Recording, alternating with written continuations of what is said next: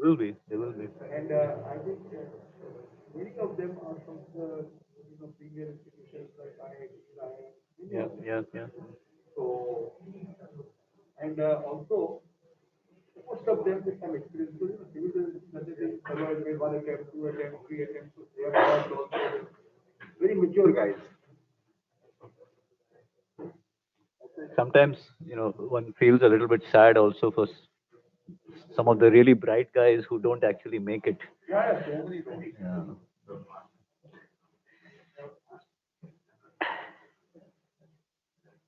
Just later, huh?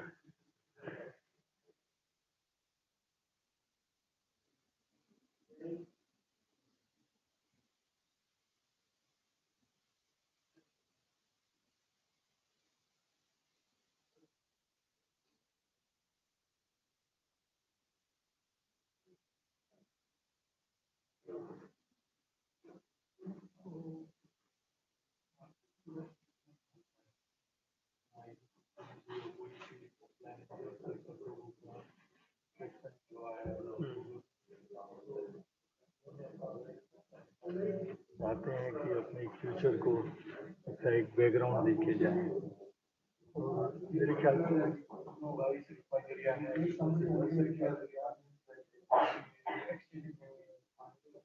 that getting the people right.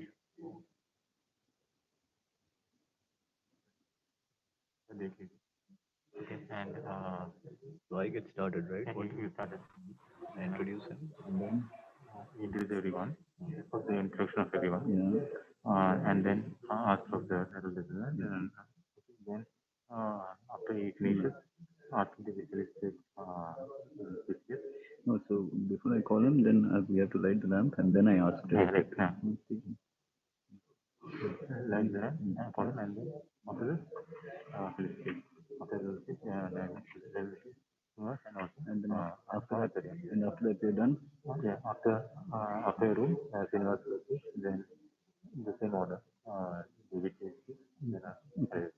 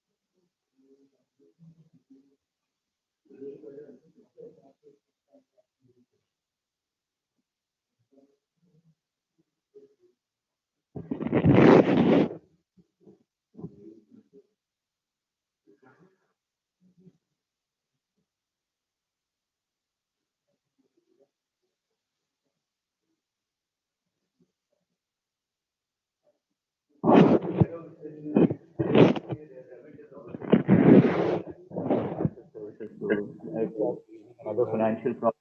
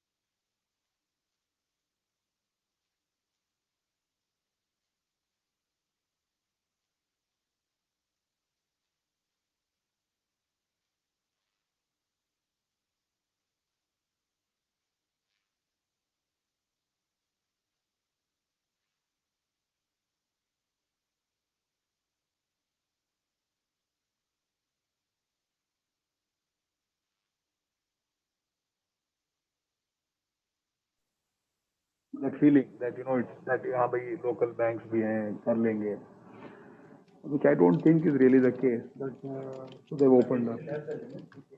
No, that is there. No, that is.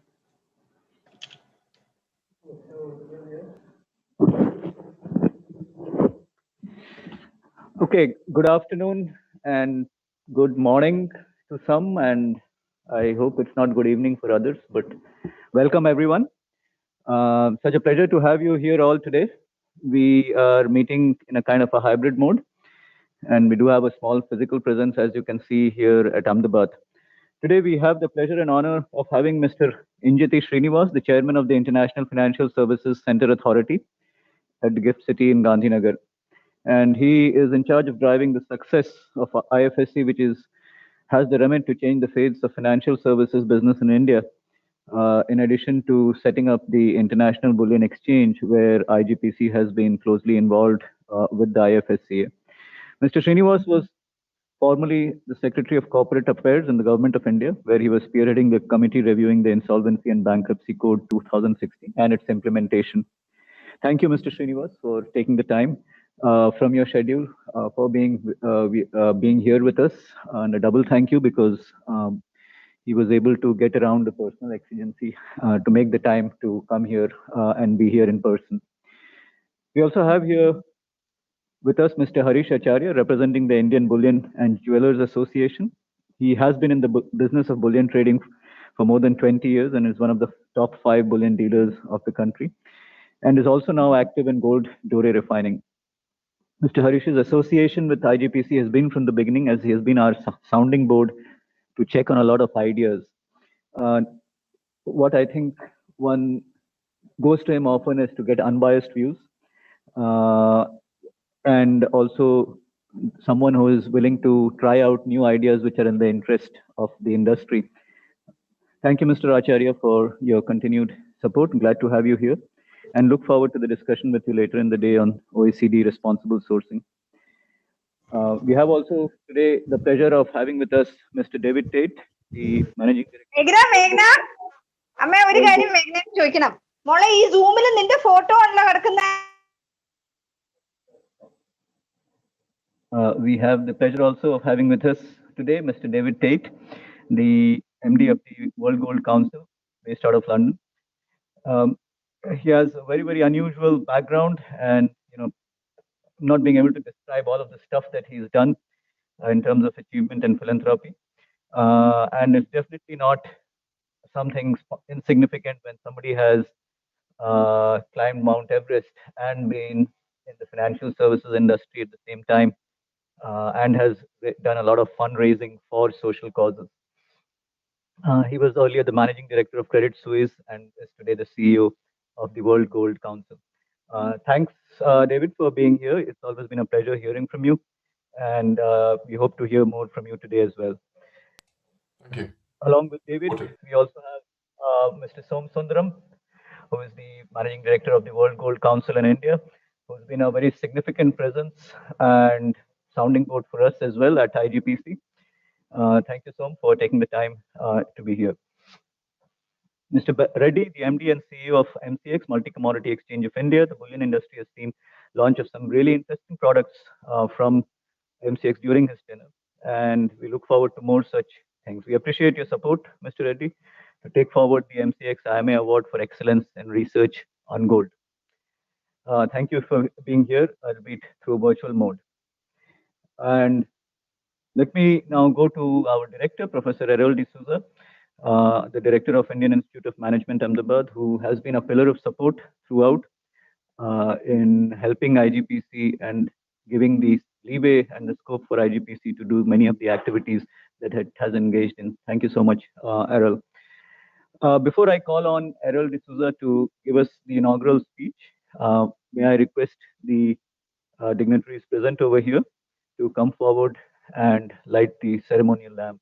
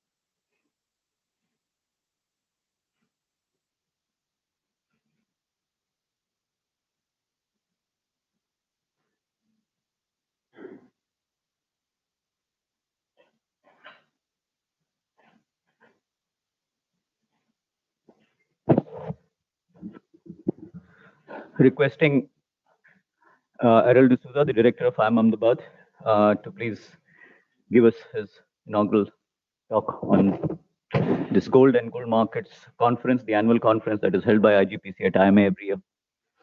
Thank you, Arvind. Pleasure to be here and with all those present. To me, it's very unfortunate that we're meeting in these types of circumstances in this manner. It would have been nice to be together in a room where we could chit-chat in a very different way. But those are the times, and we have to sort of get by with it. These are times of increased uncertainty.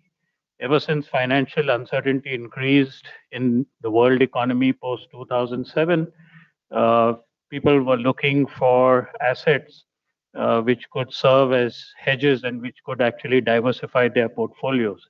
And if you recall, just after 2007, gold prices went up at the same time as asset prices were on a downward trajectory. And I recall there was a large debate around that time about whether gold serves as a hedge or whether gold is a safe haven type of an asset. And some of the empirical work that I was also involved in, but many other researchers around the world actually spawned, was really around trying to understand this. And I recall that some of the early empirical work, I saw Dirk Baur out here. Some of the early empirical work was really showing that, say, for countries like Russia or the EMU, gold was not a hedge. Gold was a hedge, sorry, but for China and India, it was not. But it turned out that for India, gold is a safe haven asset, but not true for Russia or EMU. So interesting to see, types of differentiations that are taking place in the financial market. There's been a growth in ETFs since that time. And it's interesting to see that both gold spots and gold futures seem to lead the ETF prices in India.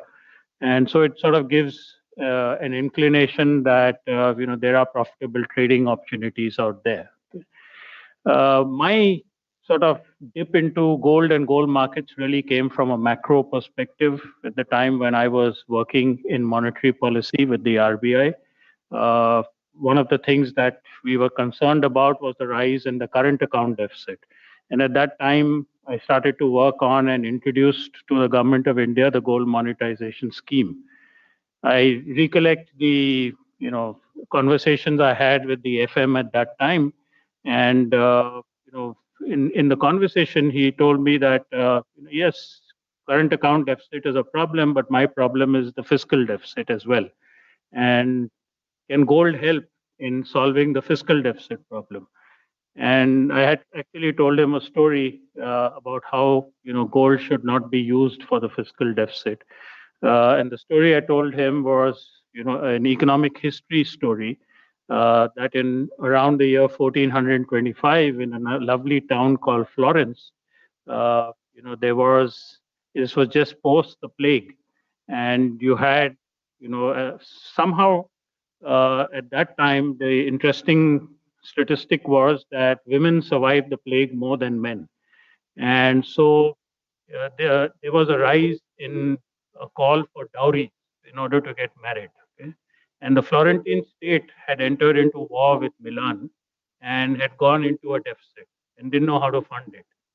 And so someone gave them the idea to start a dowry fund to fund the deficit. So if you had a daughter at the age 5, you could actually, lend to the state, and the state would actually give you back 10 years later, your money with a fairly good level of interest in those days. If I recollect, it was something like 14%. Okay? It gave a new meaning to, the term we use in finance, yield to maturity, because here, it matured, your savings matured along with the maturity of your daughter. So I at that time said, not a good idea. Don't use these things. It's not good to, not only will, feminists get after you, and he laughed, but so will, it's not a good way to solve the problem. Okay. But when I think about it a little later, I found the gold monetization scheme was not really taking off for many reasons, partly because banks were not really very receptive at that time, partly the way the pricing was done. But there was another uh, product that I was involved with because for some time I also happened to serve on the board of directors of the National Housing Bank, and there I had steered a reverse mortgage policy, and even that didn't take off as well. So somehow I felt that all my policy inputs were turning out to be semi-failures. And now when I think about it, I sort of realize that there is a research theme here that somehow I don't see in people doing research in gold and gold markets, and that is about the behavioral nature of finance. When I think about it, it's really a hypothesis worth exploring. Why do people not want to, for example, eat into the why wouldn't they sort of mortgage their house and finance consumption from as they age? Uh, why would people not want to sell gold immediately when they are in crisis? Okay, and so there is really a mental accounting that is going on over here. People want to use income and cash in order to spend. When they run out of that, there's a hierarchy in which they sort of operate, and the hierarchy is they would then sort of after that dip into their savings into capital such as say bonds, stocks, or even fixed deposits. And then there's finally bequest capital. And bequest capital to me is both housing and gold. And that is something you touch last. And possibly to me, it's a commitment device. It's a way in which you punish yourself for trying to consume too early rather than save. And if people are doing that sort of a mental accounting, it tells us a different story about gold. It tells us a different story about asset classes. And I think it's worth exploring. It's a story that hopefully at some point when I get out of the job that I'm currently in and I have more time, I hopefully will write something about this. Okay, so it's a pleasure to be here with all of you. It's I look forward to all the talks. I see a whole host of things which are going to be talked about from the how using gold to cope from growth of gold in the loan market, and I am also interested in what David Tait is going to say as a former mountaineer myself who was on Everest and who actually at one time was on one of the peaks which was the highest unclimbed peak in the world, which was Remo near K2. I have an interest in mountaineering, and mountaineering and gold are both very risky things to be in. Okay, so thank you all. I look forward to the deliberations today. Thank you so much, Errol, for that really intriguing talk, especially the mention of Florence and Dowry Gold. Uh, may I now invite our chief guest, Mr. Injeti Srinivas, to share with us his perspectives. One would especially love to learn more about what is going on at the International Financial Services Center Authority and what are some opportunities for us here at Ahmedabad, perhaps to engage even more than we already have done through IGPC with the IFSCA. Over to you, sir. Very much, Professor Arvind. Uh, Good afternoon, good morning, good evening to all of you. We have participants from across the time zone. We have had a very good partnership with the IGPC. In fact, after the announcement by the finance minister that we'll have an international bullion exchange at the IFSC, we were keenly looking forward to a knowledge partner who could sort of, this is a very complex sector. I think Professor D'Souza has, very articulate manner, has explained that it's not an easy asset, and there are so many issues, including behavioral aspects. Also, this has been largely, or considerably, an unorganized market also has been there. So, I mean, it's a mix. And so it's a very challenging area, and there are a lot of stakeholders. So we, to to navigate all this and to ensure that the desired outcomes are there, we set up a working group which was chaired by Professor Sahay. And I think all stakeholders participated, and they brought out a very, very sort of informative and educative sort of report submitted, where they have indicated the various challenges, regulatory challenges, policy challenges, which need to be addressed for this to be successful. A few words about the IFSC and IFSCA before I really get into the subject matter. India has been a little late in recognizing the importance of an international financial services center to fuel the domestic economy. But I think all the same, it has come up at a very opportune time, because today, in a way, post-COVID, we are looking at a world which will be very different from what it was pre-COVID. Even though we may overcome the damage it has done, the whole way in which economic activities are carried out, even geopolitical relationships, they seem to have changed or undergoing a change. This throws up a lot of opportunities. And India has the advantage that we are a large economy, and we have a huge growth potential in the sense that for the next 10 years or 15 years, we can continue to grow at 8 to 9%. Sustainable growth can.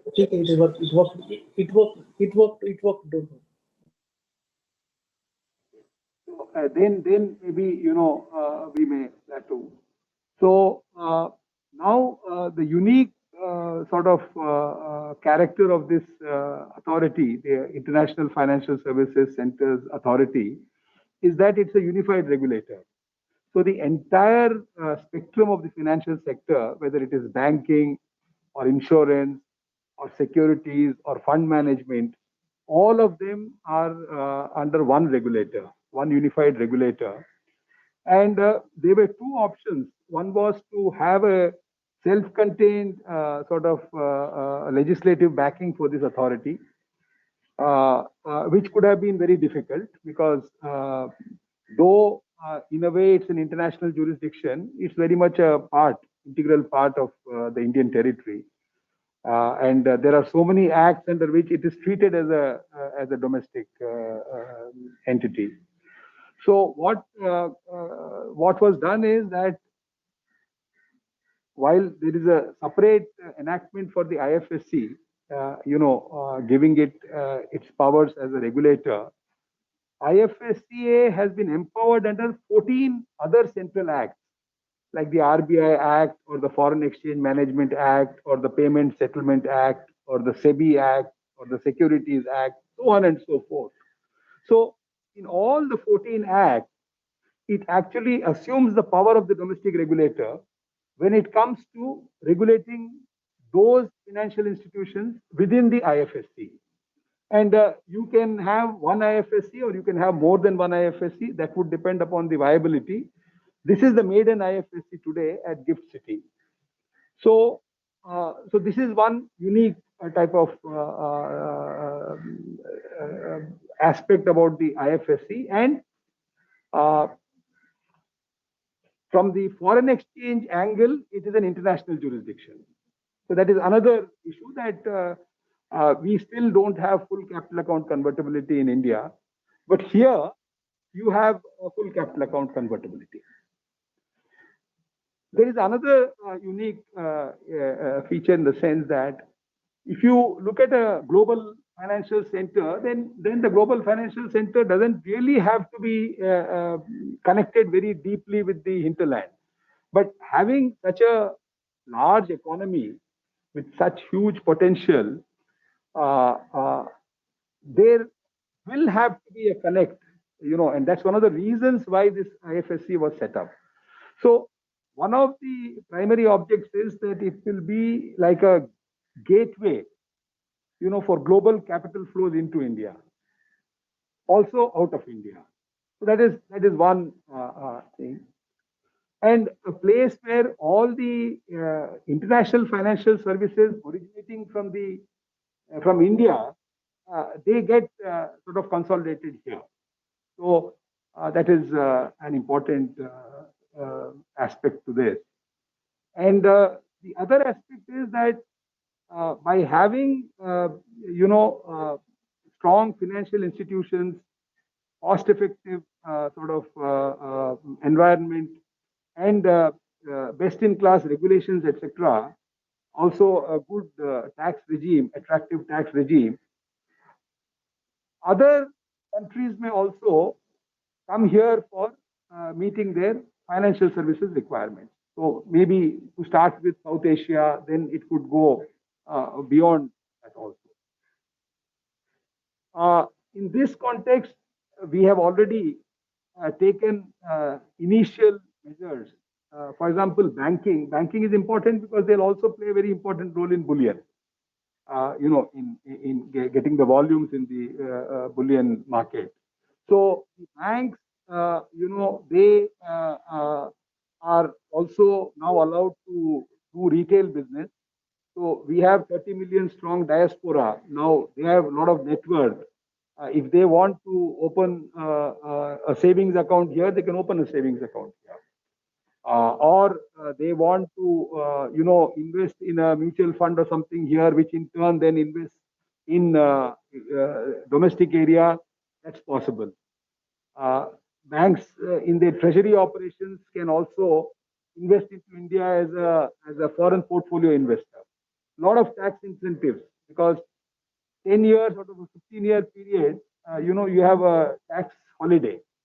There are other tax exemptions also, which make it very attractive. In terms of the priorities, I think the bullion exchange has been an important priority. In 2018-19, for the first time, I think the government announced that we'll have gold exchanges. And in 2021 budget speech, the announcement with respect to the international bullion exchange at the Gift City was made. And in the recent announcement, government is also, the finance minister has also announced that there will be a domestic exchange. So I think now the whole system seems to be getting into place, where the international bullion exchange will, in my understanding, act as a gateway for imported dore and imported refined bars to enter the domestic area. Now, how this will be channelized, whether it will be mandated or whether there will be some sort of incentivization, all those issues are being discussed with the relevant authorities and stakeholders. That actually would have 2-3 benefits.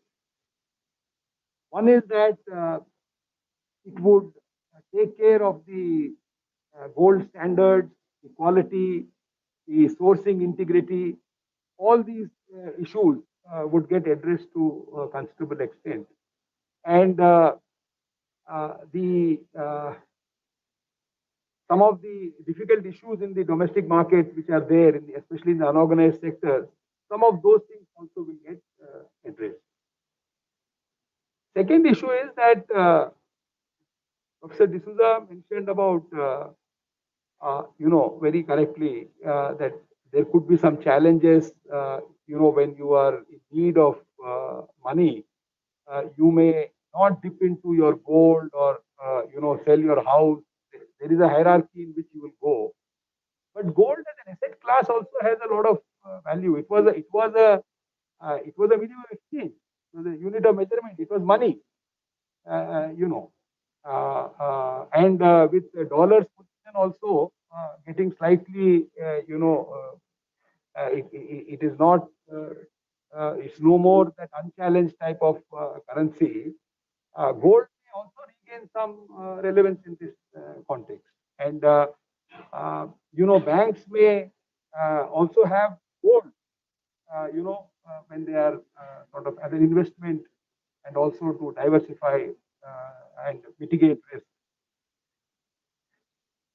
Here, I think unallocated gold, because in our regulatory framework, we talk about, I don't know in how many countries it is there, but here we treat gold as a financial product. For the IFSC, we say that the gold, spot contract, bullion spot contract, that is delivery business, and bullion depository receipt with underlying bullion. These are financial products. And as far as the regulations notified by the IFSCA are concerned, bullion can be the precious metal, in allocated or unallocated form. When we talk about bullion in unallocated form, then of course there will be an underlying bullion. If I want bullion to be delivered, it will be delivered. But it doesn't have to match in that sense. You just have to have a liquid market where if somebody demands. So I don't know, but I think it is something like a cash reserve ratio. I mean, the asset form, when you have this account or your ounces accounts, bullion accounts and all, then if you want the delivery, they will give the delivery. Otherwise, people may just keep it as an asset, and they may deal with that. So I think they may deal with that. So I think. So I think so what we are now looking at is we are looking at a phased development. The first thing what we have done is we have brought out the regulations. Interestingly, the three main exchanges in the domestic area, that is NSE, BSE, and MCX, they are coming together, joining hands, and promoting this bullion exchange. And these are, very experienced entities with a lot of technology and a lot of capacity. So we are very confident that we'll make a very good beginning. And the entire ecosystem, that is the vaulting and depository, the clearing corporation, all that also, it has been planned well, and it will come into position very, very quickly in a matter of a few months.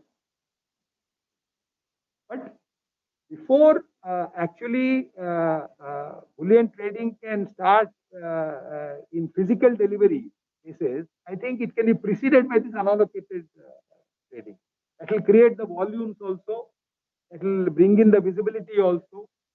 It will give banks a good opportunity, to do trading and hedging, even as a proprietary trade or client base to start with. And then it can be followed by leasing. Then it can be followed by, spot delivery type of contract. And at a later stage, you can also look at, forward futures. So all these possibilities, would be there. And because it's a large country, and putting all, storing all the gold in Gift City, may pose some challenges. We are exploring the possibility of having designated vaults in other special economic zones. So there are, I'm told, 500 special economic zones.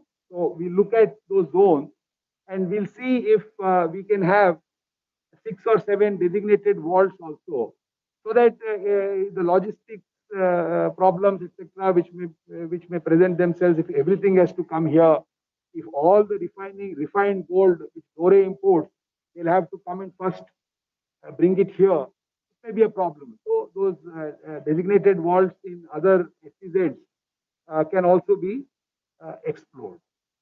The domestic exchanges, I think, will basically look at recycled gold and whatever domestic trade is taking place.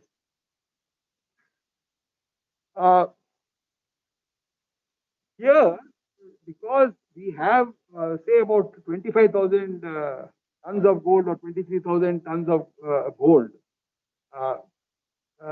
we import about 800, 900 tons per annum.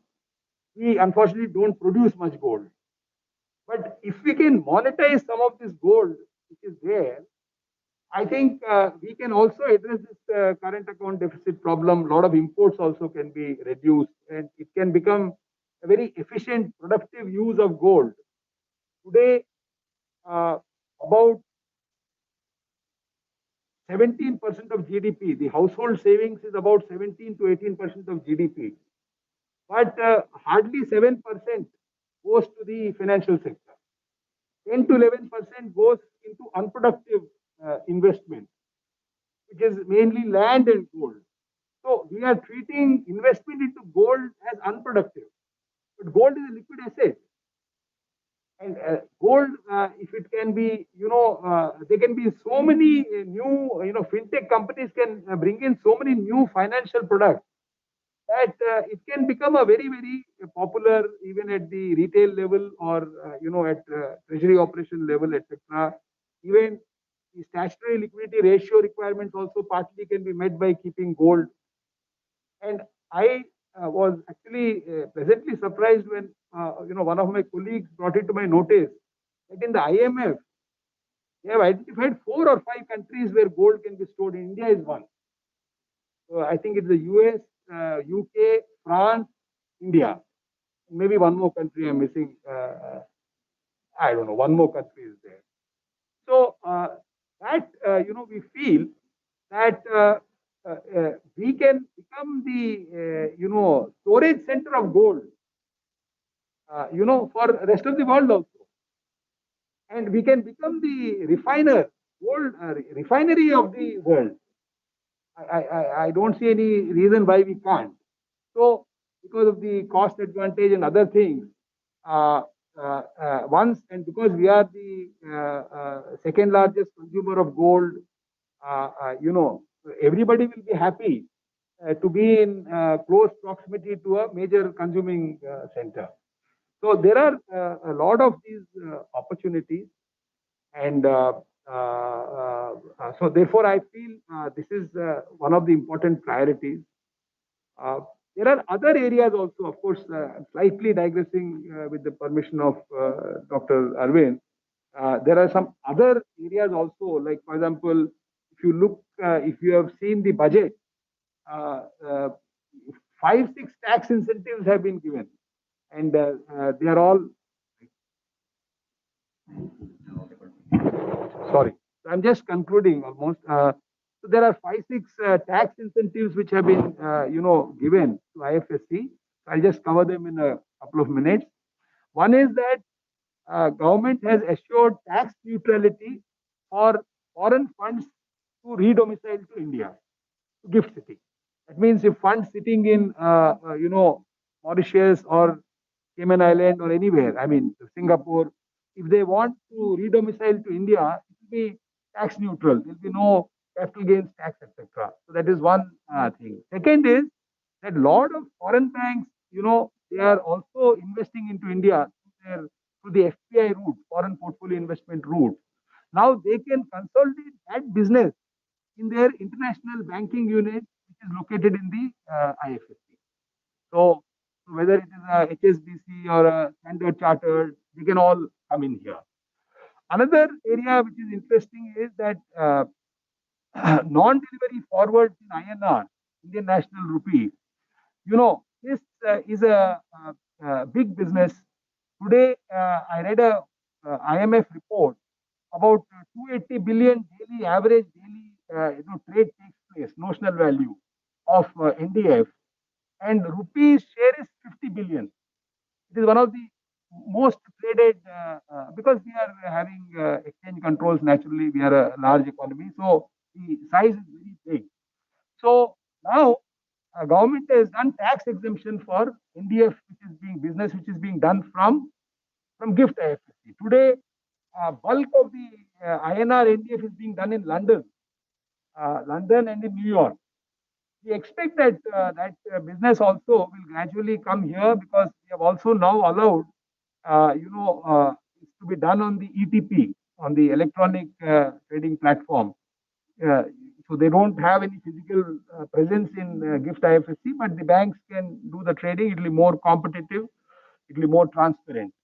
So even this business, similarly, aircraft leasing, financing business, and alternative investment funds. So a lot of new areas also are opening up, and there will be a lot of synergies also. So I think the International Bullion Exchange will play an important role in promoting the gold sector in India, and also in improving the monetization scope, and that would and the behavior is fast changing. If you look at the millennials and all, I don't think the same sort of attachment is there. They like to change things. They don't want to have things carried on from generation to generation. So there are some new concepts that you could have an ornament which can be redesigned yourself. It can become 10 different designs can be there. So instead of having 10 ornaments, one ornament can be fixed and you can use it as 10 ornaments. So the rest can be as a tokenized gold bar or something. You can have a tokenized gold bar. You can have anything. So it's only a question of working on this, building robust systems, bringing in transparency, protecting the investors. I think India, with its huge household gold stock, can really benefit from this, and it can be a game changer in a way. So I think with these few words, I thank Professor Sahay to have given me this opportunity. Thank you so much, Mr. Srinivas, for sharing with us your thoughts on what is happening at the IFSC and the IFSCA. Particularly, it was interesting to note your observations on the gold monetization scheme and the tax breaks, which will come the way of people who are interested in doing business at the IFSC. May I now invite Mr. David Tait, CEO of the World Gold Council, to share with us his thoughts on the gold market, and also to share with us. Hope that you'll be here with us a little bit more for the conference, the papers as well. I'd love for you to hear some papers. Over to you, Sir David. Good afternoon, and many thanks to you, Errol, Arvind, and of course Sadish, for inviting me here today. I'm very pleased to be here, and thank you, Errol and Mr. Srinivas. It was enlightening to hear you both speak. However, a little bit different. In the time I have available, I would like to impart a message of aspiration, overcoming obstacles, utter self-belief, total resilience, and worthy success. And so I've been lucky enough to climb Mount Everest to the summit 5 times, twice from the north and 3 times from the south. And in 2007, I was lucky enough to climb from the north, cross over the summit and descend into Nepal, a world first by pure accident. And if anybody's interested, you can buy that on iTunes for at least half a rupee. But as you can see, I'm anything but an Indiana Jones. And so to a brief story. At 1:30 a.m. on the morning of the 5th of May 2014, I stood at a place called Crampon Point at the foot of the Khumbu Icefall, carrying a flag from Her Majesty the Queen to the summit, hopefully, in celebration of both her ascension to the throne and also those fateful steps 60 years ago by Hilary and Tenzing. I was hoping to be the first up there. The Khumbu Icefall sits at the foot of Mount Everest, and simply put, The icefall is at the point at which the Khumbu Glacier simply falls off a cliff, but in an ultra slow motion. It is vast, always moving, and the most terrifying and dangerous place on the mountain. That freezing morning, I was in the line, I was fourth in line of 6 people. In front of me, there were 2 Kiwis and a Japanese, and behind me, a Swiss lady filming for Swiss TV and a Sherpa. Over many hours, many dark hours with headlamps attached, we weaved our way over, under, and through creaking cathedral-sized chunks of ice. As the sky lightened, I arrived at a place called the Popcorn Field, which is overhung by a giant serac, absolutely vast. And despite Jimi Hendrix playing in my earpieces, I suddenly heard a terrifying scream. I looked up, and to my left, perhaps 200 meters above me, an avalanche, a huge piece of ice had broken free, and an avalanche was cascading down the mountain towards me. And in that point, I knew deep inside me that I was about to die. And it was for the first time I'd ever felt true fear. I took 2 futile steps in the snow, which was up to my knees, didn't go anywhere, and decided that I wasn't going anywhere. And so I dived behind and put my head behind a huge suitcase-sized chunk of ice. As the avalanche hit me, I admit, I screamed out loud like a little girl. I wasn't not very James Bond at that moment, I assure you. The avalanche's power pivoted me round, ripping out my right shoulder, my arm completely out of joint.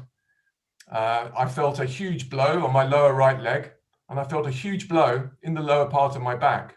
And under the snow, in that silence, I remember thinking 3 things. The first thing was, wow, your past life really does flash in front of you like a collage, not like a video or anything or any particular pictures, but a huge flash of beautiful images that have accompanied you through your life. I also remember thinking, I've broken my leg. I'm not going to be able to get to the summit. I'm going to let everybody down at home, not least the Queen of England. And the last thing I thought was, what a stupid way to die. I waited for the crush of this snow and ice that would tell me that I was not going to recover, but it didn't come. I stood up, alive out of the snow, which is the picture you see before you now. I might look very brave, but I cannot tell you how terrified I was at that point. The 3 guys ahead of me were unscathed by the avalanche. However, the Swiss lady and Sherpa behind me, when I turned round, had gone. 2 days later at base camp, with my leg completely black and my bloodstream awash with huge amounts of ibuprofen, I was told by the expedition leader that I had a 4-hour Everest summit weather window available for me 3 days away if I chose to take it. Would I like to go? In order to get to the summit in that time, I would need to leave that night, skip 2 of the 4 camps, climb in 3 days instead of 5 days to the summit. And so I called my wife Vanessa at home on the sat phone. I explained how injured I was. I explained how difficult it would be. And she said, turned around to me and she just said, no problem. And between you and I personally think my wife's been trying to kill me for some 20 years, but she tried then as well, but off I went. Over the next 3 days, I climbed all the way to Camp 2, then on to Camp 4, the South Col, which is there, the balcony, the South Summit, the Hillary Step, the Summit Approach, until I reached the summit on the 11th of May and raised the Queen's flag over the summit. I was up there for the first summit of the year, the first Westerner. I climbed onto the summit with my Sherpas and was very grateful for being there. I must admit, having done it in 3 days, I was more exhausted than I've ever been in my life. Back in London, I handed that flag, which you see in the picture, to the Queen with my signature on it, which I found hugely amusing. And she was very grateful, and she termed my climb her royal ascent. 5 years later, I developed a few back problems. I went to see my doctor and he scanned my back And sitting next to him when we were examining the scan, he turned to me and said, "When did you break your back?" Apparently, that blow in the low of my back had cracked my spine. And so I climbed to the summit with a broken back, which sounds very glamorous, except for the fact I actually didn't know. So no heroics involved. So the message is, success is always within grasp, but often not without enormous pain and sacrifice, and so onwards. My previous investment banking career largely focused on interest rates and foreign exchange, both high participation markets that are almost perfectly transparent and trusted. It was impossible for me not to compare these markets to the global gold market, where, at both an institutional and retail level, there still exists high levels of misunderstanding, opaqueness, and distrust. Many institutional and high net worth investors are still sadly reluctant to allocate capital to gold, and many retail customers are unwilling to buy the metal because of these trust and education reasons. The goal of reforming all gold markets to make them more transparent, trusted, and accessible, and hence instilling total trust, must be the new peak, the Mount Everest the entire world gold market must now scale. In this context, I chair the Precious Metals Working Group of the Bank of England, and over the last 18 months, the group has embarked on their own challenging expedition, but has made great progress in areas most people thought impregnable and impervious to change. Stakeholders from all quarters of the OTC markets have shrugged off preconceptions, ignored what was previously considered impossible, and embraced a can-do, must-do attitude for the good of the gold market. All members of this group now realize that reforms, once considered impossible to implement, are crucial to instill trust, improve transparency, and bolster participation in their own market. This group now has their own summit in sight, and with this success will come a surge in demand for gold, I'm sure.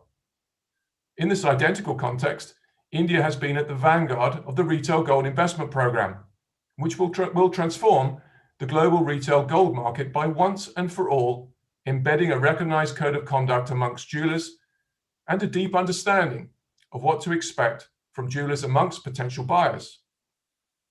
India's RGIP steering committee will, with the help of the WGC, navigate the no doubt often painful route to their own summit, which is acceptance of and adherence to the RGIPs. If you want to reach the summit, you will, but you must always take that next step together.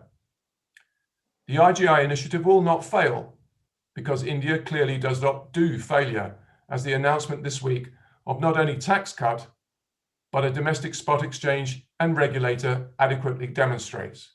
You clearly have some thinkers at the core of your government. All these so-called impossible to achieve reforms will, and I reiterate, lead to greater transparency, trust, and of course, participation, from which we will all benefit.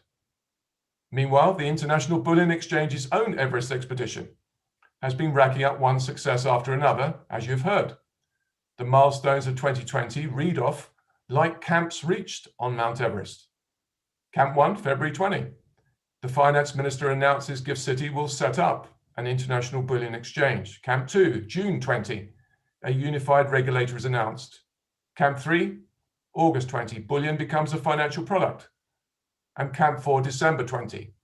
Recognition of bullion exchanges, clearing corporations, depositories, and vaults. It seems to me you are now within sight of your own summit. The IBE will set the stage for an efficient, transparent, and trusted gold trading ecosystem in India, adhering to the highest standards and code of conduct.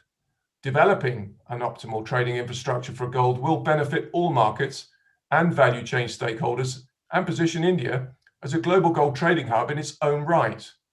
There will be further challenges, there always are, but much like climbing Everest is about aspiration, overcoming obstacles, and never giving up, the same is true of what you are trying to achieve in India. Keep taking that one more step, and that summit, it will be yours.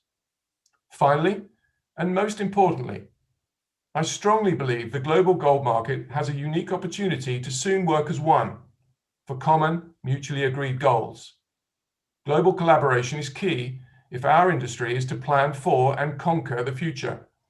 No one has arrived at the foot of Mount Everest alone and climbed the mountain successfully. Every single success, including my own, has demanded teamwork.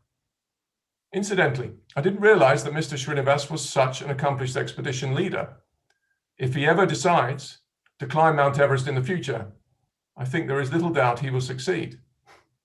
However, my climbing days are over. I now prefer the warmth of a beach to snow. Thank you for the invitation to speak. I'm flattered to have been asked. Taking into account the quality of the IGPC's work, I expect this gathering to become the signature industry event, and I do hope that happens. I wish you every success going forward, and thank you for inviting me to speak. Thanks so much, David. Wonderful to hear that story and amazed at how you managed to do that all. I'm sure it's going to inspire us at IGPC also to take many more steps than what we have already taken. May I now invite Mr. Haresh Acharya, Director of Indian Bullion and Jewelers Association and Director on Parker Purchases, to give us a short talk.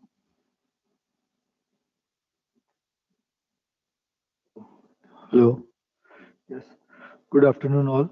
Honorable Mr. Errol D'Souza, sir, Arvind Sahay, sir, Injeti Srinivasan, sir, or definitely Mr. David Tait is a thank you for valuable give to speak over here. I am Harish Acharya, Director of IBJ, and behalf of Prithviraj Kothari, President of IBJ, and all the jeweler fraternity. Thank you to give a platform to speak my words over here. Before presenting my view on International Bullion Exchange, I would like to give you a brief about the events that took the place of development in our bullion sectors. In 1996, government issued the notification to allow import gold for open general license. And the second, another breakthrough was achieved when the India First Commodity Exchange will open MCX is 2003.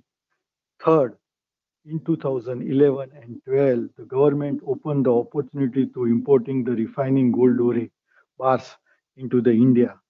In 2018, government announced the international exchange to open in Gift City. In 2019, BIS standard laid down to gold refinery. This was major leap toward the direction of the making India good gold and silver bars acceptable in the world market, in the big step toward the making a self-reliant India. In 2020-21, government announced a gold exchange also. So whenever we took a small step in the direction of the developing our bullion market, we discover new options and ways of further exploring the new opportunity of further developing our bullion market. And this development process has to be further crafted by us. The opening of Indian scrap market is a revolutionary step, and government should take a step in the direction of framing such rules and regulations which can give further momentum to our already developing markets. Government, along with IGPC and IFSCA, should take steps framing such rules and regulations which provide flexibility and ease of functioning to the bullion dealers and can enable Indian market to prove its worth in the international market. Government, India has import around 25,000 tons of gold past years, and thus the policies and the regulations should the frame such that it promote the trading of bullion in officially routed through nominated banks, agencies, refinery, markets, and exchanges. International Bullion Exchange will be change the perspective of the trade in the Indian markets. This will be take a step toward the market gold mainstream assets class. BIS has already established their gold standards and now steps should be taken to take over the products to the level of wherein they are internationally acceptable. Our goal will be directly competing with the LBMA products in the near future. This we should try to develop testing centers, scrap purchasing centers, refineries, and the export scrap, which are equivalent to the world and LBMA standards. One more suggestion which I would like to present before you in the introducing the Bullion passbook system. This will be a system whenever all the exports and imports details will be officially recorded in the passbook, unable to develop the duly trade policy wherever by exports and imports of gold and silver are possible to refine for refineries. This system should be framed such that it complies with the OECD standards. I would also like to give more humble suggestion to frame a system which enable trade and exports the enjoying the benefit of duty drawback benefits. At the present, when the export to the FTWZ, a 10% duty is charged, and when we import the return duty is only 6%, and in addition to the government change charges 1 and 1.5% governance charges on this given benefit of duty drawback is around 8 to 8.5%. Further assembly give us just for understanding. We would like to also the present this our view for the government is allowed to export the bullion framework. And I will speak some Hindi because I'm used to speak in Hindi. So please ignore my. But I wanted to talk with David Tick, so I will speak in English. Digital gold and ETF. This is the biggest requirement of right now in India. There are so many people are thinking to buy a digital gold. So हम लोग उसमें क्या कर सकते हैं कि international gift city में हम एक डिजिटल गोल्ड का या ETF गोल्ड का इंटरनेशनल प्राइस है जिसमें ड्यूटी और जीएसटी नहीं है, तो ये गोल्ड बहुत जैसे SPDR गोल्ड ऑलरेडी है जिसके पास 3,500 टन सोना है, तो हम यही कुछ हम लोग गिफ्ट सिटी में या ऐसा कुछ डिजिटल गोल्ड अनाउंस करते हैं तो people love to buy a financial item as a buy and sell, और ये बहुत बड़ा फायदा दे सकता है इंटरनेशनल एक्सचेंज को भी और गिफ्ट सिटी को भी, आगे जाके IFSC को भी इसका क्रेडिट आएगा। तो मेरे हिसाब से हम लोग bullion dealer already organise sector में जा रहे हैं, जाना चाहते भी हैं, और हम लोग आगे जाके अगर कुछ इंटरनेशनल फाइनेंस सिटी में अगर इंटरनेशनल एक्सचेंज प्रॉपरली वर्क करेगा तो यहाँ पे भी जो रिफाइनरियां ऑलरेडी ऑर्गेनाइज हो रही है उसमें से आने वाले समय में 5 से 10 रिफाइनरियां और LBA में भी एक्रीडेट हो जाएगी, क्योंकि आज तक ऐसी अपॉर्चुनिटी हमको मिली नहीं है। और ये बहुत शॉर्ट पीरियड में जो रेवोल्यूशन स्टार्ट हुआ है 2013-14 के बाद, और आज 2020 में कंटिन्यूस गवर्नमेंट हर साल एक स्टेप अपना आगे चल रही है, तो हमको भी एक मौका मिलना चाहिए कि आज हम लोग ऑर्गेनाइज सेक्टर के लिए प्रिपेयर रहें। OECD है और RGC है या RMI है, वो ऑडिट के लिए भी हम लोग रेडी हैं। बुलियन इंडस्ट्रीज अपना फुल सपोर्ट के साथ इंटरनेशनल एक्सचेंज को सपोर्ट करने को भी रेडी है, और आप बताएंगे उसी रास्ते से हम लोग चलने को तैयार हैं। Thank you very much for my side. Thank you, sir. Thank you, Haresh bhai. The success of the bullion exchange and in fact the spot exchange, the domestic spot, will be a function of the active participation by all stakeholders. So आपका participation and of other people is going to be really important. To conclude our session, let me invite Mr. P.S.Reddy, MD and CEO of MCX Limited, to share with us his thoughts on gold and gold markets. Thank you. Good afternoon, everybody.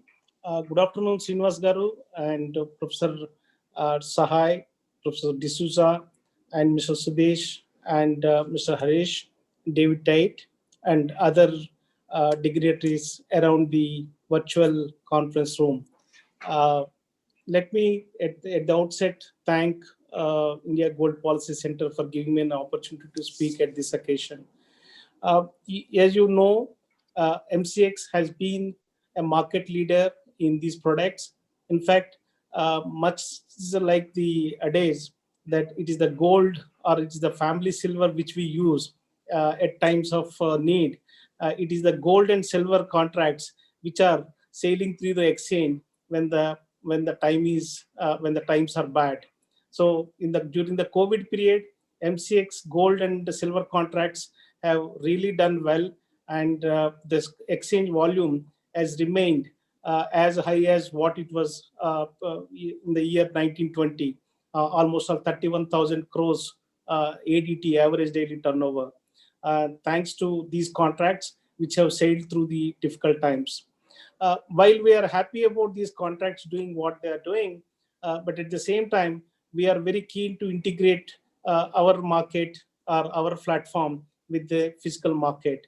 In this direction, we have thought that so far we have been allowing only LBMA refined gold being traded on the exchange platform, but we must allow the domestic refiners also should to deliver their products on the exchange platform without compromising on quality standards.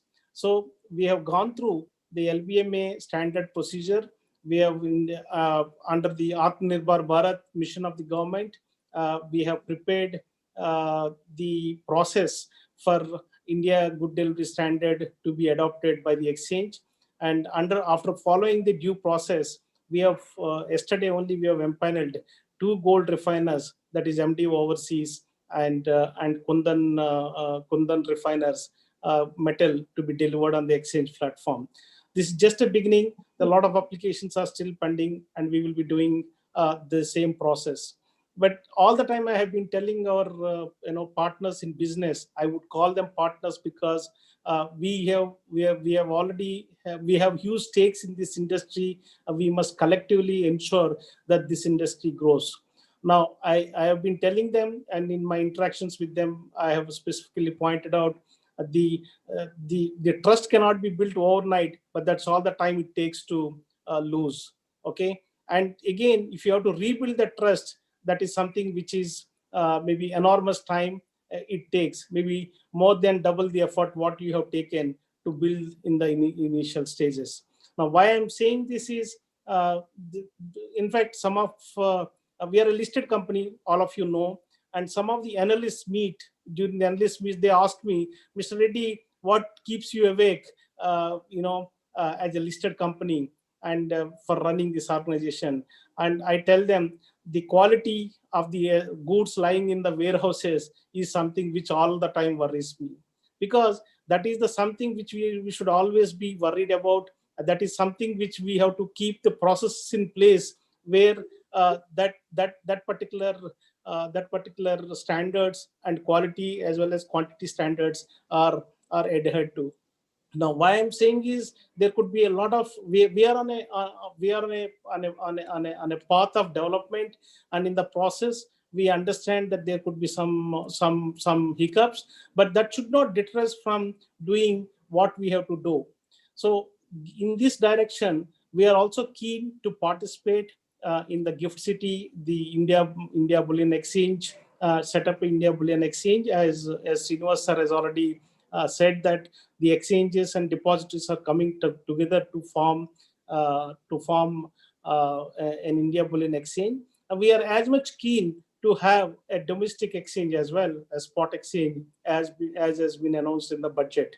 And now, why these are very important for us? Because the physical market is not as much transparent, is not as much integrated as it ought to have been, keeping in view that we consume almost 25% of the total gold that is produced in the world. Probably that's very important that we must have a very highly integrated platform. Now, we do say that on the exchange platform, almost all about 119 tons of gold has been delivered since inception. Similarly, about 3,500 tons of silver has been delivered on the exchange platform. But these are all numbers. They may be mind-boggling for us, because for an exchange like MCX, where there's no other competition, we feel very proud about it. But at the same time, we have not scratched even the surface in this country. There is a huge scope for all of us to work in this and expand this market. That is where we are focusing on.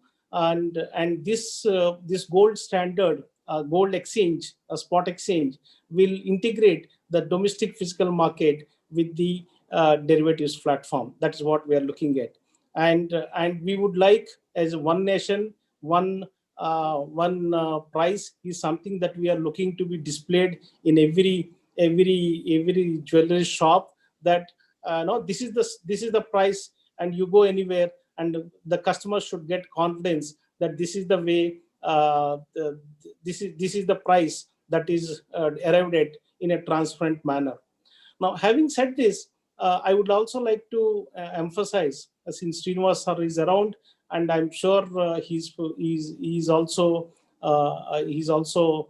pretty much working towards that there's nothing wrong in promoting our nationalist interest of having a gold exchange, be that international bullion exchange or in the spot exchange. And to make it a success, probably certain regulatory regulatory nudge is needed for making it a success, such as, like, directing all imports to be done through the international bullion exchange. Now, why I'm saying this is very particularly my experience in the depositories in the securities market is a big eye opener. And prior to 1996, when the depositories are not there, there's a huge bad paper in the market. There was multiple share certificates, and nobody knows what is right, what is wrong, what is fake, and whether that will go through the settlement process or not. But thanks to depositories, all that fake paper and bad paper was eliminated, and there is a huge convenience of digital transactions through the depositories. Now, that had happened only because the SEBI at that point in time forced the institutional investors, high net worth individuals, to deliver the paper necessarily in a demat form. Otherwise, people were not willing to move towards that. So the moment they forced them, then the opposite party, whoever was receiving that, has no choice but to open a demat account, and then the whole dematerialization has started. Similarly, unless that such a regulatory nudge is given, and I'm sure that should be accepted by the industry with open arms, that they should be importing, or rather they should be buying the gold only on the international bullion exchange, then automatically even the sellers, maybe international banks or other refiners, they will definitely come onto the exchange platform in Gift City and transact on the exchange. That's how collectively we can make this happen and make it as a grand success. With these words, and again, I thank IGPC. Also, some of the researchers are, I think, in the next 2 days are going to make present papers, and I compliment them for producing wonderful papers. I'm sure the IIMA Ahmedabad will pick up the best paper and award the MCX prize that we have sponsored. Thank you. Thanks to all of you. Thank you, sir. Thanks to all of you. Thank you, Mr. Reddy, for being here today with us and for sharing your thoughts. With that, we come to the end of this inaugural session of the conference, and we will now move into our different tracks for presentation of different papers. The first track is going to be on gold demand, is going to be chaired by Professor Joshi Jacob, and we have 3 papers, one by Dirk, Baur, Errol, in case you're interested, and also one on empirical efficiency of gold futures, which is by Dr. Golak, and new product on derivative exchanges, how they are shaping gold trade. That actually is going to be jointly between Shivanshu and Nagendra. That should be interesting.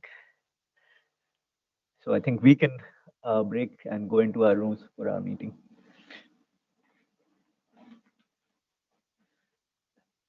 Hi, Dirk. How are you? Good to see you. You're sitting in Perth? Can't hear you.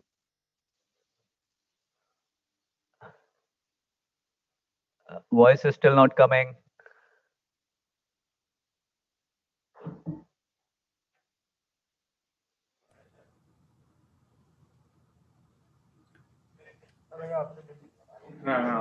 Can the IT? Yeah, thank you. Oh, now it works. Thank you. Yes, thanks. Thanks so much.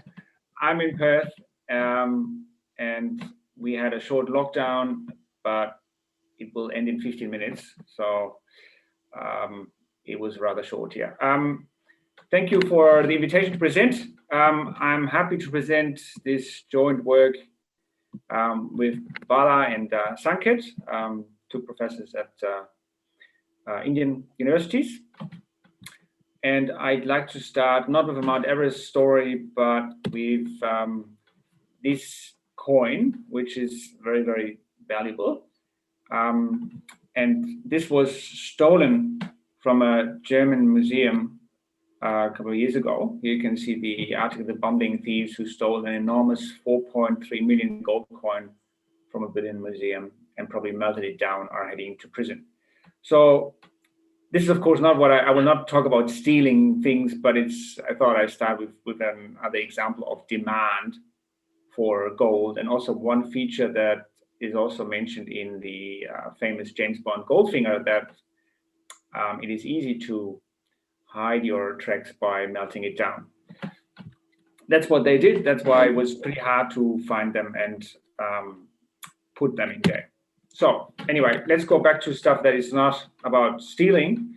So the motivation for this paper is, what are the drivers of gold demand? What are the variables that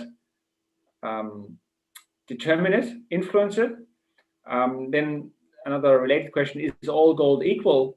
So all types of gold, for example, is there a difference between bars and coins and jewelry and gold ETFs? You may say, of course it is, but what are the differences exactly in relation to the drivers?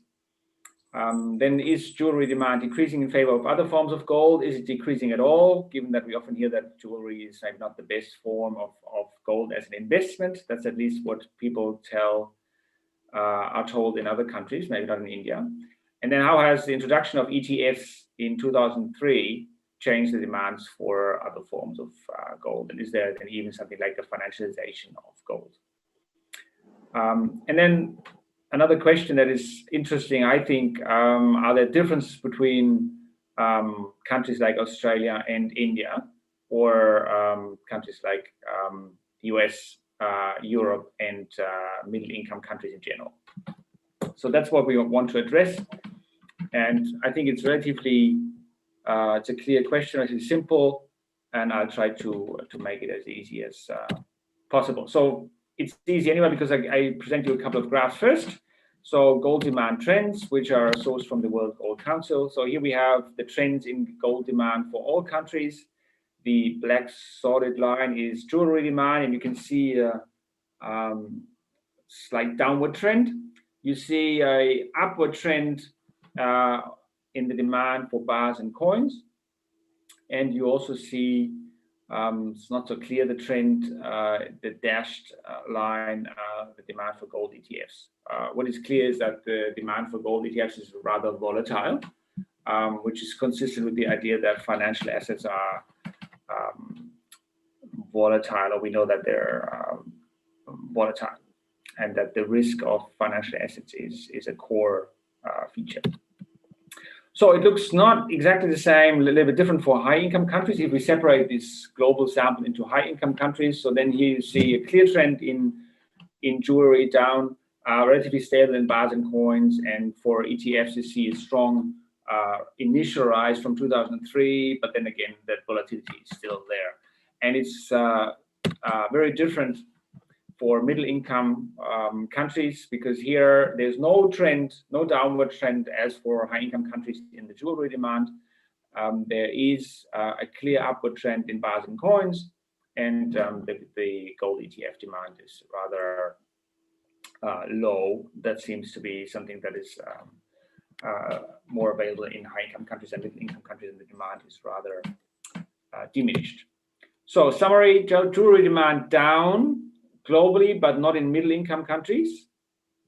So there's still there's an interesting difference between high income, middle income countries, despite globalization and claims that we're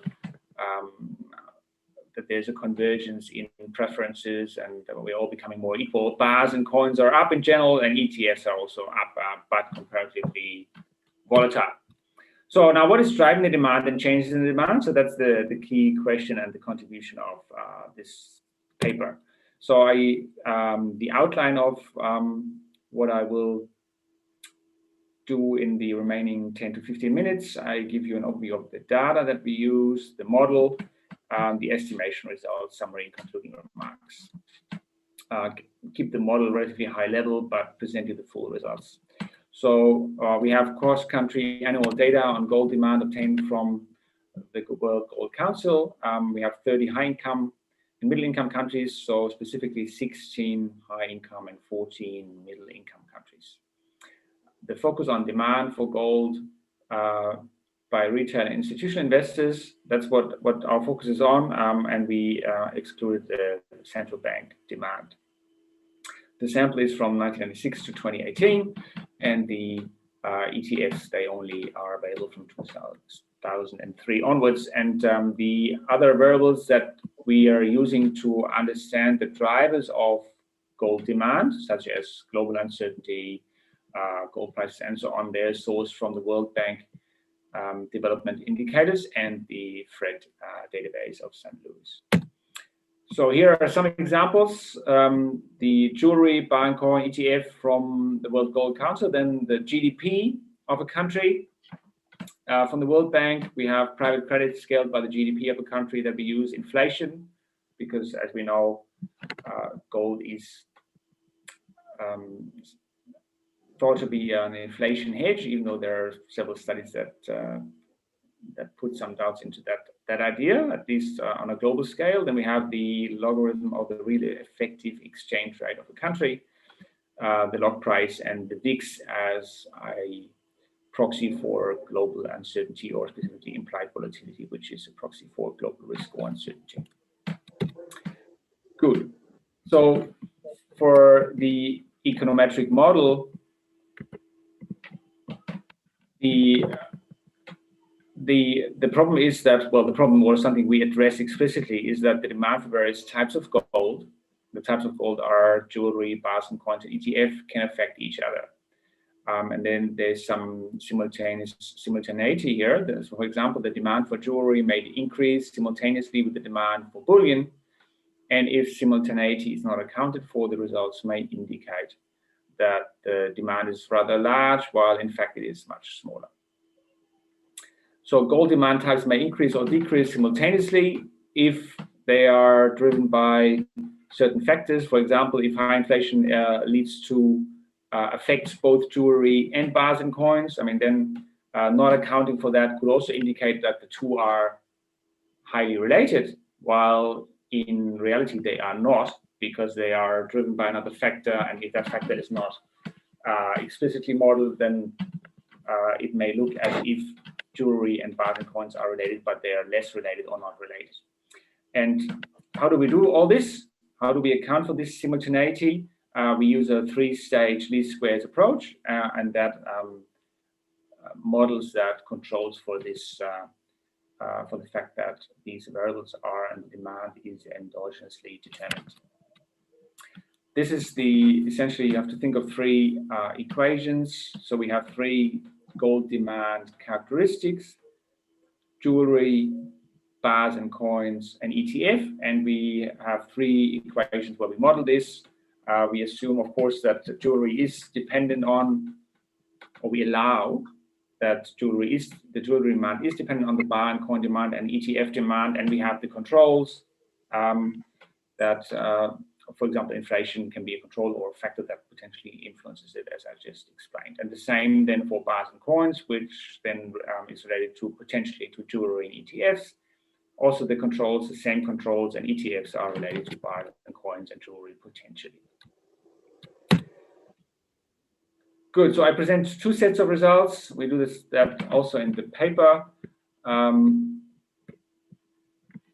First, jewelry and bars and coins, like we only model those two equations and leave the ETFs aside for initially, and then in a follow-up on the second stage, we use all three and then estimate all three equations.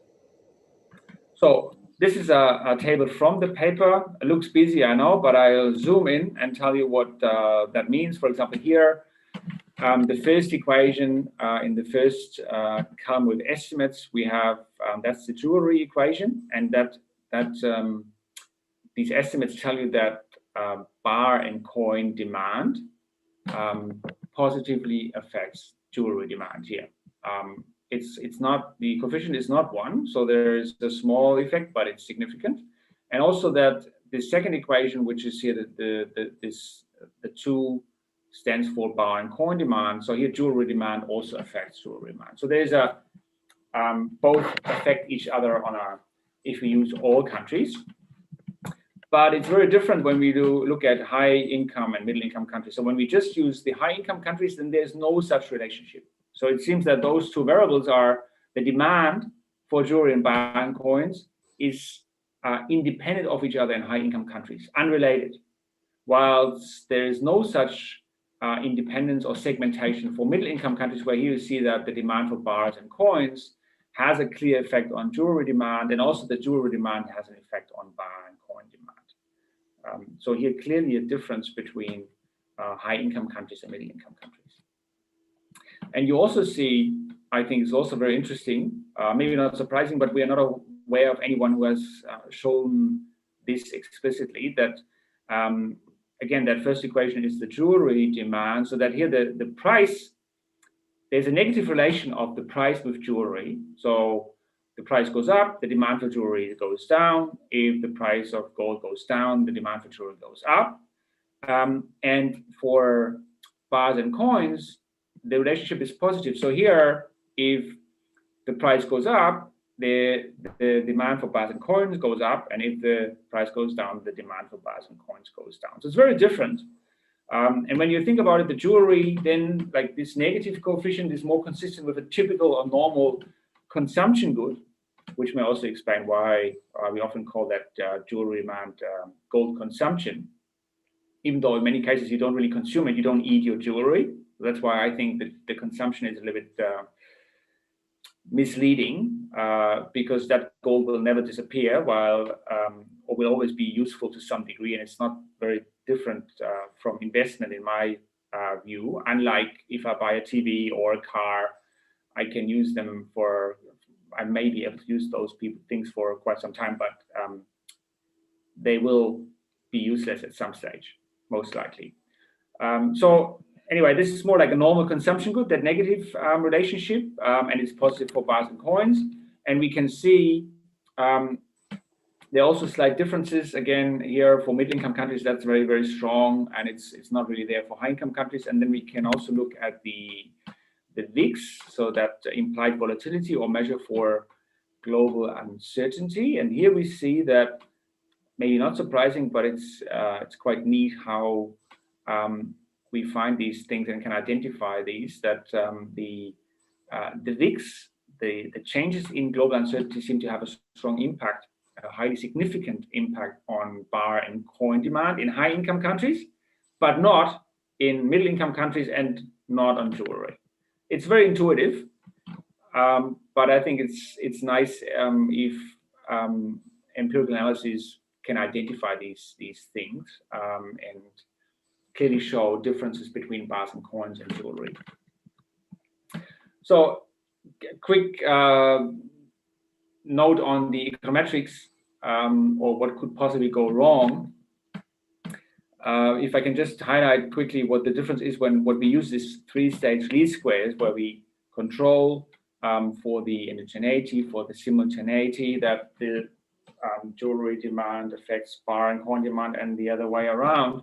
So if we didn't do this, this is what I presented to you here on the left-hand side, the 3-stage least squares, the correct thing to do.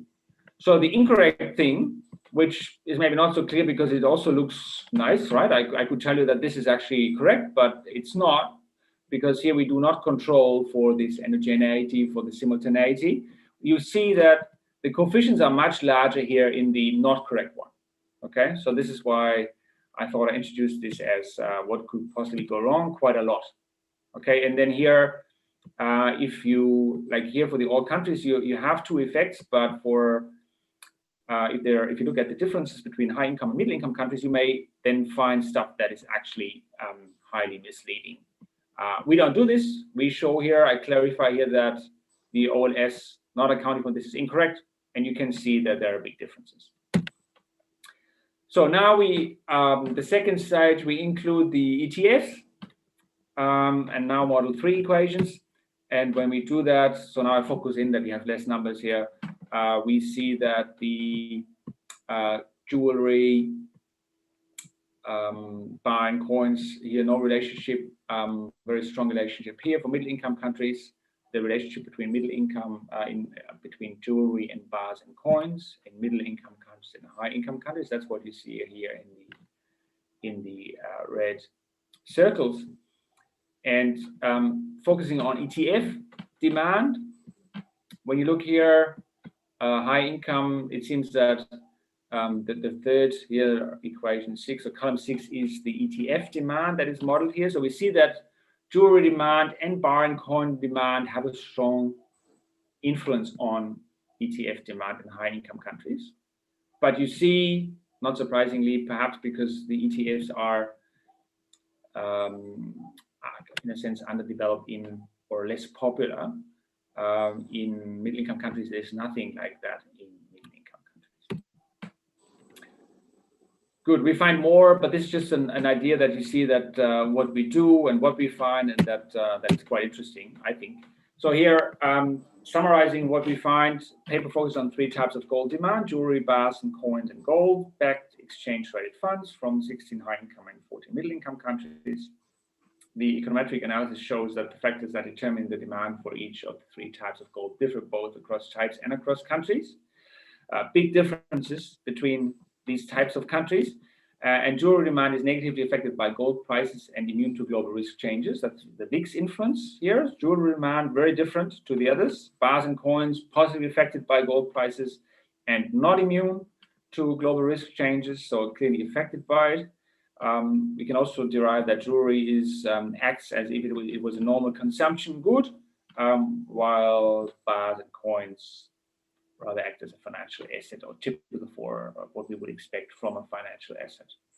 High-income countries display different demand characteristics than middle-income countries.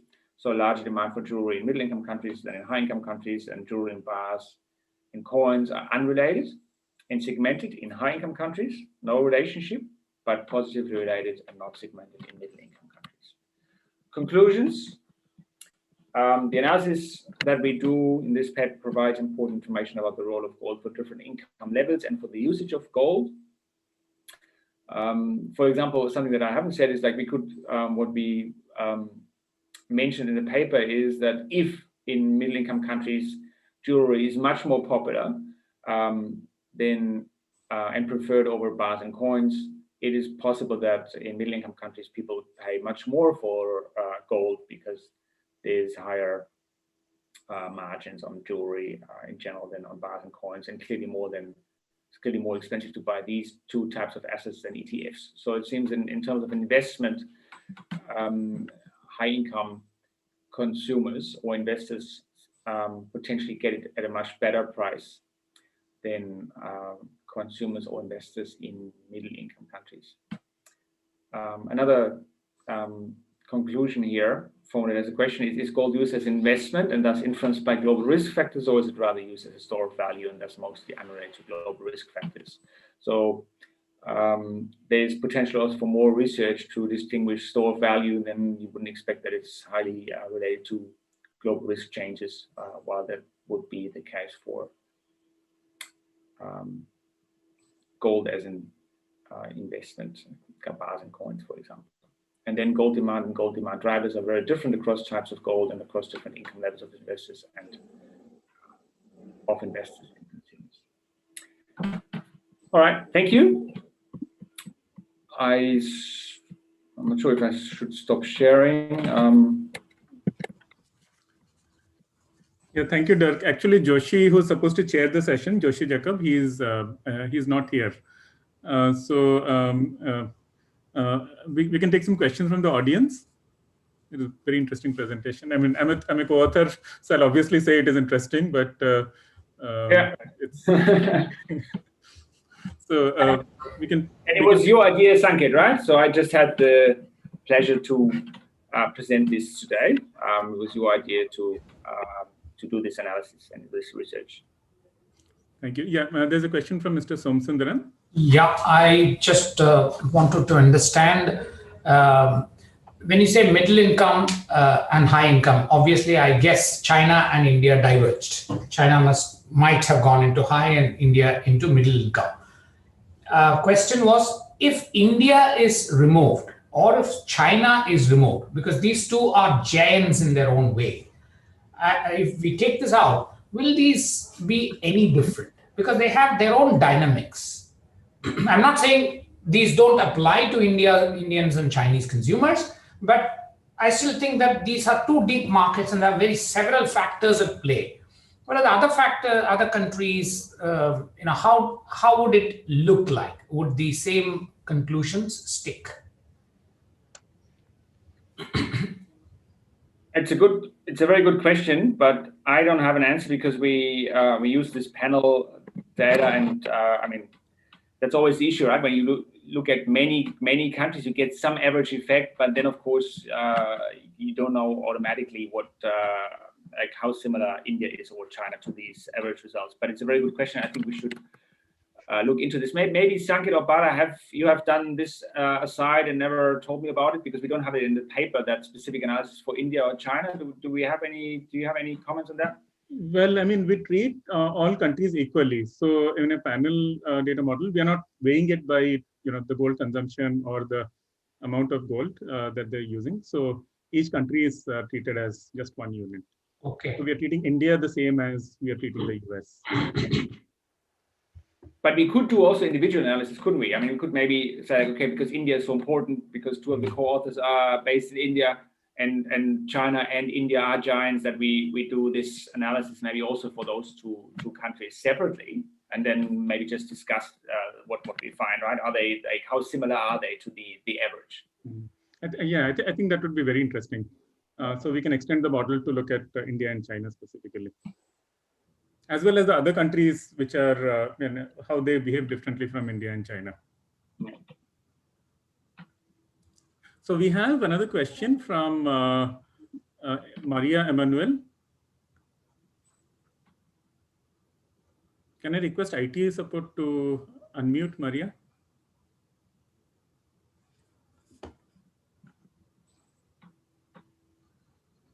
Maria, are you there?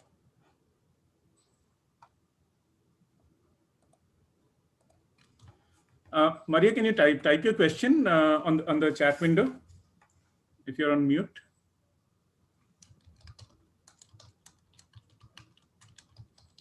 I think she needs to be unmuted, and I think that's the problem. It looks like IT should be able to do it. Otherwise, we could ask Maria to just at least write down the question. It'll be interesting to know what the question is. So Maria, can you just write down the question, please, if you can? I have requested IT support to unmute you, but seems... Yes, sir. Good afternoon, Emmanuel here. Okay, please go ahead. Yeah, I have one clarification on the results that is shown in the PPT. If so, there may be, we may find a contradiction what Somasundaram sir asked the question. So if you go to the data, the results of your first slide. So there you have given the GDP results, and you find significant for all the countries whereas it is not for the high income as well as when you're separating the data into high income and middle income, it is not there. So can I, based on the results, can I assume that middle income countries are consuming more than the high income countries? Yes, yeah, this is the slide. So if you look at the log GDP, it is significant for all countries. And it is not significant when you are separating the data into high income and middle income. Yeah. Just by looking at the data, can I assume that middle income countries are consuming more than the high income countries? So what is your opinion on this?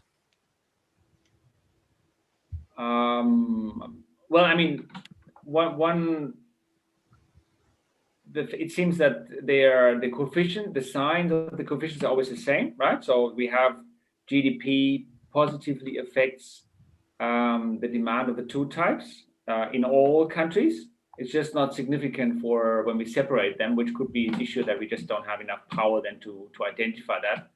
If you think that, I guess your question also means like, is the 18 the coefficient for jewelry, that it's much larger than for high income countries? Does that mean that they consume more?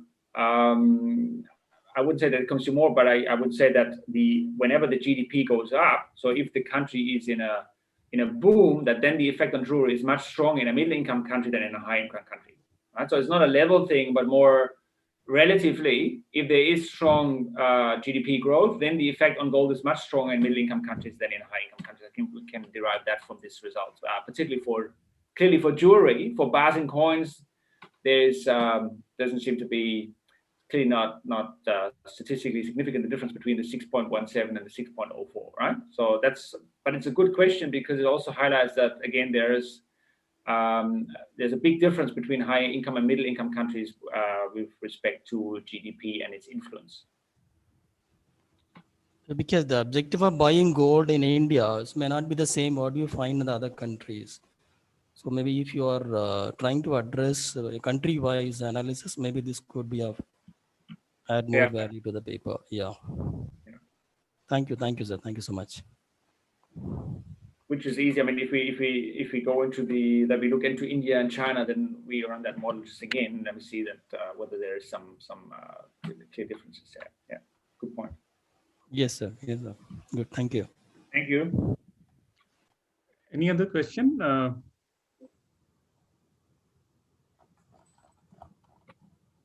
So there was a question on the chat window on. Thank you for the presentation. Do you? Do you need this coefficient? Do you think these coefficients are statistically significant to derive the conclusion? By Hiren Chandaria. Hiren, can you speak up?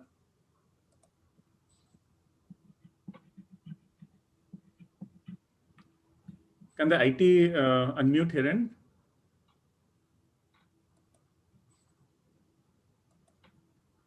Is she, or the question is based on that, what I just said, that the coefficient, the 18.44 is not significant. Is that the question? It seems maybe I'm not sure if it's related. So I'm requesting Hiren to please type out the question. Hiren, can you please type out your question, or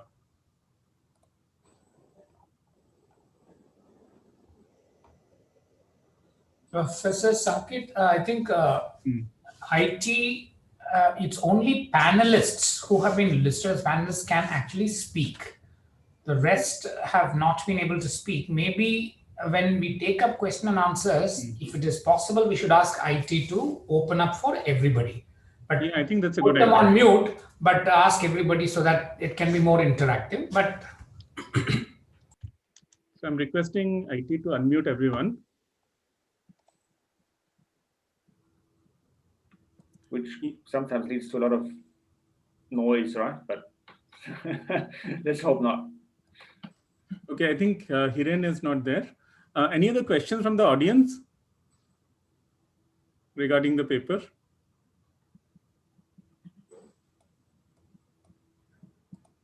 Okay, I think IT should be. I don't know if they have the ability to do that, but I don't see any other questions in the chat window. So I think we can move on to the next presentation. So thank you, Dirk, and thank you, Mr. Somsundaram, for the questions. So we have a presentation by Golak, Nath, Vardhana Pavaskar, and Manuel Pacheco on the empirical analysis of efficiency in the Indian gold futures market. So we'll go on to the next presentation now. Yeah, Manuel, can you? Yeah. Yeah, please go ahead.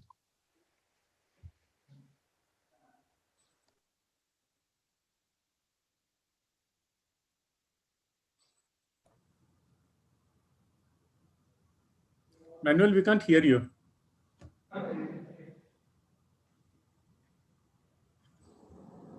A very good afternoon to everyone here. Am I audible now? Yes, we can hear you now. Yeah, a very good afternoon. So our paper presentation for today is an empirical analysis of the efficiency in the Indian gold futures market. It's presented by Dr. Golaknath, Dr. Manoj Dalbi, Dr. Vardhana Pavaskar, Ms. Sahana Rajaram, and myself, Manuel here.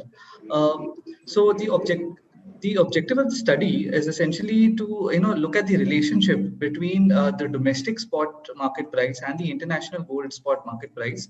We further look at the relationship of the domestic prices with spot prices with the futures market prices. So further, we look at the direction of information flow between these markets, the spot to the futures market and vice versa. We try to break down this relationship into a long run and short run process to try to analyze what the price discovery or efficiency of these markets are, in essence to determine where does the price discovery really take place. To conclude, what we do is we look at the futures market in India and see if it is an effective hedging instrument or a hedging tool for the underlying spot markets. Literature has briefly covered the analysis of price discovery in the gold market and in commodities market in general. It is still scarce, though. They do find some sort of relationship between the spot and the futures market. What our paper does, in essence, and our contribution to the existing literature is it looks at certain policy changes that take place, that has taken place over the last 10 years. And see the relationship in each policy regime. We also look at multiple spot prices. So in addition to looking at the MCX spot price, we looked at the spot price, which is essentially got pulled from Reuters. And as these are the two domestic spot prices which are considered. For the international spot price, we looked at the price from the World Gold Council. In addition to this, we looked at the returns and variance of both the series and see the relationship of whether the variance in one market does impact the variance of the other. Our data specifically has been MCX spot price, which is an indicator of the domestic market price. The ex-Ahmedabad gold spot prices were considered the afternoon prices. Reuters spot, the same. World Gold Council as an indicator of international spot. For futures prices, we looked at three tenors, the near term, that's the 1 month, 2 months and 3 months futures contracts that are traded on MCX. So we derived the data from the Reuters terminal at that time. We considered, since we're talking about prices, we looked at, we transformed them into natural logarithm. So log transformation of prices were done. And we had an extensive 10-year period from January 2008 to March 2018. A preliminary analysis of the ratio of the MCX spot price, that is essentially an indicator of the domestic spot price, with the World Gold Council spot price, tells us that there was a deviation, specifically or a break in the pattern and the relationship that happened between 2013 to 2015, and we'll come more to that as to why that happened. But primarily, it was the time where there was we suffered from a current account deficit crisis during that time. So there were a couple of initiatives that were taken to curb the price of gold, specifically in relation to taxation. The custom duty and import duty taxes was gradually increased. So also there was a 80-20 rule that was implemented. So there were restrictions on the import of gold that took place. So the results, what we carry out, indicated and revealed that there was a deviation from a regular trend, what we noticed during this period. So having said that, we looked at the sample as a whole, and we also broke it down into 3 distinct periods. The first being January 2008 to May 2013. The second from June 2013 to May, that was essentially the tightening phase that was accounted for. And the the remainder period of June 2015 to March 2018. A look at the data in level and first difference does indicate that the mean and of the spot price with that of the futures price were kind of, the returns were kind of in sync with each other.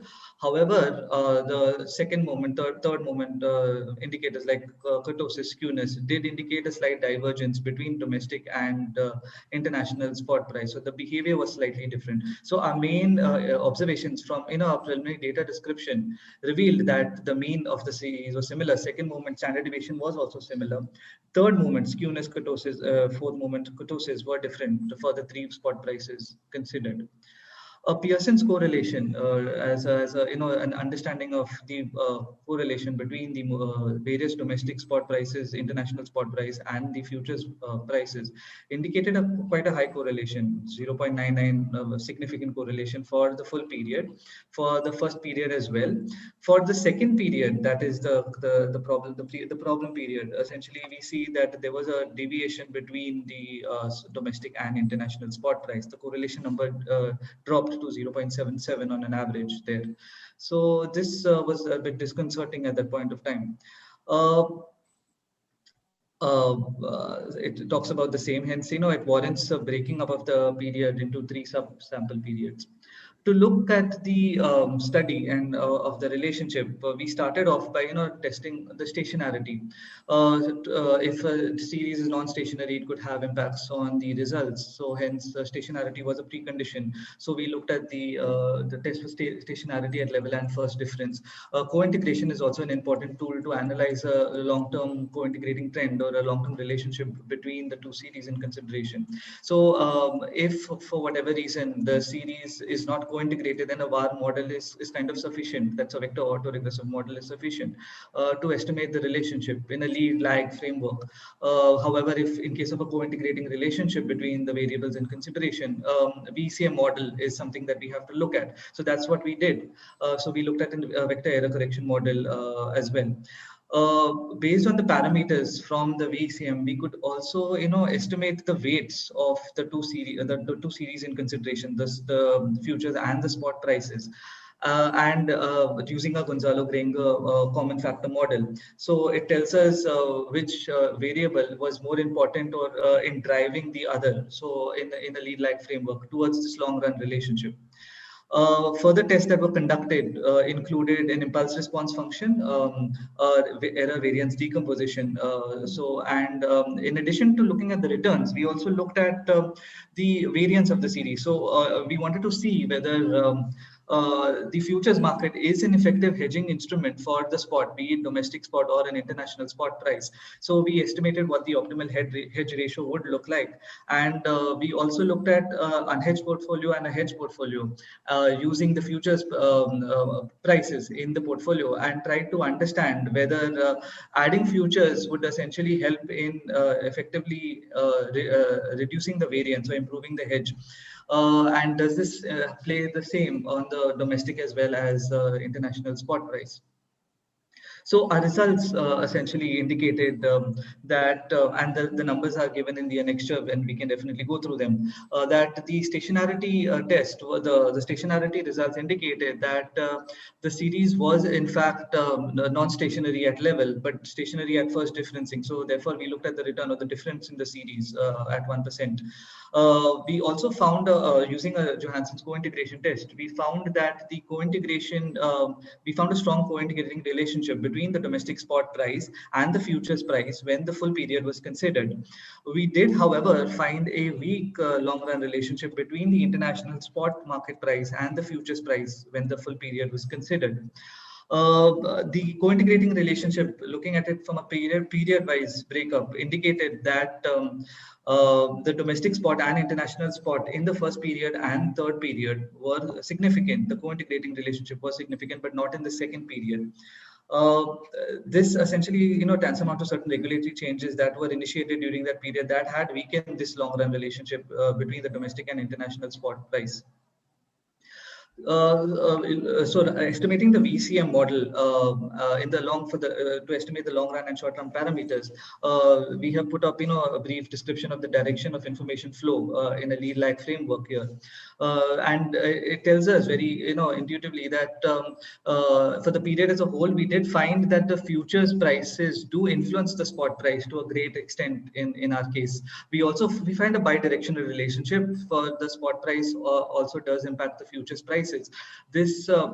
But when we did look at it from a period-wise perspective, it indicated that during a relatively calm period when there was no major regulatory changes, the first and the third period specifically, the futures price was an influencing factor to the spot price. More often than not, it was always the futures prices, the futures market prices that were driving the spot market prices. This was applicable for both the MCX spot, the Reuters spot, both being indicators of domestic spot prices, as well as the World Gold Council spot price, an indicator of the international spot price. The same applicable for the third period. In period 2, what we did see was, given that there were changes that were implemented to the spot market, restrictions imposed in the spot market, changes in the spot market did influence the futures prices. So there was a correction of futures prices based on the correction of the spot market. That's what we essentially highlight here, that except for period 2, the daily price discovery process in the gold market ideally takes place in the futures market and not in the spot market. Period 2, the restriction imposed did have cause an impact in the dynamics of the relationship between futures and spot prices as well. The futures price does help in in the price discovery process. Primarily, what we could attribute it to is that the information in the futures market is available on a real-time basis. It's an actively traded market, especially the near term, the 1 month or 3 months in certain cases. The domestic spot price is a polled price from a select group of market participants. It may not always be able to capture the intraday dynamics of the price discovery process in that sense. So there could be a disconnect, in certain cases between the domestic gold futures market and the spot market prices. In certain cases, we did observe that the domestic gold futures market and the international gold spot market did seem to indicate a disconnect in certain instances. Taking this relationship further, what we did was we estimated an impulse response function. Essentially, it tries to determine if a unit shock to the futures market returns and tries to estimate what would be the impact on the other market and vice versa. So what we found out was that a unit shock to the futures market returned or led to a positive response to the spot market in somewhere in the range of 0.5 to 0.75 units. In the other way around, we found that when a shock was introduced to the spot market, the futures market essentially just moved between 0 to 0.25. So we found that an impact of the futures market return was much higher on the spot rather than the other way around. A look at the variance decomposition results essentially talked about, wherein we look at the variance of both the series and see that what causes or what's the impact of the variance of, say, if I'm looking at the spot market, then I see the impact of the own lag returns of the spot on the current spot price, and well as the lag returns on the futures market on the current spot price. So we did find that the variation in the returns of the domestic spot market and international spot market were largely explained by the movements in the futures market. Further, as compared to the domestic spot, the variation in the international spot price had a larger role to play in explaining the variation in the domestic spot price. So that was something that was quite interesting to us. As a next step, we estimated the hedge ratio. This was done by looking at the residuals or the errors of the VCM model and estimating the covariance of the spot and futures returns and the covariance of the and the variance of the errors of the futures market. And we found and we estimated the hedge ratio. So what we identified was on an average, we found that in certain cases, the hedge ratio ranged from 0.42 to 0.55. In case of the MCX spot, in case of the Reuters spot, it was somewhere around 0.45 to 0.55. But in case of the World Gold Council spot rate, we found that it was somewhere around 0.75 to 0.9. So when we looked at the hedge ratio results, it indicated that the futures market is a better tool for hedging the say the prices, which are products which have prices linked to the World Gold spot rate essentially here.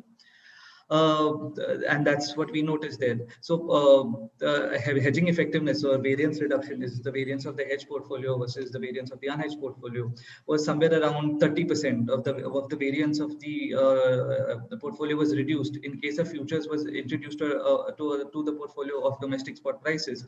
But in case of international spot prices, that improved a bit more to about 50%, 48% as we see.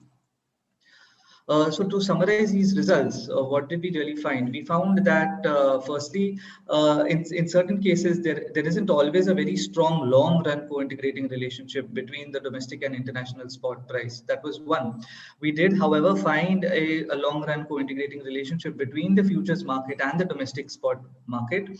That with the international spot market sometimes does have an impact. It has a weak relationship. This is when returns were considered.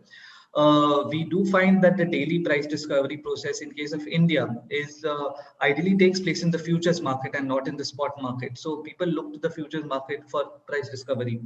In case of any changes, the domestic spot prices do make a greater adjustment to the long run equilibrium level when the co-integration was estimated, and follows the lead of the futures market either in parts or in entirety. Futures market did not serve as a very effective hedging instrument for the domestic spot price movement, but it does play a slightly better role for hedging the variation in the international spot prices.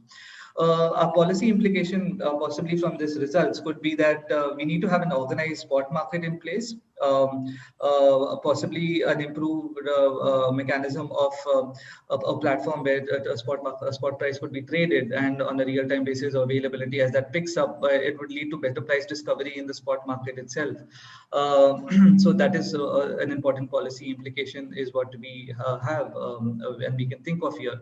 So we have the VCM results presented before you, breaking them down into a long run and short run relationship, as well as a period wise analysis where we do find that if there is a long run relationship in certain cases for the period 1 and period 2, but there was a disconnect when we looked at period 2, the period 1 and period 3, but there was a disconnect in terms of period 2.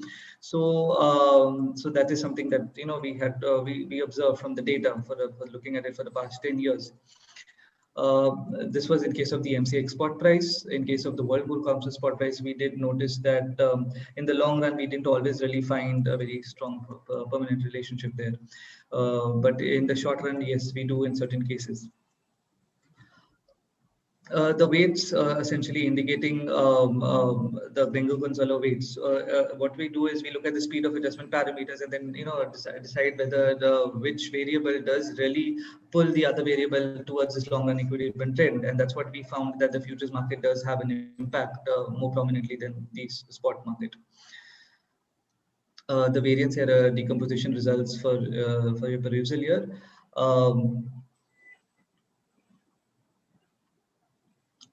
So that's it from my side. Thank you for the presentation. We are open to any questions from the audience as well as the panelists. Thank you. Thank you, Emmanuel. Emmanuel, could you keep the conclusion slide? Sure. Yeah. Any questions from the audience? Thank you, Emmanuel, for a very interesting presentation. Thank you. Thank you. Thank you so much. Any questions?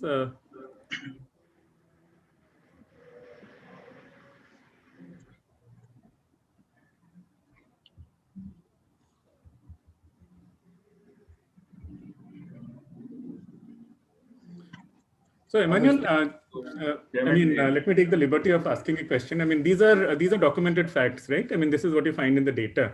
Yes, exactly. What do you think is the reason for this lack of a a lack of a strong relationship between the futures and the international spot market? So essentially, one of the things that the advantage of a futures market is that it's a organized, it's a exchange traded rate. It is something which is available on a real time basis. So rather than looking at something which is pulled in the beginning and the end of the day twice a day, I have a perspective of what the price could be on a real time basis, looking at the futures market. So that could be one possible reason why we do see price discovery happening in the futures market more often than not than the spot market. Additionally, the way the futures market is constructed is it's basically a price there. That's one of the things we see there that's happening there. So that could be one of the reasons we that the market plays the more influencing role in price discovery process there. And what about this lack of relationship between the domestic and the international spot markets? Manuel, I will take that question. Manuel, yes, this is Dr. Golak. Yeah.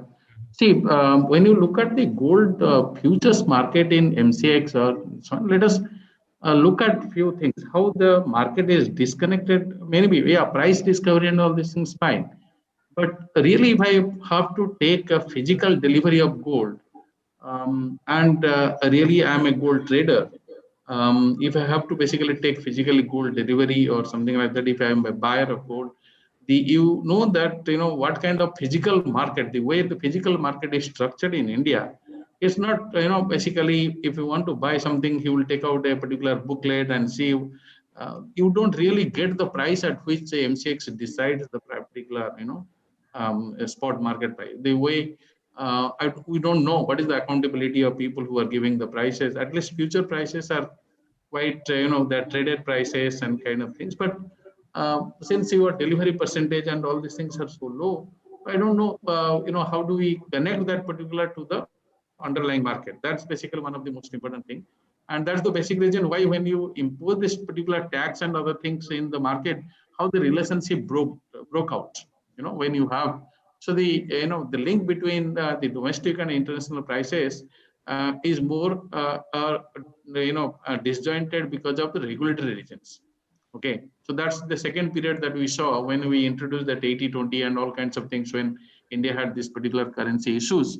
So this is a kind of a fragile kind of a market. It's not a very well established, well developed market. Maybe we need to think about that Niti Aayog was working on this to set up a spot exchange kind of things that will possibly improve the efficiency of the spot and futures market, where I can really take delivery. Either look at the the stock market. Either I can take a delivery of the I can buy in the underlying market, Reliance, and the same exchange I can buy the futures also on Reliance. Those kind of things we'll possibly look at. That's what the we felt where we are lacking here. Thank you, Dr. Golaknath. I think with the new bullion exchange coming in, I think that price discovery process might become a little better. Any comments from Som? Yeah, thanks, Professor. Just it's excellent. First of all, I mean, I'm still absorbing what they have found out, but obviously the final point is very valid that the spot market will change it. I just wanted to go to the first point that was made, and also the penultimate one in this slide, that there is no strong relation between domestic and international spot prices. So does it, I mean, what that tells me, as I'm obviously, without going into the math, if the international price goes up, you don't see equivalent jump in the Indian price. That's what I take out of this. Am I correct? Exactly, yes. Because the tax structure and delivery structures of all these things, because of the demand and supply disjointed factors, it's not a demand and supply are not uniform across. The Bombay fixing and Ahmedabad fixing are a little different. This is extremely important. This is and the next one I come back is futures market does not serve as an efficient hedging instrument for domestic spot price movement, but plays a better role in hedging the variation in the international gold spot returns. Yeah. So we are talking about the futures market in India, right? Yeah. Yes. So what you're saying it is the futures price in India mirrors in terms of the variation, the international gold price. Exactly, But exactly. Yeah, it does not, I mean, it does not link to a domestic spot price movement. So you may actually have a futures going up, a month, 30-day futures or whatever. Yes, the spot price may be spot price is at discount. Yes. Why this is so? Possibly because the futures trading, and you have large number of basically maybe people who are trading here, they have exposure to international markets and all these things, where I have to basically exert my views on this particular market rather than going and doing anything with the spot market, because spot market is a lot of regulations, controls, check delivery, all those kinds of things are there. So there, the efficiency in this particular futures market, that linking to the international one, immediately I can, take my views and, exert that views in this particular market. So that's from our point of view. Yes. Excellent, excellent. Now I have no further questions. Very interesting, excellent presentation. Thank you. This is a published paper, so we have already. It's about 1 year back we have published this. Right. Yeah. Thank you so much. Thank you. Thank you so much.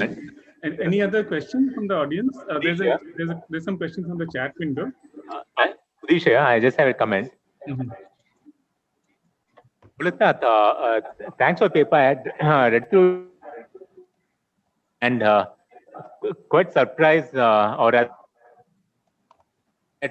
this is the first paper that came out with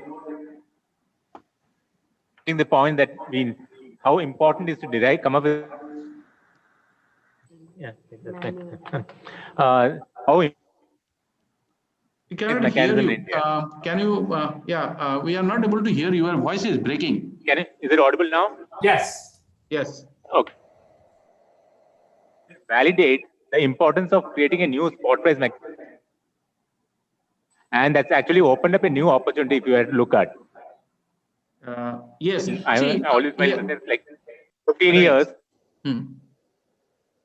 derived from the traders.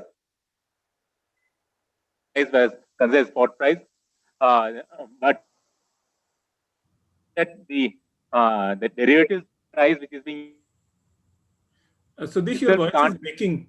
Yeah, we're not able to hear you. Okay, what I understood from you, I mean, from whatever I could make out, just let me, please correct me. What is happening here? We can also improve the, regulatory governance structure. Okay, even the people who are giving the quotes, if you go to MCX website, you don't find much of the details about who are the people who are quoting. What is, basically if a person is quoting, what kind of, it may be, he may not be trading at all in spot. He may be, only his position in the futures market. Okay, so there has to be some amount of corporate regulatory governance which should be used for, taking a quote from somebody.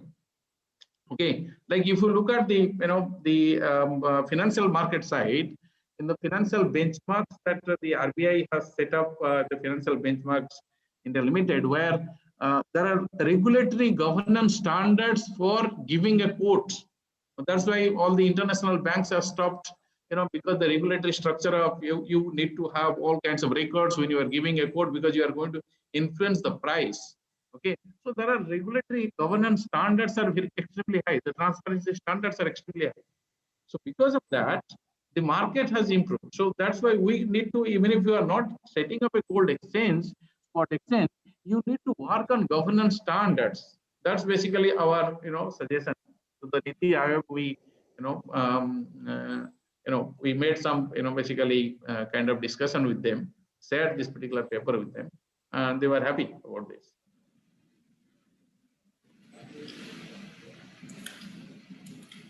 Dr. Golak, this is Nagendra here. Can you hear me? Yeah, Nagendra. How are you? All well, God's grace, Golak. Golak, simple question. Still in NSE? You are still in NSE? Yeah, very much in NSE. Okay, old timer.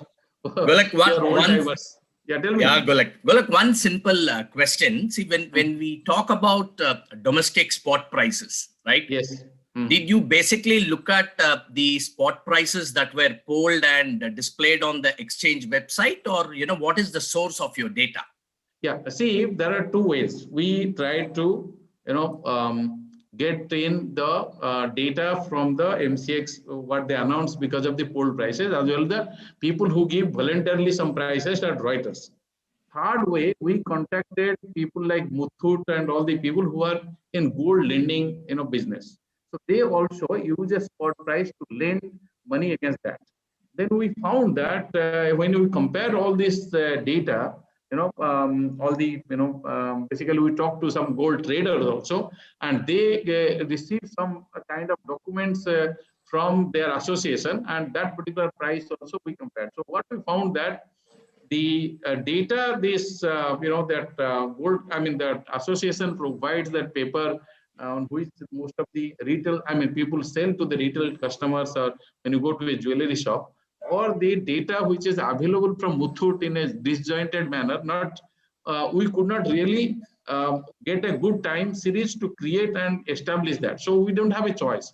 So what are the choice we had? We had only World Gold Council publishes some spot prices for India, as well as, it is currency adjusted kind of things possibly they have to do. And then the Reuters publishes, it's a voluntary code, no corporate governance kind of things. And it's basically, voluntarily people quote their rate. And second is, the third is the MCX polls, few traders. So, but not much of information is available about who is giving what kind of quotes. So what kind of corporate governance structures they're following? It may be that the guy has no exposure to the spot market, he only deals in futures market, and he may try to influence the future market prices, okay, by doing this. Because finally, your settlement will happen at the spot price at the expiration date. So that's basically our point. What is that limited one? Yes. Okay, I have clarified you. Golak, and one more thing. You said you looked at various sources, and can you also, just for the benefit of all the participants, can you also tell whether the prices were more or less on the same line, or you found no, some differences, differences we found. Yes. So that's exactly the point. Since the spot market is not as organized as an exchange futures. It is obvious. We found thousands of rupees difference. It's not one or two. That's exactly the point. So Som was asking us why, more clarity on the first summary point of yours. That's precisely the reason. Since the sources and the way in which the prices were given are, since they were not following a similar pattern, and obviously, your results could have been slightly skewed. This is my No, that's also very, very good insight. You're right. It's anyway unorganized, and there is no good delivery. First of all, you can never be sure, because each one knows what kind of delivery he normally gets in that area from those sources. So the prices automatically get adjusted for that. You're right, absolutely. Thank you, sir. Thanks, Golak. Yeah, thank you. It was very nice. Nagendra, thank you. Thanks, Golak. God bless you. Yeah, thank you. Thank you. Any other questions from the audience? So there is actually a question for Dirk. Dirk, are you there? There is a question about. So there's a question about a shift, whether there's a shift from gold to silver, considering the silver prices outperforming gold prices. We have not really looked at Sanket. So this was a question for the previous speaker, for Professor Dirk Baur. No, yeah. Well, we haven't looked at that, right, Sanket? So we could. That's another good comment. I can just say that I don't know why there should be a shift to silver, but we could look into this. I think. What's the rationale for that question? Yeah, if I may. Professor, if I may say, because the participants are not able to relay, and I know the person who asked the question, there is an industry view that which is seen by the industry, not a view, that when gold prices shoot up, silver is actually poor man's gold, they say. So people, instead of buying gold jewelry, they will move into silver jewelry, at least. And it is a reality of the situation. So the questioner was therefore asking, yes, you studied this relationship, but did you see then that people actually put more, the same amount of money probably was flowing into silver? Yeah. I mean, in terms of the safe haven stuff, or what I've done whenever I look at silver, I mean, it's clear that silver is much more volatile, right? And that the long run relationship is clearly there, but there's also periods where the two kind of decouple. So I mean, there's theoretically, I've heard of this poor man's gold and stuff, but in crisis, it's not true. In general, that silver is not like usually doing the often generally following gold in during crisis periods, and in general it does. But yeah, I mean, for our paper, because I guess it's related to the paper, we could probably look into this if there's also not only the like a switch that jewelry in high income countries becomes less important, but that there's also a substitution from silver to gold or the other way around, right? So that would be an extension of it. Yeah. Yeah, the issue is not an issue exactly. Of course, gold is the biggest material for jewelry, but with jewelry now expanding to other things also, like silver is there now, a little bit of platinum and others have come in, and of course there is a whole host of diamonds things, which is also the domestic consumption is becoming very strong in the eastern countries now. So the questions will naturally, as we study more and more about jewelry based on the data sources that we have today, Professor, you will see that questions will come up saying, yeah, people are not bought gold, but have we seen that they have moved on to something else? So it's a good question. And I'm doing research currently on something related to this, but then it's not the question, do they go into silver or something else? But of course, it's you know that, or you're not surprised that it's Bitcoin or cryptocurrencies, right? I mean, because we often hear that Bitcoin is the new gold, and maybe that's just a narrative. But that's what I'm currently also doing and looking into this. Is there actually a switch? Because that has recently been claimed in the Financial Times. There were many reports that said people are starting to switch from gold to Bitcoin. I'm looking into this, and it's related to that question, right? Yeah, but millennials. Professor, even without your research, I will answer. People don't switch from Bitcoins to gold. If they buy Bitcoins, they will have to buy more gold. Because they are complements. Yeah? No, because that's a high risk, and this is a de-risking agent. Okay. Obviously, you need to do your research. I was just making a point in this. Clearly, we haven't seen evidence of people actually moving away from gold to Bitcoins. But clearly, Bitcoin is a different proposition, and it is obviously coming in of great interest. But the question was obviously related to not just silver. I just expanded even silver to say, did we see what happened to diamonds then? Even in the middle income and the high income countries. So because when people look at jewelry, we study only gold jewelry, but then the jewelry market itself is now becoming a little larger than just gold. So that was the question, therefore.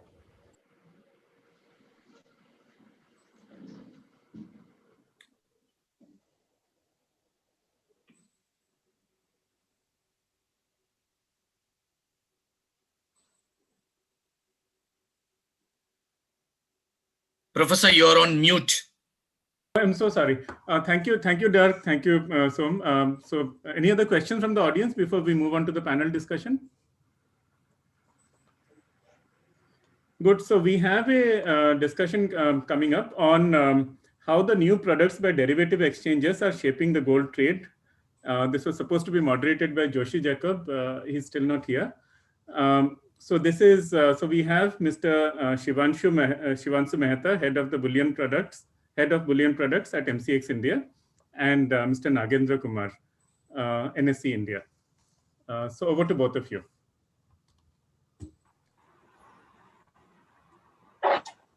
Mr. Nagendra and Mr. Shivanshu. Yes, thanks, Professor. Hi, Nagendra, how are you? All well, Shivanshu. God's grace. Surviving.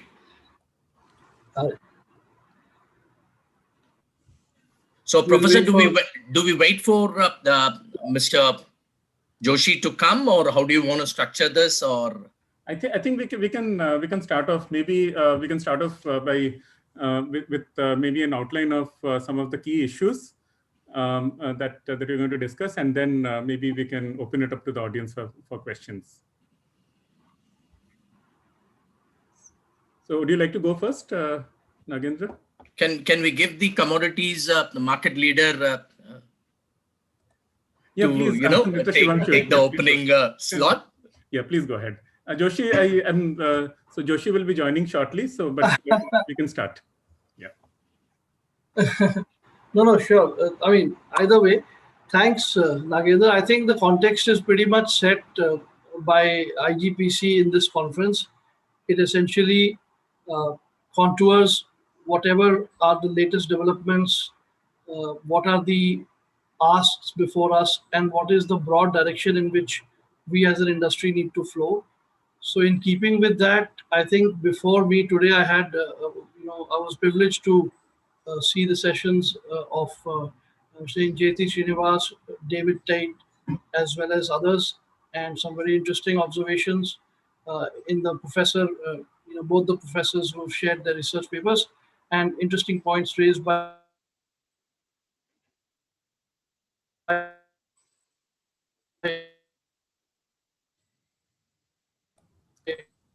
There is some audio issue. Shivanshu, we lost you in between. So I think, okay. Oh, sorry. I think the network is iffy. So like I said, there have been some important policy moves which we have witnessed over the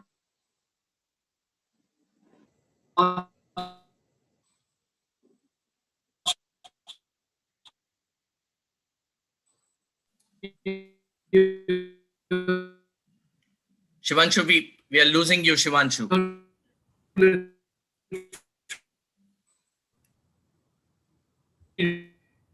Shivanshu, may I suggest you switch off your video and just be on audio, then we can hear you. Shivanshu, I'm so sorry. Can you hear me? Just switch off your video and be on audio. So Joshi is back now. Yes. We just I think the discussion just started, so you're right on time. Yeah, I'm sorry we had some audio issues, so we had to migrate to another facility very quickly. Good evening, everyone. Thank you, Sanket, for chairing the session so far. We have a very exciting session ahead on new products related to gold. And we have with us two esteemed panel members, Mr. Shivanshu Mehta, who's heading the Bullion products at MCX, and Mr. Nagendra Kumar, who's CDO Commodities Business at NSE. Welcome, Shivanshu and Nagendra. Thanks, Professor Jacob.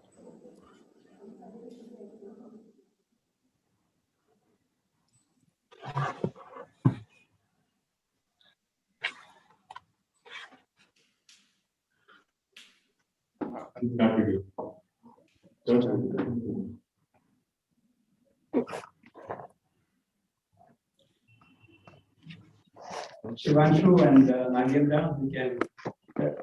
Oh, am I audible now? Is it any better now? Yeah, much better. Please go ahead. Okay. Yeah. So I think now that the moderator is here, let him steer the session. I was just trying to contextualize the sessions before me, and also put into perspective the great regulatory reforms that we are seeing on the international bullion exchange, as well as on the domestic side by SEBI by way of new products coming in.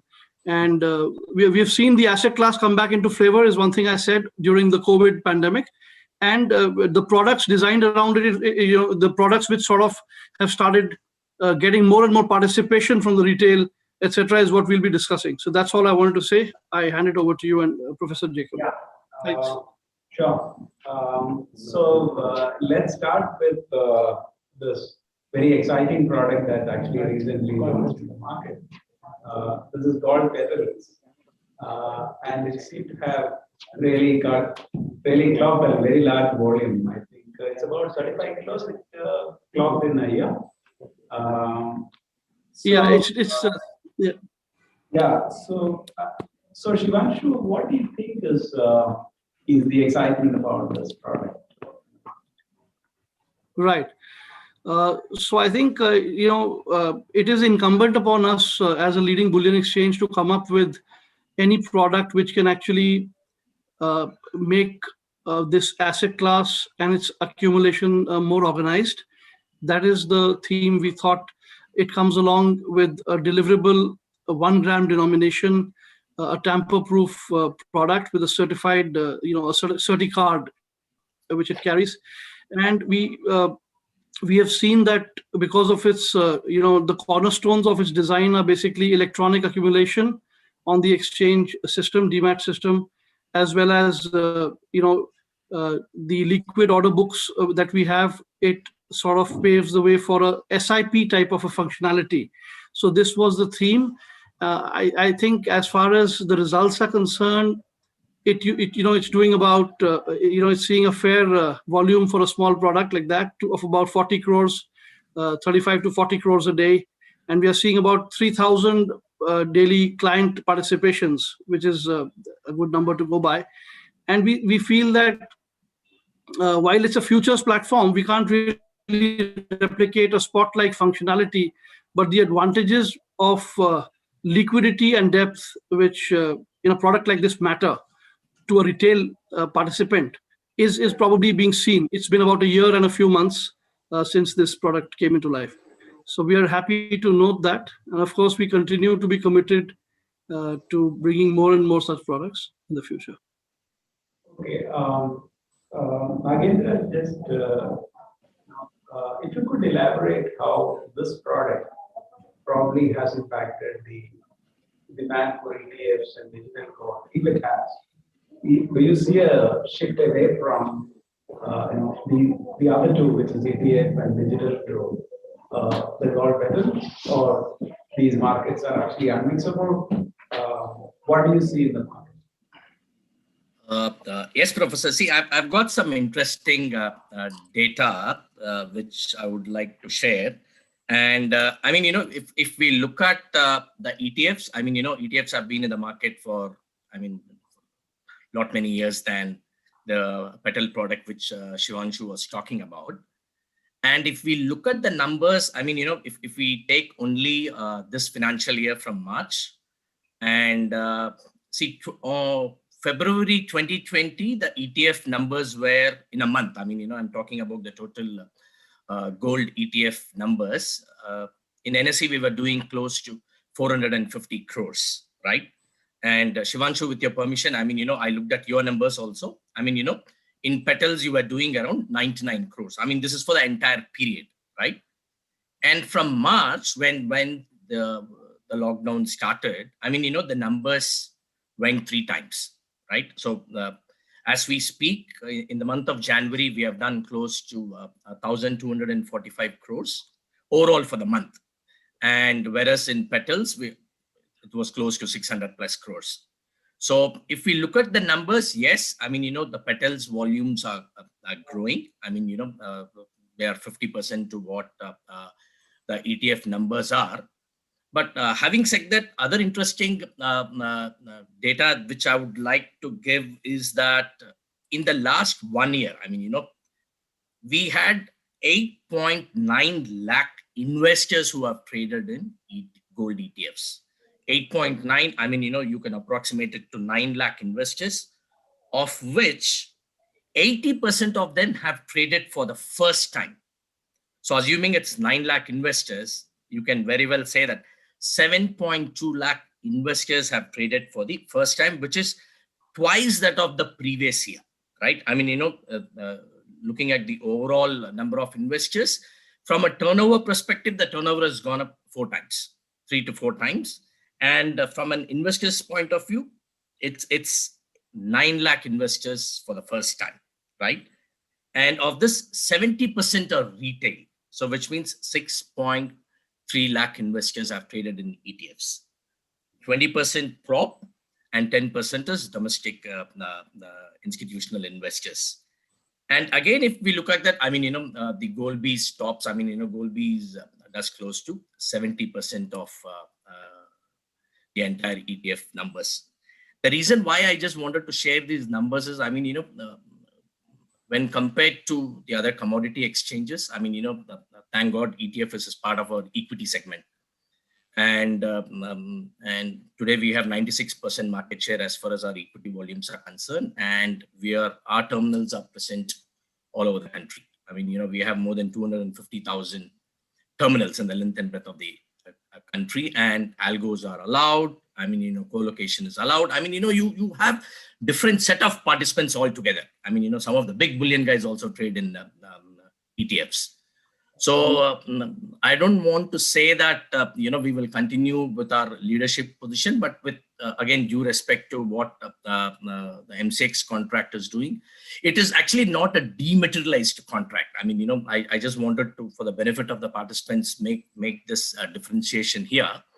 When there is a physical delivery of the commodity, it is safe kept in the vault, and there is an electronic entry which is passed. It is called immobilization, right? It is not actually dematerialization. Dematerialization is a concept where, the physical asset doesn't exist at all, like our share certificates. So having said that, I mean, end of the day, again, we talk about retail investors wanting to take physical delivery. We had Mr. Reddy talk about how things were during the share certificate era, right? You always have that issue of, theft, losing your gold. I mean, so, I mean, with, again, ETFs being ETFs, you can store it in a dematerialized form in the depository. We feel that ETFs can always maintain a decent margin over the Patel's contract. One concern that Nagendra has been raised throughout, ETFs still seem to really have, has not really merged with the international markets, leaving some arbitrage up and down. So why is it the market not really necessarily closing and very clearly trading to a benchmark like NVMe?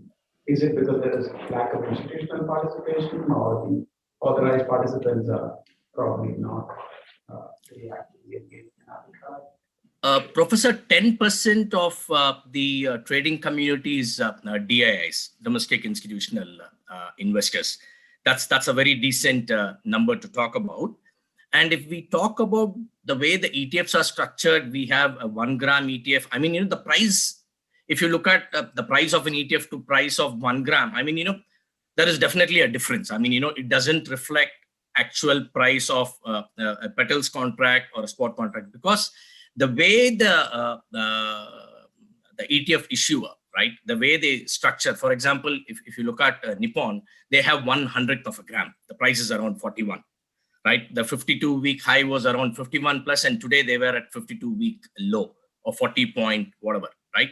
So for we to say and make that assessment saying it doesn't reflect an international price, I don't want to make that statement. I mean, because if we look at players who are actually trading on ETFs, I mean, it is some of the big guys who have the physical gold. They place it with all these ETF issuers and convert them into ETF units.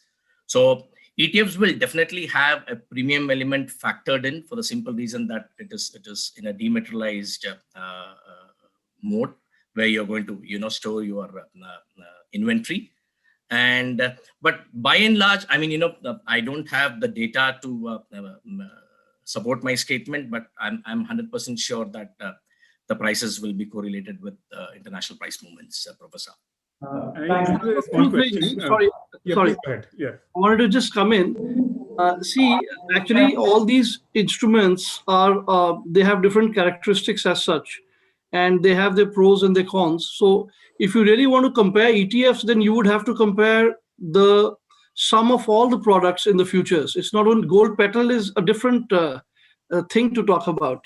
If you look at the liquidity which the futures platform has, the bid ask, the depth of the order books, and the most beautiful aspect of it for the physical industry, that the being a deliverable compulsory delivery futures, it has the play of parities and disparities which prevail, and then they are met by compulsory delivery. So that kind of vibrancy, all the weapons in the thing, in the all the arrows in the quiver, only a futures platform brings. While ETF can it has its own outlook, it has its own type of a clientele, but it has again liquidity type of issues. It can definitely index around commodity derivatives. That's why now the regulator has permitted ETFs based on commodity derivatives as well. And we are seeing that the leverage that provides to the funds because of the participation in underlying as well as the fund on the same platform. So all those things really come in. And if you really look at the overall volumes of the futures, then you can compare with ETFs. So overall volumes of futures, we are doing about 18,500 crores a day in the bullion futures today. So then you should make a comparison there. That's what I felt. Shivanshu, you are an undisputed leader as far as the bullion futures is concerned. I mean, so no second thoughts. Nobody is going to oppose that. You give us some more time. I'm just trying to compare the. Perfect, Shivanshu. No? Yeah. Can we come back? Please. I just wanted to ask. Do you think Actually, we can't hear you clearly.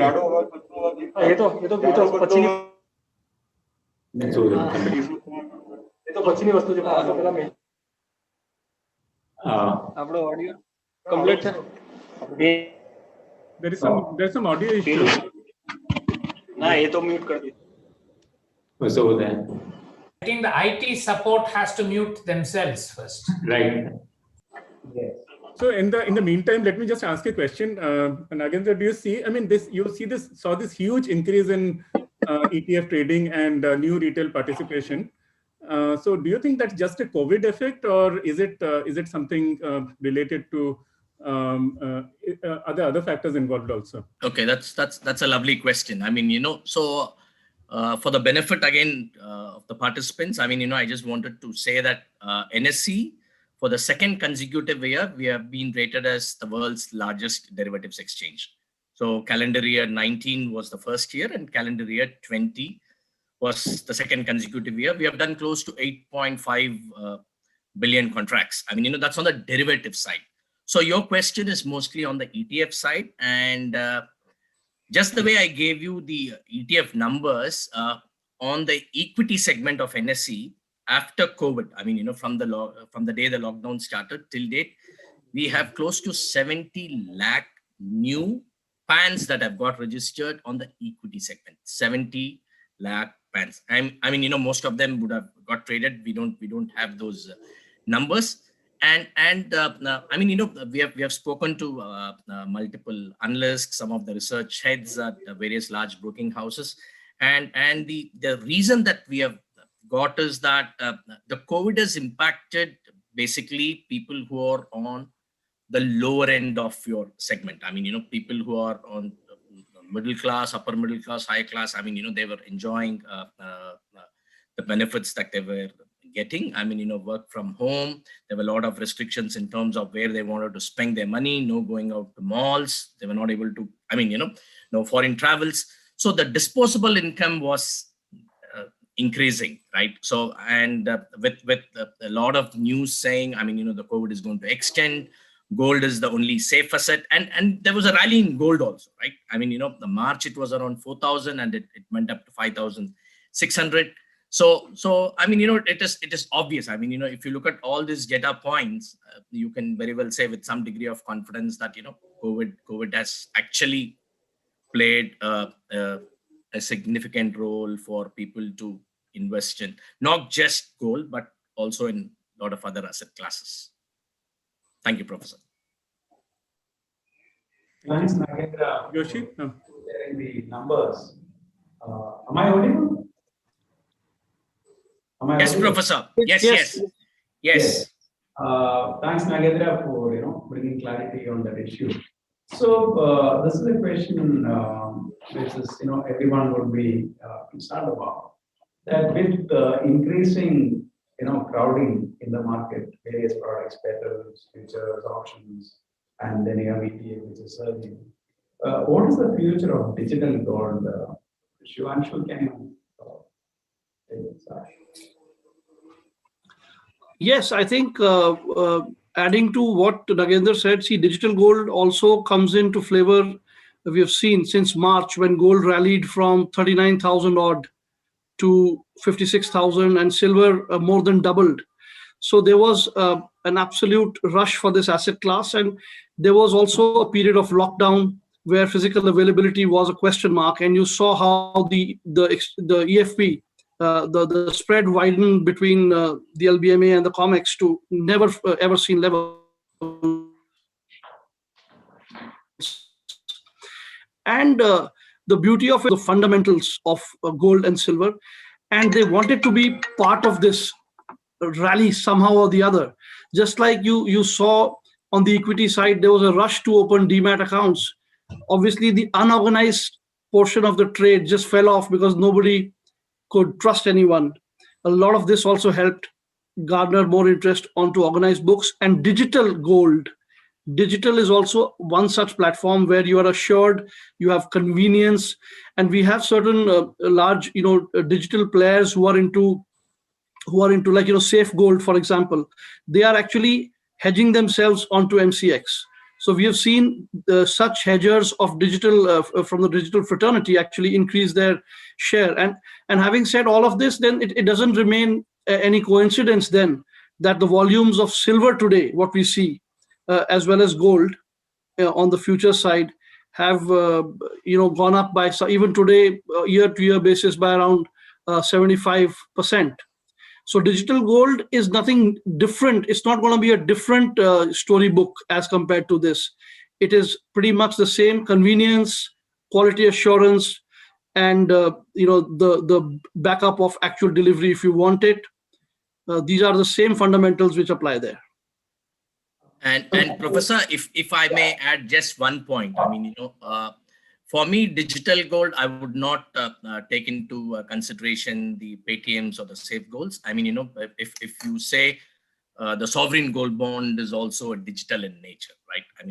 It's again a digital gold, but there may not be a convenience, but from an investment point of view, if somebody is looking, it is again safe. It's going to give you an assured return, and the prices at the maturity are linked to the market. So if you look at from a long-term perspective, I think that's one area where again we are working with IGPC team to see if some consolidation can be done in that space, because now you have multiple tranches. So when you have multiple tranches, the liquidity obviously is getting fragmented. So it's all a matter of time, and once the consolidation happens, that's one space where I think we should keep looking for some traction. Yeah. So that brings a lot more clarity on how space is working now. So on the petals product itself, how do you think, Shivanshu, will we be able to really attract a lot more of participants from the ETF market and digital gold market in the petals? Do you think that's possible? If so, why would and how would that happen? So yes, I think one thing is for sure that on a futures platform, while we say we replicate the spot, but that's only during the delivery and tender period towards the end. So as far as a spot-like functionality is concerned, yes, we have it, but we don't have a spot market as such. So which is why things like spot exchanges are being thought of now at this stage, after the futures and options platforms are already available. To that extent, is different. But then, having said that, the digital advantages of a digital product are all existing in exchange traded futures, because they carry the same advantages of holding it if you want in electronic form, taking it out in physical form whenever you want. At the same time, you get more advantages which are by way of a futures liquidity, a futures systematic buying at various price points, and the depth and liquidity, which actually, because it's actually a sort of an amalgamation of various types of physical participants and financial intermediaries and retail clients and jobbers and arbitrages. So it is a place where all of that meets, and you see that resulting in record of 140 metric tons when the disparities were in terms of spot to futures integration. So it is slightly over and above that. But yes, retail attraction will grow not only for petal, but for all such products. So today, if we have more than 30 lakh, registered clients who may be active, this number can go much, much higher over a period of time. And to each his own, really. Each product carries its own advantages. It's not like one over the other, according to me. So one of the issues which usually one can visualize is every gram has a roughly 2% or so transaction or making charges, right? And if, is there a facility for one to really accumulate, as many grams that we like, and only incur this cost once? Because this seems to be like, something that is a disadvantage compared to, other forms. Is that true?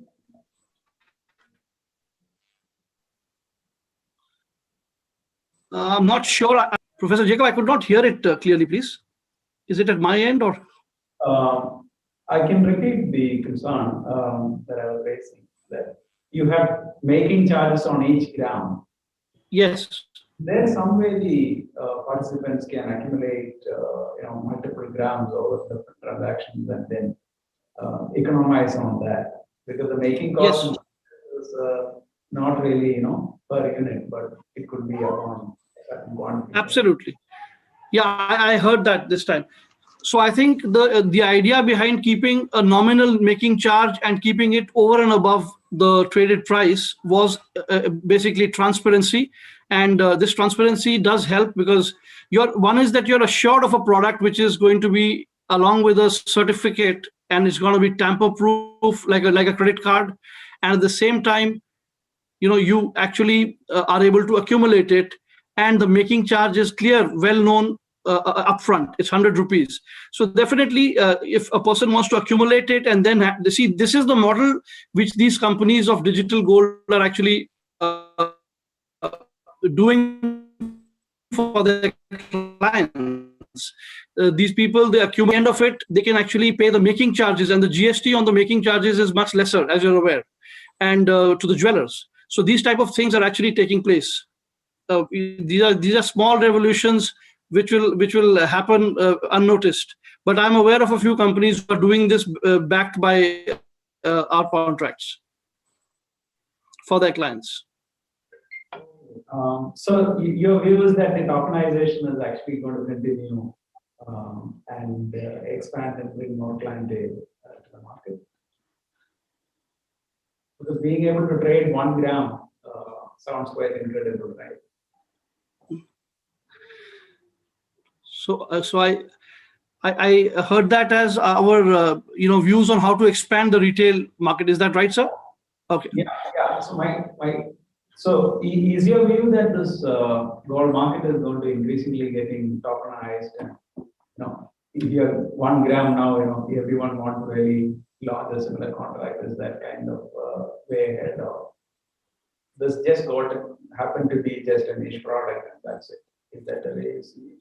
No, so I think in that sense, it is the only such contract which exists in the world. So while nobody plays for records, but it is a record to that extent. But I don't see these are low volume driver products, and we are not in it for volumes as such. I mean, if silver is doing 10,000 crores, gold is doing 9,000 crores a day, this is doing just about 40. But it's the commitment to the retail industry which matters. It's like creating an organized way to accumulate this asset class.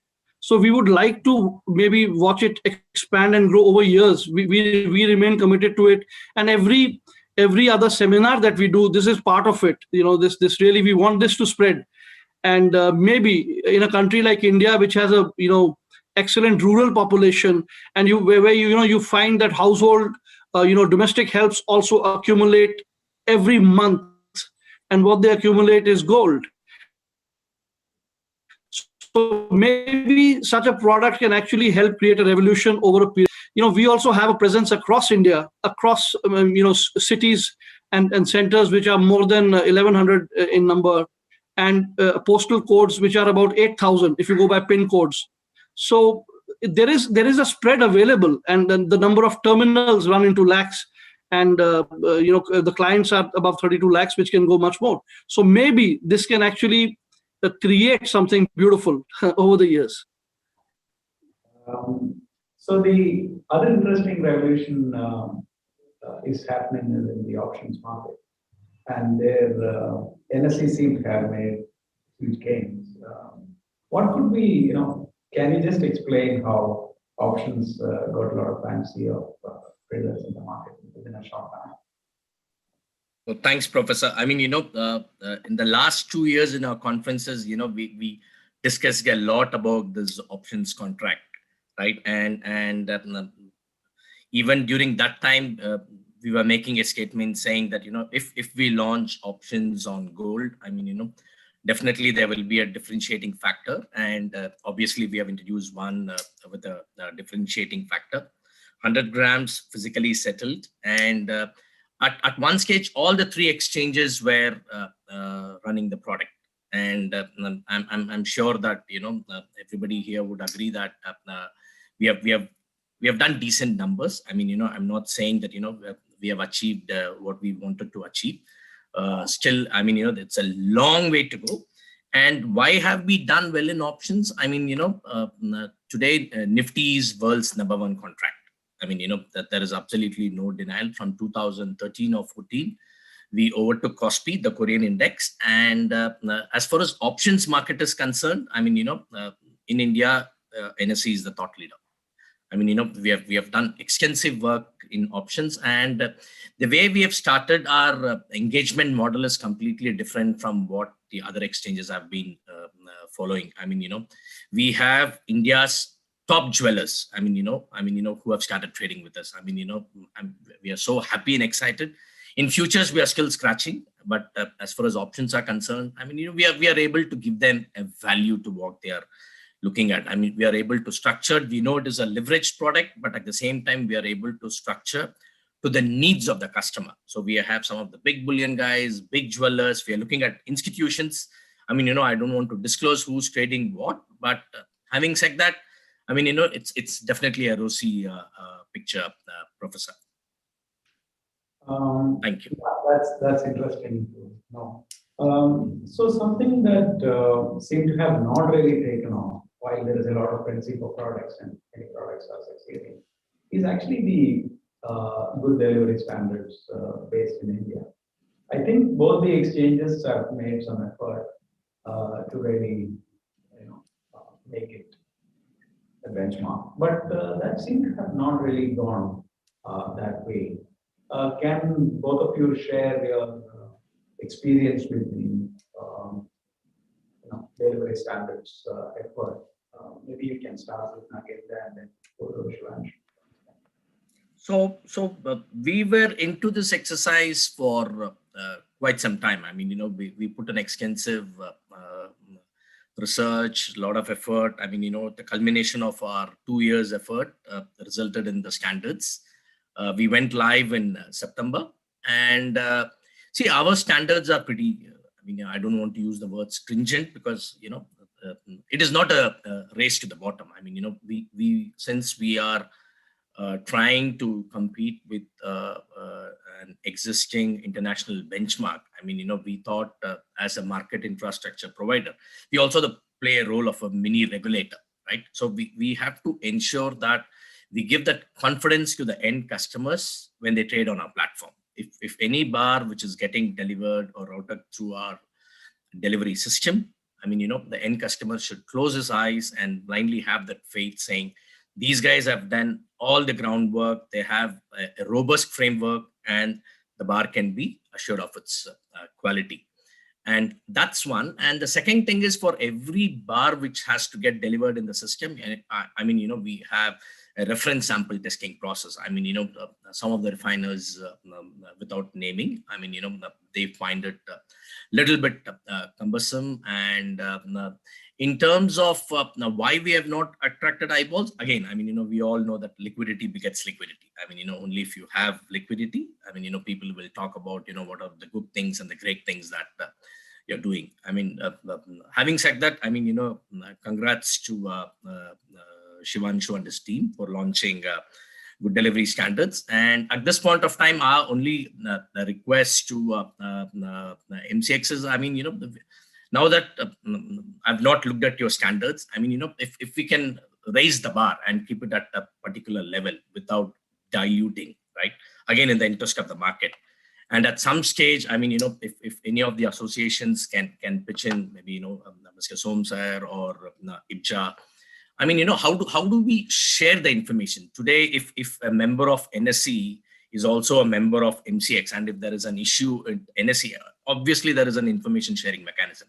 So how do we exchange the same relationship as far as the refiners are concerned? Because I've got some stringent standards. I mean, assuming that you will also have similar airtight mechanism to ensure that, it's only qualified refiners who come into the system with quality bars, right? How do we, I mean, if we can look at building a bridge sort of a mechanism to share information, again, in the interest of the market. I mean, end of the day, as you said, we are not here for business or whatever. I mean, that is secondary, but primary is that how do we build that credibility and give that confidence to the market saying, right, our standards are at par with global standards. And I mean, we are no lesser than, what people think our standards are. So over to you, Shivanshu, if you want to add. Yeah. Thanks, Nagendra. So I think, Professor Jacob, yes, I think as far as the strictness of the standards at MCX is concerned, you can well make out that we started this exercise in January 2020. And we have never felt the need to hasten up our pace. We have tried to go into areas which make things difficult for us. We've had committees who make things very difficult for me to, whenever I want to, say that, okay, this thing looks clear. No. So, right, starting from the screening audits, we did technical qualification audits for refiners of the process, of the compliance with the India Good Delivery Standard, with the IS 17278, of the assaying abilities as per the IS 1418, and over and above that, certain other equipment, machinery related details. And we've even gone to the extent of ensuring that it's a continuous improvement for the refiner. It's not a one-time thing. And we are, as per our good delivery norms published to the market as recently as January 28th, we've made it pretty clear that this is an ongoing continuous compliance oriented activity with screening audits, surprise audits, checks at any given time from any vaulted stock, and the powers to disgorge in terms of penalties of a very hefty nature. I think we have that in common, and that is something which then leads to a trickle-down type of a result at the bottom. While there may be many refiners who are still in process, but there are only 2 who have finally cleared everything as on date. There are many more who are in the pipeline. So this, as on date, I mean, yesterday we've announced the refiners who have been impaneled. Now, having said that, see, there's a history of delivery at our platform. We've done close to 119 metric tons of gold. and about 3,500 metric tons of silver. So deliveries take place every month here, and we need to be very, very sure before we take such a step, which we have done. Now, as regards success, I think we have not even bowled the first over yet, but we already have those people active on our platform delivering imported bars for maybe a decade. So it's only a shift to the expansion of the good delivery list as far as we are concerned. We want to integrate deeply with the physical markets, even deeper than where we are today, and this step will take us there. The disparities which prevailed in September were only an example where silver was at 4,000, 5,000 rupees discount. And at the end of the day, we had a defaultless record delivery. What does that mean? It means that people picked up that silver, made it exchange good, and they delivered. So what is India good delivery, which is different from that? It's basically the same thing.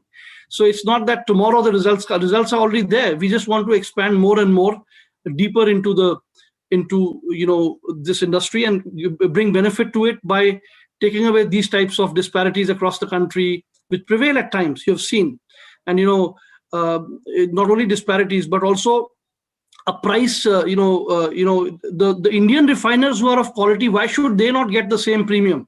If our contract is reflecting a certain premium over the international parity, now the Indian refiners, Atmanirbhar Bharat, they would be able to enjoy that premium because they are also producing quality which is at par.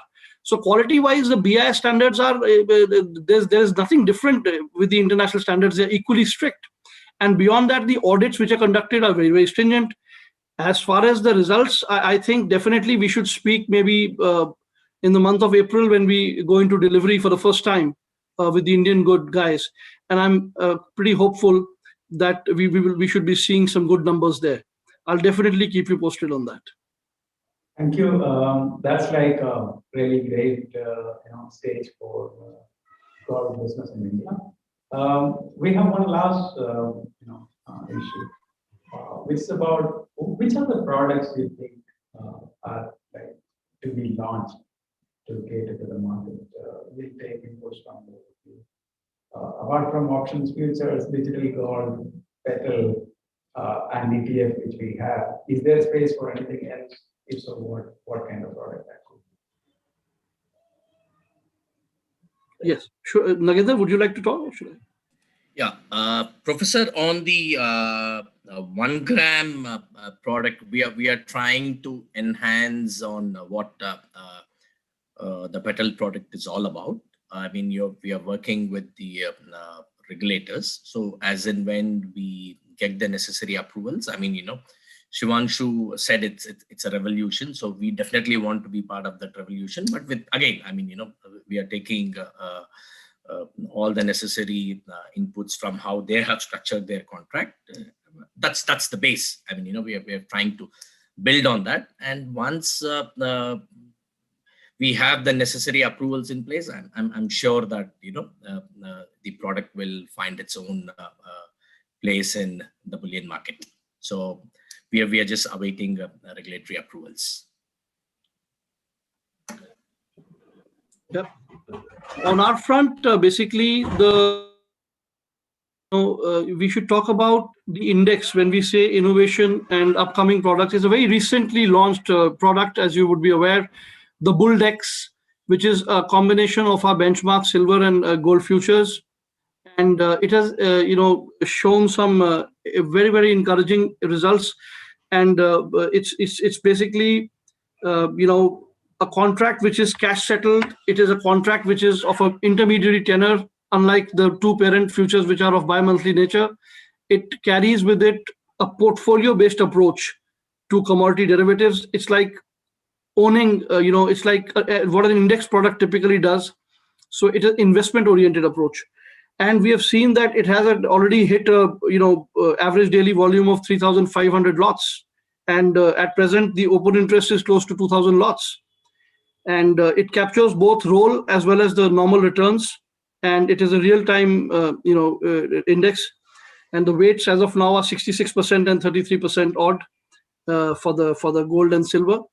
And we have seen from the number of member and client participants per day, it's showing a lot of keenness which we are watching. So we are pretty excited about the Bulldex and maybe some upcoming other indices also, which I can talk about at a later stage. And we may see even our existing options is a new product, 3 years old. It is again, whenever there is volatility, is showing 3,000 crore odd volume, a kilo bar option on futures, which is showing traction even more now than it did a few years back. So these are some of the exciting things we are looking forward to. And of course, let's see on the ETF front if there can be something on the silver side. Thank you. Thank you so much, Nagendra and. So there is a question from one of the audience. Yeah. There's Yes, a question by Pradeep Unni. Please. Pradeep, please go ahead. Okay, we are based out of India, and we are trying to access the market via the FPI route, and we trade the derivative markets in NSE and BSE. Unfortunately, obviously, because of the restrictions, we are not able to access the commodity bullion markets and commodity exchanges in India. I mean, that's the FPI restriction. So is there a way that, is there any, because of the volumes is so high in these exchanges, and we have got many exchanges doing these products, is there any close proximity that that these commodities, even at least the bullions, will be allowed in these exchanges through an FPI route? Yeah, so while this is something which has been under discussion for time, but there is an EFE route which is eligible foreign entities, which is not exactly this, but something to do with the physical exposure. If somebody is having a trade relationship with India and carrying a physical exposure, and if that can be documented and proven as per the regulatory norms, that route is available. But as you rightly said, we are waiting for certain regulatory, further, things as they unravel.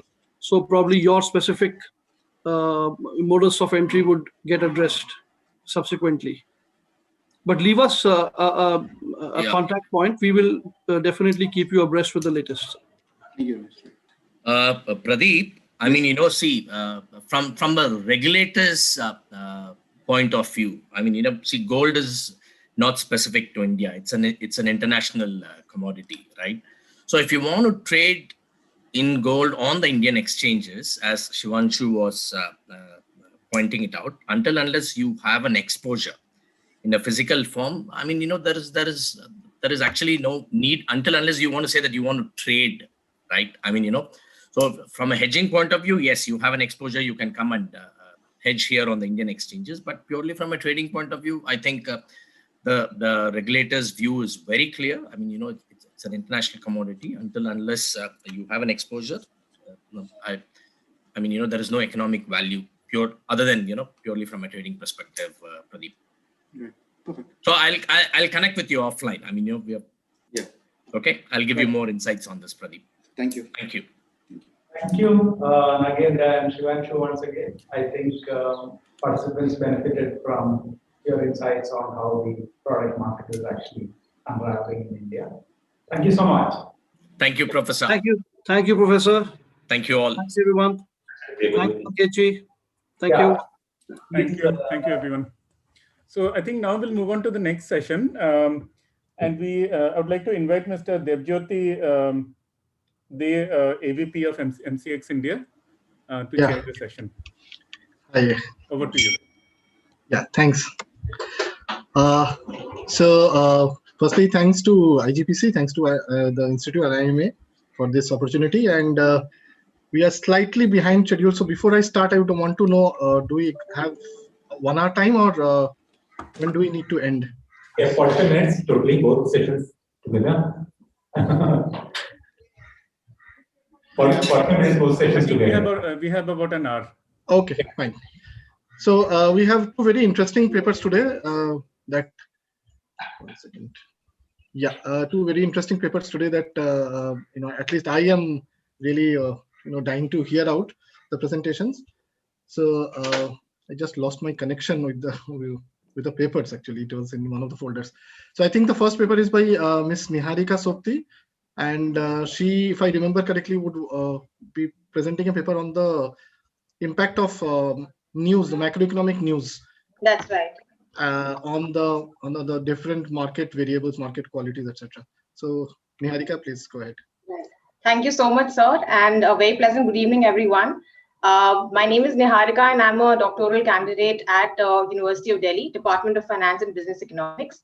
Firstly, I'm very grateful to India Gold Policy Center, Professor Arvind Sahay, Mr. Sudesh Nambiad, for inviting me and giving me this golden opportunity to present my paper within such an august gathering, which has gold experts from all possible arena. And I'm also very grateful to see Mr. Dev from MCX as the session chair, because the paper I'm going to discuss today, sir, is largely centered on the MCX Gold Futures contract. So with your kind permission, let me begin with my PPT presentation. Yeah, please go ahead. So the topic of my presentation and the title really hinges upon the intraday market quality around the macroeconomic news, evidence from Indian gold futures market. So, just to give you a background of it, that why did I choose it and why did I say that MCX gold future contract is the center of study of my paper, is that there's been a unanimous consent both from academia and industry that whenever we talk about Indian gold prices, the MCX gold futures contract has always come to be the leading indicator of it. Now, with that sort of empirical analysis in mind, like what Mr. P.S.Reddy also mentioned, that now let's try move forward with this and understand how our gold future markets behave on an intraday basis. So, in order to understand an intraday behavior, it's also important to understand that how our markets reacts to information flows.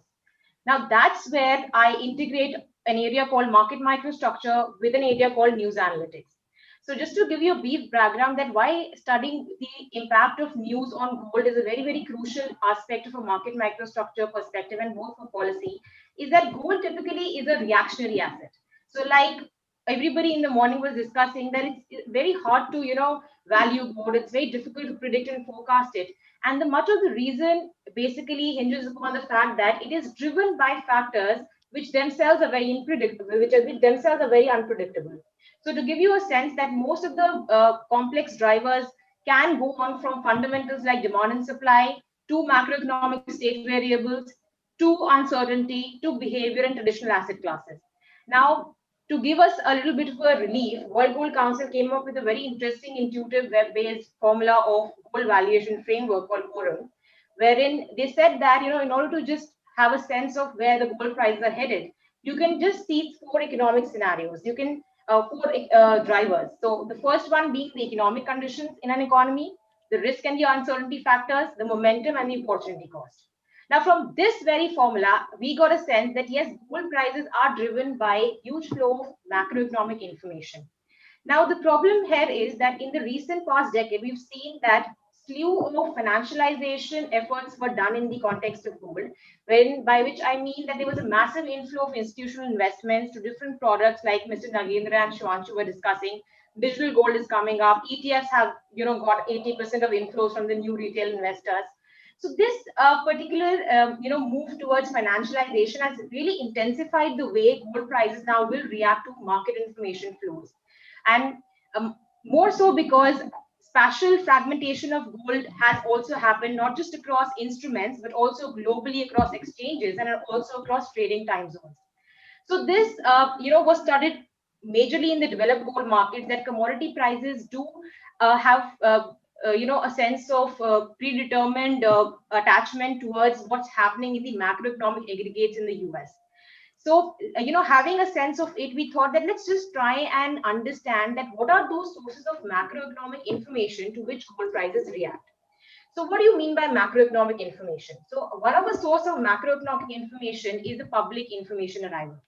So when we talk about public information arrivals, we say that it's nothing but your macroeconomic announcements coming. They are scheduled macroeconomic announcements and they're unscheduled macroeconomic announcements.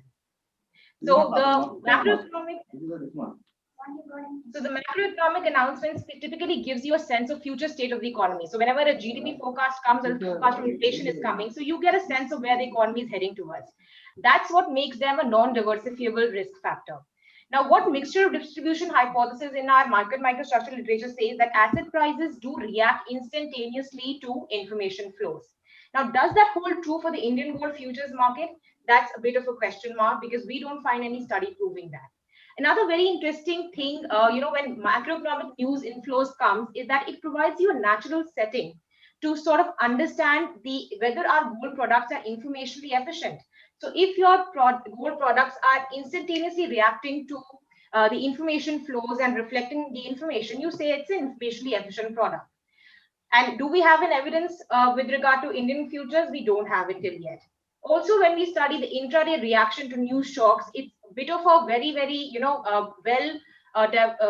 used method in the industry that a lot of analysts are watching these news announcements and their surprise elements in order to develop news-based trading strategies. So now the bone of contention and the issue comes here is that the direction and the nature of different macroeconomic and news announcements, they are indeterminable a priori. So we don't know that how gold, surprises or surprises coming from unemployment data will have an effect on the gold prices in India. And this makes this study more relevant because it's not a hypothesis testing I'm doing, it's a bit of an empirical issue. We have to really test and see. Another very important dimension in this area is that studies have proven that it is not the announcement timing which is important. Rather, it's the unanticipated amount or the component of the news which is important. And what do you mean by unanticipated news? It is basically the news surprise. So with this sort of a background, we zeroed down to about 3 research questions, which pretty much sums up my paper. The first one is, which type of macroeconomic news moves the Indian gold markets? How does macroeconomic news in terms of global and local news, they affect market quality dimensions of the Indian gold futures? And the third one being, does the Indian gold futures exhibit asymmetric response to bad and good news? So with this sort of setting in mind, let me go forward with the empirical approach. And we just said, what is our novel contribution by studying this? So the novel contribution really lies that we did not so far find any empirical evidence that how macroeconomic news really drives the Indian gold prices. So it's a bit of a first mover that we study this for an emerging gold market. We use an extensive data set both from India and the US to study the macroeconomic news flows. We take up 5 news for which the data sets were available for the forecast and 27 from the US. We study the impact of both news surprises and announcement timings across the 24-hour time. We also see not just the contemporaneous impact, but also the pre-announcement or the lagged effect with a lag of 5 minutes and the post-announcement effect with a lag of 5 minutes.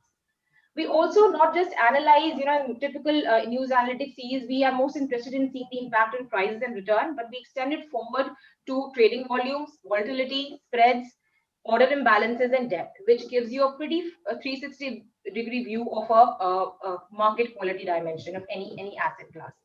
Next, what is the news watchers hypothesis is basically what are those macroeconomics news which really moves gold prices, which are being sought after by economic analysts and trading desks. So which are those specific news items which really moves the Indian gold futures market? Do we have an answer to that?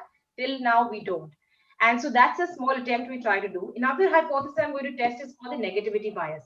Now, gold, which is always being touted as a safe haven, it says that does gold, our Indian gold futures market, react more strongly to the negative surprise in the news, or is it symmetrical towards negative and positive news?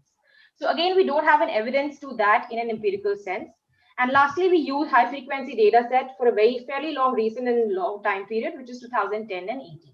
So now coming up to a quick brush up to the empirical approach we used. We took the MCX gold futures highest volume data. We took the 1 minute stamp interval, both trade and core data from Refinitiv. The sample period is 1st of January 2010 till 31st of March 2018. We resampled the data to 1 minute, and the reason was that in order to work on market microstructure data set, we need to find the optimal sampling frequency. And using some of the volatility signature plots and tests, we found that 5 minute interval is a good frequency to go ahead with. We did a bit of a data cleaning exercise to make sure that the reliability of the data is in place, and we converted all the data sets to the Indian Standard Time. Now, coming on to the news data, we collected disaggregated. Now, what do you mean by disaggregated? It's the individual macroeconomic scheduled news indicators which Bloomberg gives you. It gives you their release time, it gives you the actual value, it gives you the forecasted value by the analyst. So the announcement time for India obviously is taken in the IST.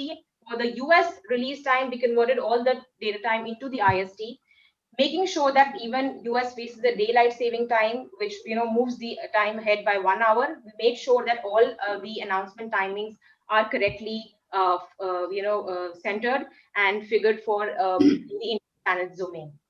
Now, coming out to how do you calculate a news surprise index? So there's a pretty standard methodology in which you take the difference of the actual news indicator, the forecasted news indicator, and you divide it by the standard deviation. The reason we divide it by the standard deviation is to make sure that since different news indicators, the GDP might come in percentages, PPI must come in index value, the BOP comes in dollar terms or the INR terms. So we just want to make them all standardized. And lastly, we also calibrated our news surprise index into positive news surprise and the negative news surprise to understand the asymmetric impact. The approach typically was that we took the help of stepwise and OLS regression, obviously with robust standard errors. Since I mentioned that we're going to test it for the pre-announcement effect, that is, what's the impact of a market quality variable at t-5 minutes, and we see the impact of news surprises. Now, the reason I use a summation sign in front of the news surprise is because, and I'll shortly tell you the data for that news surprises comes in bunch. They don't come like one news is coming at 1800 hour, other news is coming at 1900. There's a bunch of 15 to 16 news surprises coming at a slew of an hour. So it's also interesting to understand that what are those optimal news which really impacts the Indian market quality dimensions. So for the contemporaneous impact, we take the market quality at time t, and for the post announcement, we take it at time t+5. So this is basically the background we're going to move forward with. Now, in order to understand the market quality and its impact, how news impacts the market quality, it's important to understand what do you mean by market quality and how do I define it for my paper. So like people usually say that market quality is sort of a conceptual, word in which you can dovetail the elements related to efficiency, elements related to integrity of a market. And in a crude sense, you basically say that are you able to trade cheap, and are you able to, is that contract or an asset able to reflect the new information quickly or not? So this last sort of a term, that is the contract able to reflect the news instantaneously, is what I'm going to test using the market quality aspects. So the first market quality aspect I use was the trading volumes. It basically gives you a sense of liquidity and trading activity. We took the sum of the trading volume in the last 5 minutes. Depth of the market is an interesting piece of information. So from a limit order book, you get a sense of what are the demand and supply, the buy side orders and the sell side orders. So you take the average of the buy side size and the ask size of the LOB, and you get the depth of the market. So depth of the market also helps you to give the price impact. Are you able to absorb a large market order without significantly impacting the prices? Coming on to spreads. So spreads, we all know they are a reflection of a transaction cost. They give you a sense of the cost of trading, which is again a very significant important term. And we use it using the difference between the price and the midcoat into the direction of the trade, whether it is buy or sell, times 2. Coming on to the fourth one, we use volatility because we want to understand the dispersion. So we take the sum of squared log returns for 5-minute interval. Another very significantly important market quality aspect is order imbalance. Now, order imbalance is very interesting because they give you a sense of where is the net buying pressure. So it is the difference between your buy orders minus the sell orders, and they're typically very short-lived. So it gives you a sense of where the gold futures market are majorly dominated with during which hour of the time. And lastly, we also see returns, which are nothing but your log returns at 5 minutes. Now, before jumping on to this question of which macroeconomic news drives, the gold prices, or how the macroeconomic news drives the gold prices, do we have an intuition which is non-empirical in the sense of statistical significance to really gauge and see that does macroeconomic news really should be impacting our Indian gold futures market? So for that, we took a step backward. We went to the basics. We collected the MCX data. We diced the data into average hourly statistics. So please, I would request all the participants to pay attention to this slide because it's going to follow forward. So the x-axis basically defines the trading hours in the Indian Standard Time. So 10 o'clock morning India time, the future starts to trade. 11, 12, and until 2355 minutes is where the Indian futures stops to trade. On the Y side, you have the average hourly trading volumes. What are these stacked bars of different colors?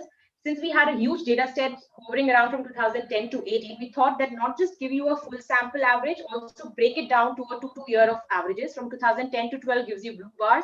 2013 to 15 gives you orange bars. 16 to 18 gives you the most recent green bars, and the full sample is 10 to 18.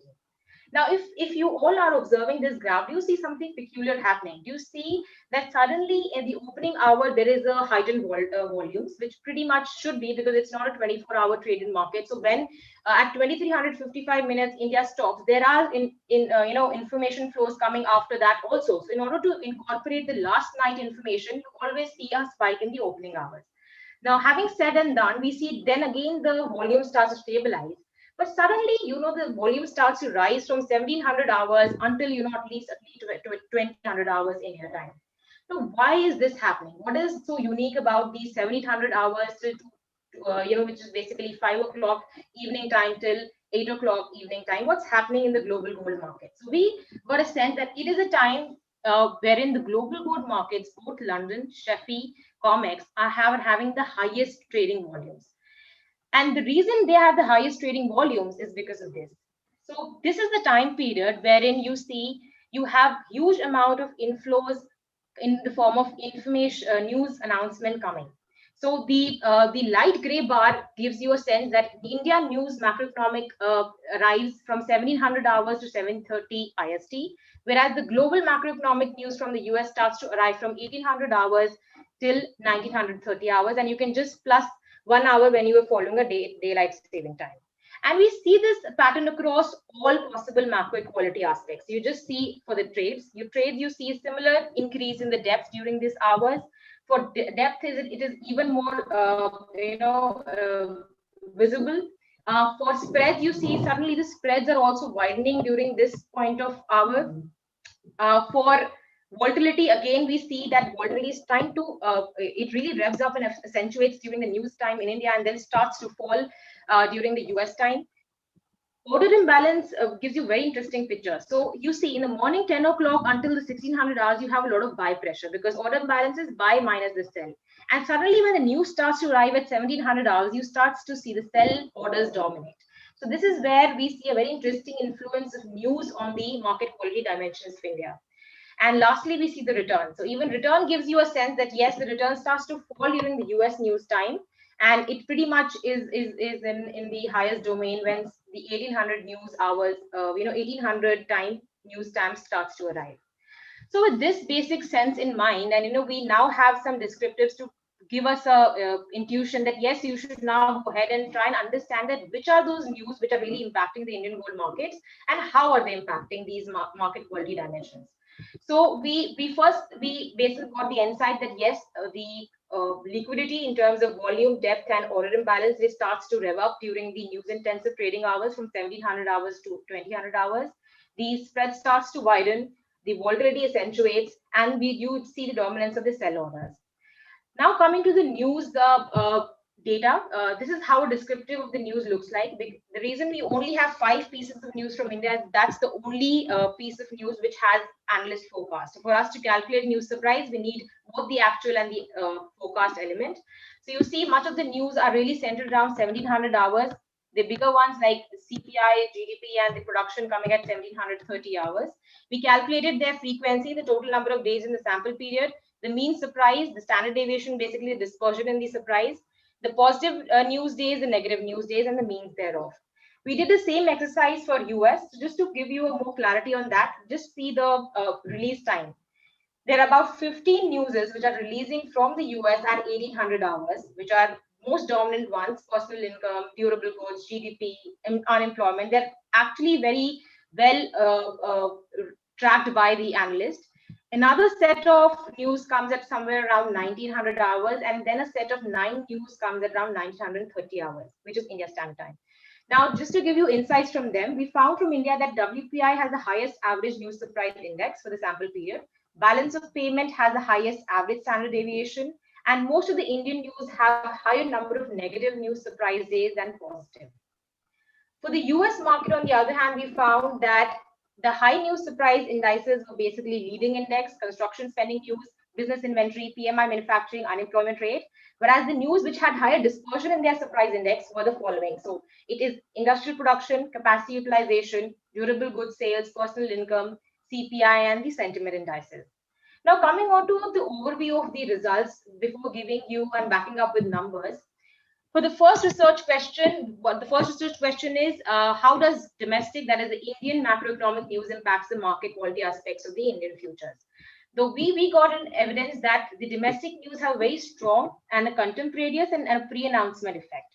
We also found that the positive domestic economic news negatively impacts the market quality dimensions of India.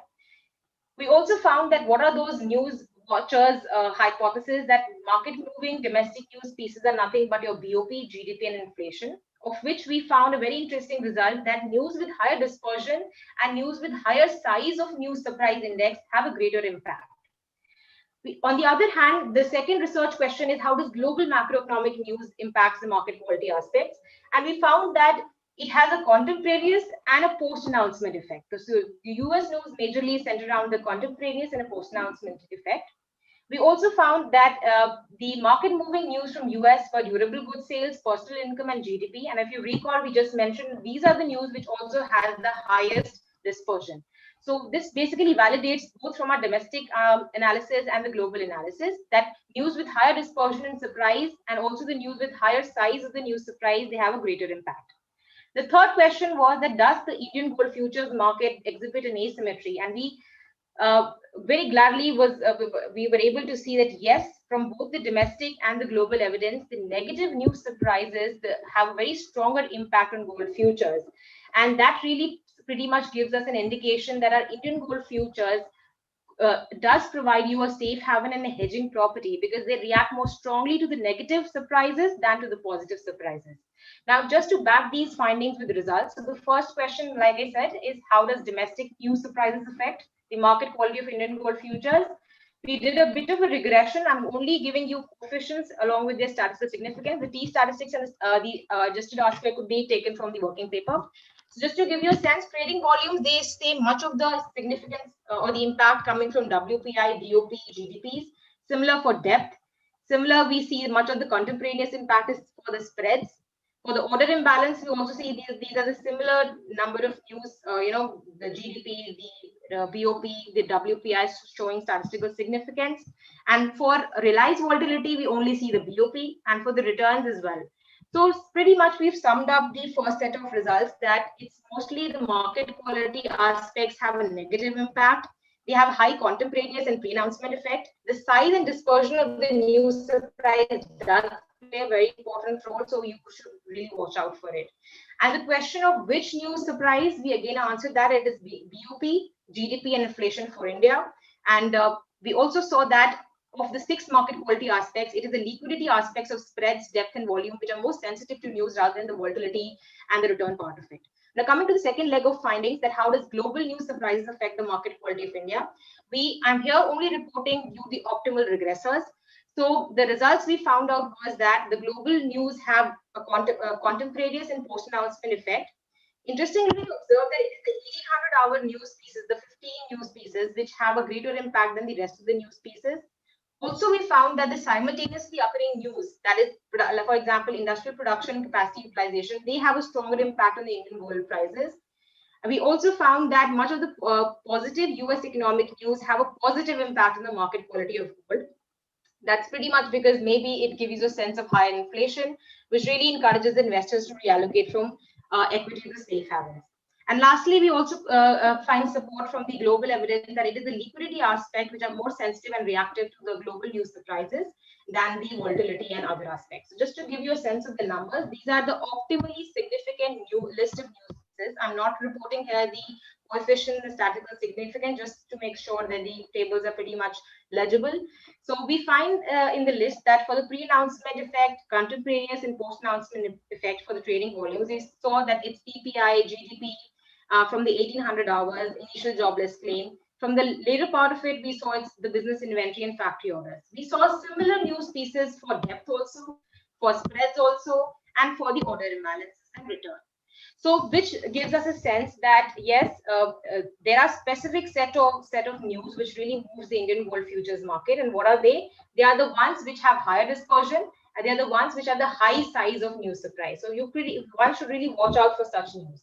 Now, coming on to the last leg of the results, whether the Indian gold futures do exhibit an asymmetric reaction or whether there's a negativity bias, we say, to the bad and the good news. So I think we now have a sense that the good news are the ones which have a positive surprise element, and the bad news are the ones which have a negative surprise element. So we did find statistically significant evidence for it, strongly because we found it for both domestic news pieces and for the Indian news pieces. So now to just give you a sense of the numbers. So for the domestic evidence, so we disaggregated our news into positive news dummies and negative news dummies, and we found that the negative news dummies are coming out to be more statistically significant, and the coefficients are also greater than the positive news surprises. And you see that across for volumes, you see that for spreads, for the depth, because I've highlighted them in the light green color. You see that for volatility, order imbalance, and return as well. So it is the negative surprises which really cause jitters in the gold markets. We see this for global evidence as well, because here I'm going to report that all the news pieces are suffixed with a letter called N and P. So these are the list of optimal news pieces which were significant, of which you see majority of the ones are suffixed with N, which gives you a sense that it is a negative news surprises which from the US which are really causing impacts on the market quality dimensions of the Indian gold futures market. And you see that across for all the 6 elements. So just as a test of robustness, also found that our results are are they stable across the window size. So we did redid the analysis for 1 minute and 10-minute interval as well. What we found interestingly was the 5-minute results are pretty similar to the ones with 1 minute. But when we stretch the window size to 10 minutes plus and minus, we see much of the news, statistically significant news pieces starts to become insignificant, which is a sign that yes, our Indian gold futures market are pretty efficient in reflecting the news within the +5 to -5 window, and which is a good signal. So another aspect which I discussed in the first part of the slide was that is it just the news surprise, or it is also the news timing which affects the gold prices? So we found that it is not just the it is just the news surprise. What the the asset pricing theories have said, it is the unanticipated component of the news which really cause which should ideally cause movements in the prices, because as the word suggests, scheduled news pieces, they already are predetermined, time of releases are already predetermined. Lastly, since we had a huge sample data from 10 to 18, we broke it down to 2 years, and we redid the analysis just to make sure that do we find different set of news coming out to be significant depending upon the news pieces. Pretty much the news pieces were statistically similar. So the results can be shown in the working paper. Now coming on to what all of this result really comes down to. So A is that we... Neharika, just to intervene here, yes, could you wind up? Is this the last slide? Yes, sir. Yes, sir. Okay, fine. Yeah, so just to give you a sense that this sort of news-based trading strategies will help you aid in the develop news-based trading strategies. It will give you insights on the informational efficiency of the gold markets. We can identify market-moving news both from global and domestic sources, and also gives you a sense that yes, it is the size and the dispersion of the news which matters, and our Indian gold futures market does very strongly react to the negative surprises. So this is pretty much a summary of what I've done. I think this is a small effort I made during my PhD work, and I look forward to all your constructive feedback and comments. Thank you all for your attention and patient hearing. Thanks, Neharika. That was a wonderful presentation. Very novel, very innovative, I must say. Yeah, thank you. I now throw the floor open for anybody to ask any questions.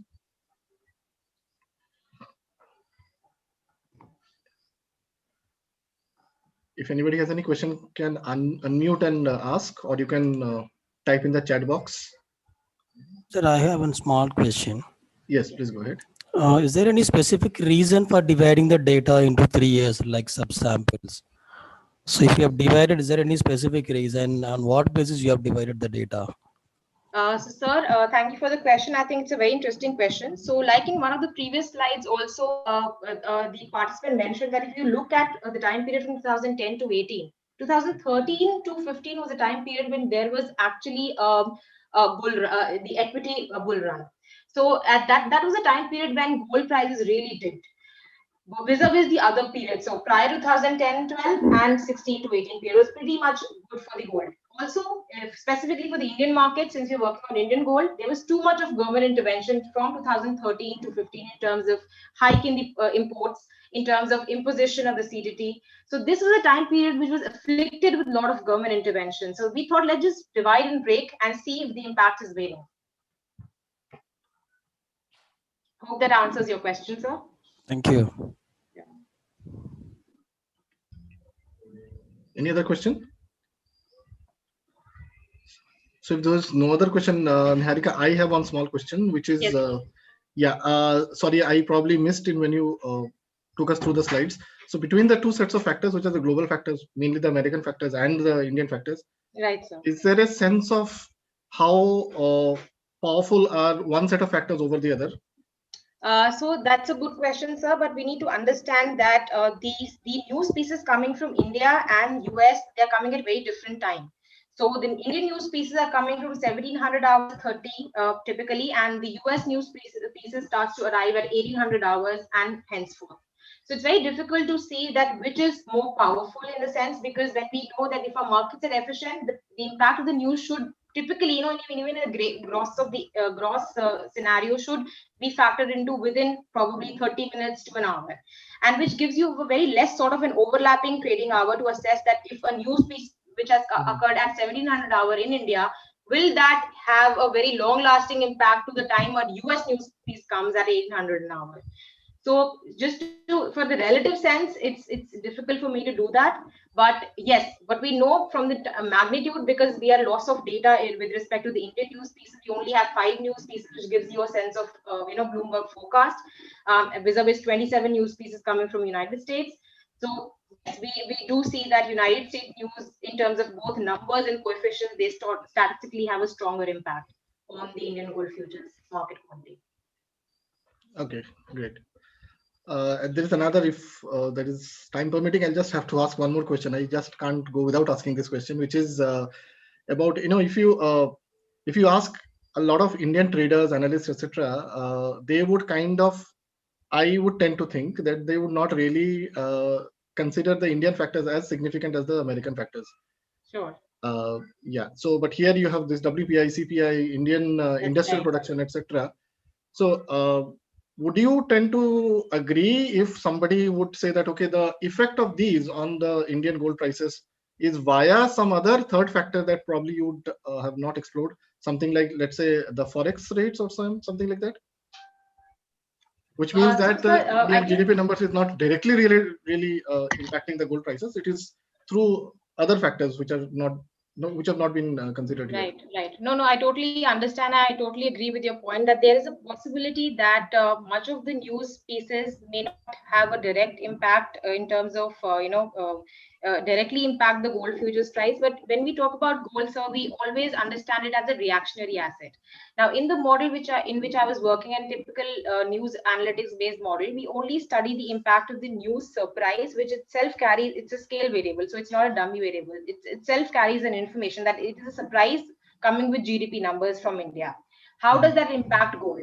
Now, if you say that it's not the direct impact, it's via coming from an FX, or probably there is a factor attached to it, then I would say that our subsample analysis gives you some leads that even if I break our years into different sort of dimensions, because one year was gravely concentrated with government interventions, the other year were pretty decent and good for the gold market, for example 10 to 12, 16 and 18 again were pretty decent. So even in those cases we found the results to be statistically significant.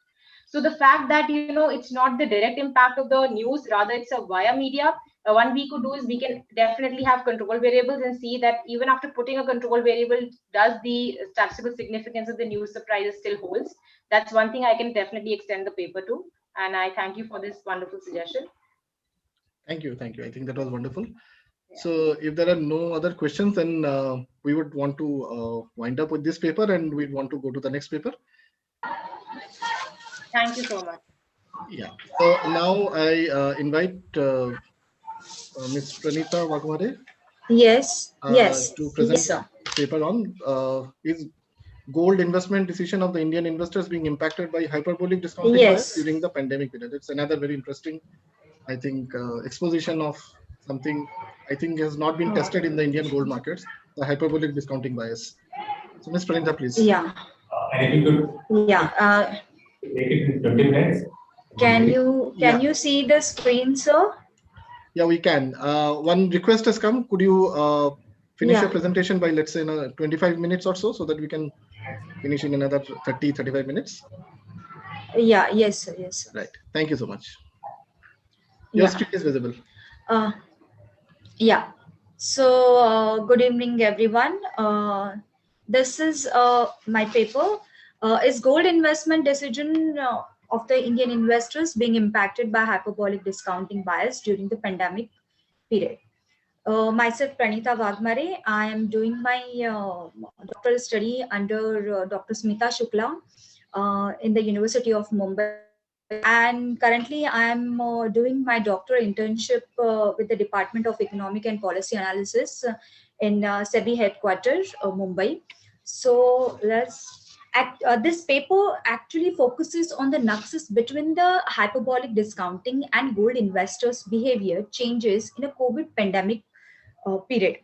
When you see the data analysis sections, which we have developed the beta delta model to understand the gold investor preferences and the intertemporal choices of the gold investors.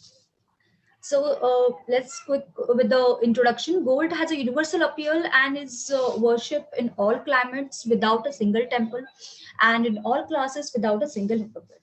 It is also it's not only a metal that combines the lustrous beauty, rareness, and the virtual indestructibility and reliable in a value of forever. No other commodity enjoys the much universal marketability as a gold. Gold is not only a reliable on a long-term strategic assets for investment, but I'm also sorry, an investment option. I'm intervening, Pranita. Are you becoming, presenting yes. your paper? Are you on slide number 2 or something? Because we can see only slide 1. Yes. I think you need to put it on presentation mode and go to the second slide. Yes, this wait. You need to hit escape and then come back. This is the second slide only, right? Yeah. Yeah. So now it has come to the second slide. Could you put it on presentation mode so that it's easier? That is in a presentation mode only, so yeah. Okay, fine. Go ahead, please. Now, okay, yeah. So gold is a distinct complement to the stock, bonds, and the broad portfolios. Gold is a wealth store and a hedge against the systematic risks, currency depreciations, and inflation. Gold has a historical improved risk-adjusted returns for the portfolio, delivered positive returns, and provided liquidity in times of the market stress.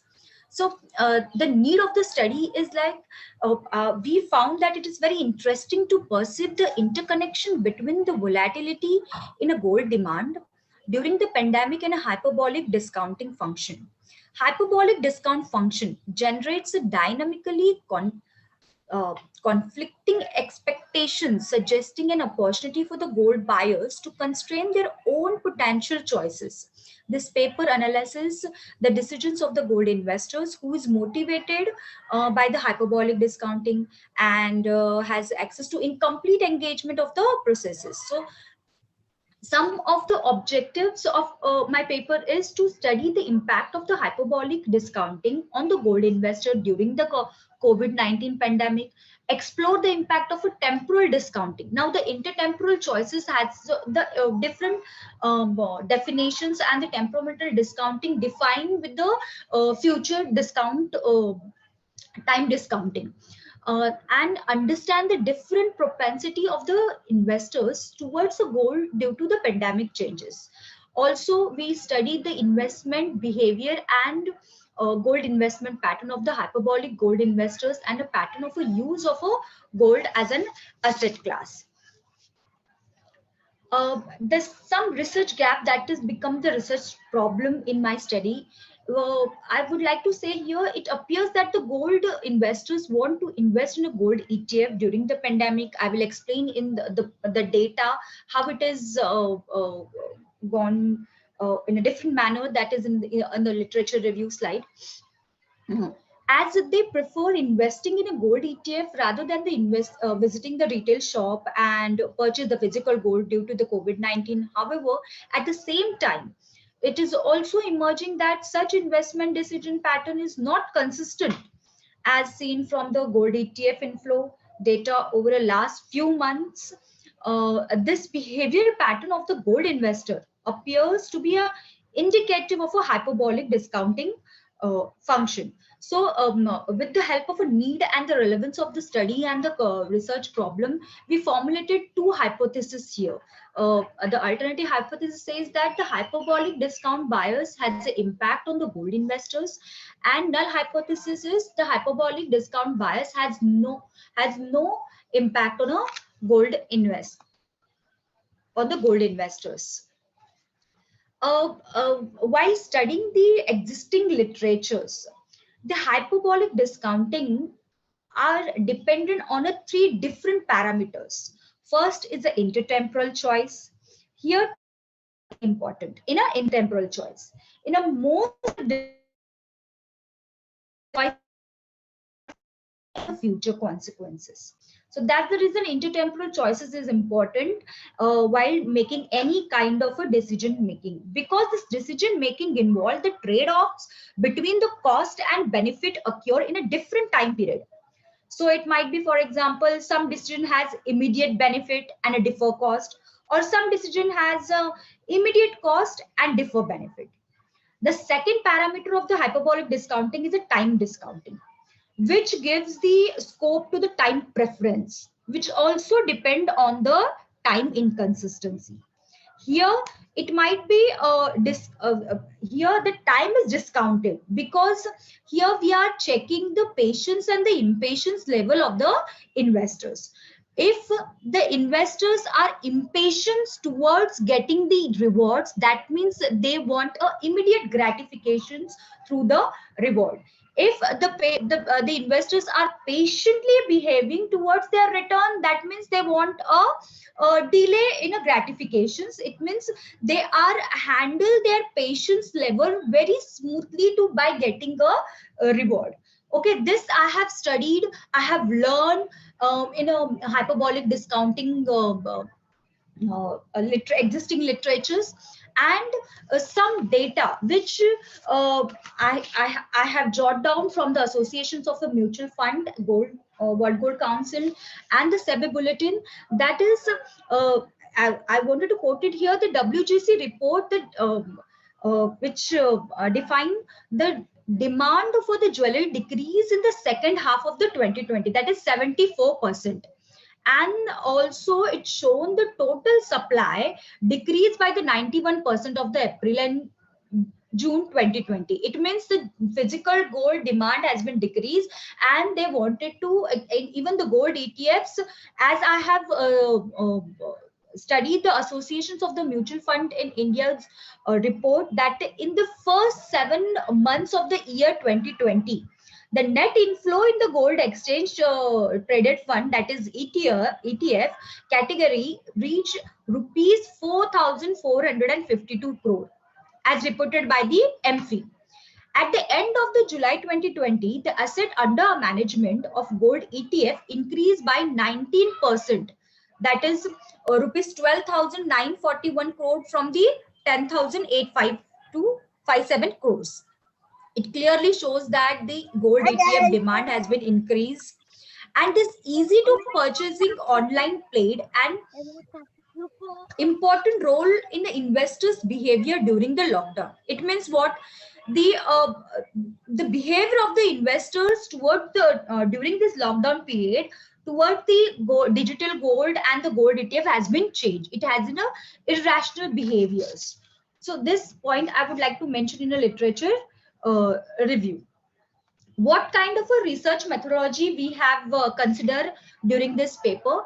The research has been undertaken to study the impact of the hyperbolic discounting bias impacting the gold purchase and investment decisions in a Mumbai region during the COVID-19 pandemic. The study incorporates both primary data as well as the secondary data. The sample design is based on the convenience sampling method. The sample is proposed study is non-probability sampling. The primary data, around 230 questionnaire we have distributed among the Mumbai region, get the respondents, and after scrutinizing the data, 201 responses we found valid for the study. The secondary data, as I have mentioned earlier, that so many research papers we have studied, and the government bodies, whatever the data is available on the public portal that I have studied for the secondary data here. The data analysis. Here we have asked the question to the respondent that to rank the 7 investment alternatives. We have given them the options like a real estate, mutual fund, debt instrument, equity insurance, physical gold, and the gold ETF. I have considered here only physical gold and a gold ETF to study how the patience level and impatience level towards the gold ETF and a physical gold of the gold investors. And the data collected, these responses are 2 situations. That means the intertemporal choices, that is a time inconsistency. Sorry, Yes. are you taking questions just now or you'll take them later? Okay, we'll take that later, sir. Yeah, let's take them Yeah. later. Yeah. So the study collected this response for the 2 situations. First is a normal economy and the economy impacted by the COVID-19. The hyperbolic bias, that is we have considered the quasi hyperbolic discount function to understand the impulsivity of the gold investor towards the choices between the gold ETF and the physical gold, which is also called as a beta delta model. Now this is the data which I have considered here to understand the beta delta model.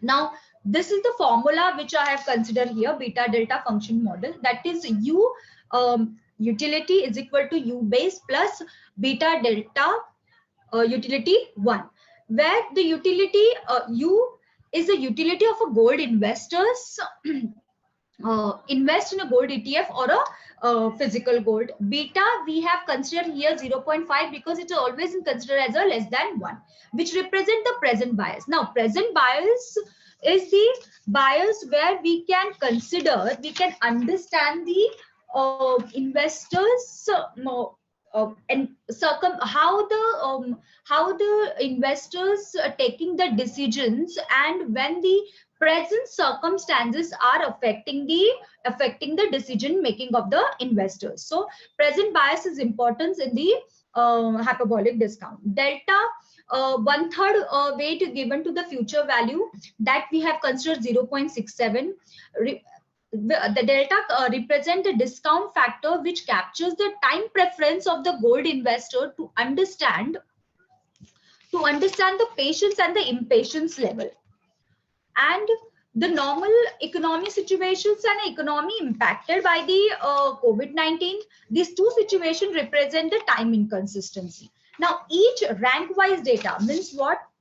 This each rank wise data which we have collected, we have applied in a beta delta model to understand the utility of a gold investor, whether they are giving the preference to the gold ETF or a physical gold.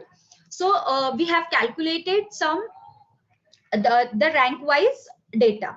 Here is a calculation of a beta delta model.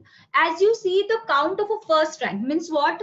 The respondent, we have given them 2 choices. First is a economy impacted by the COVID-19 situation and in the normal economic situation. The 19 respondent are giving the first preference to the gold ETF, and when the COVID-19 situation, and in the same period 46 people they are giving the first preference to the physical gold.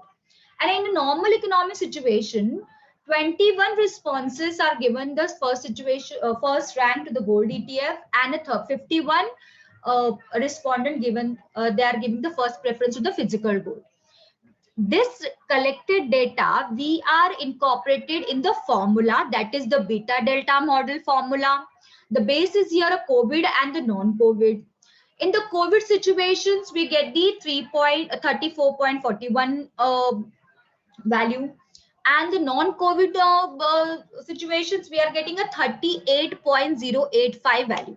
Now in every count, I have formulated this formula, determined the formula, and we got a different result for a first rank, second rank, third rank. Means what?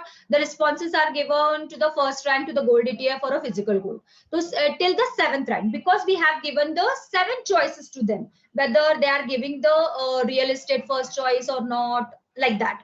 So first to 7th rank, I have calculated the beta delta functions over here, and I get the different values.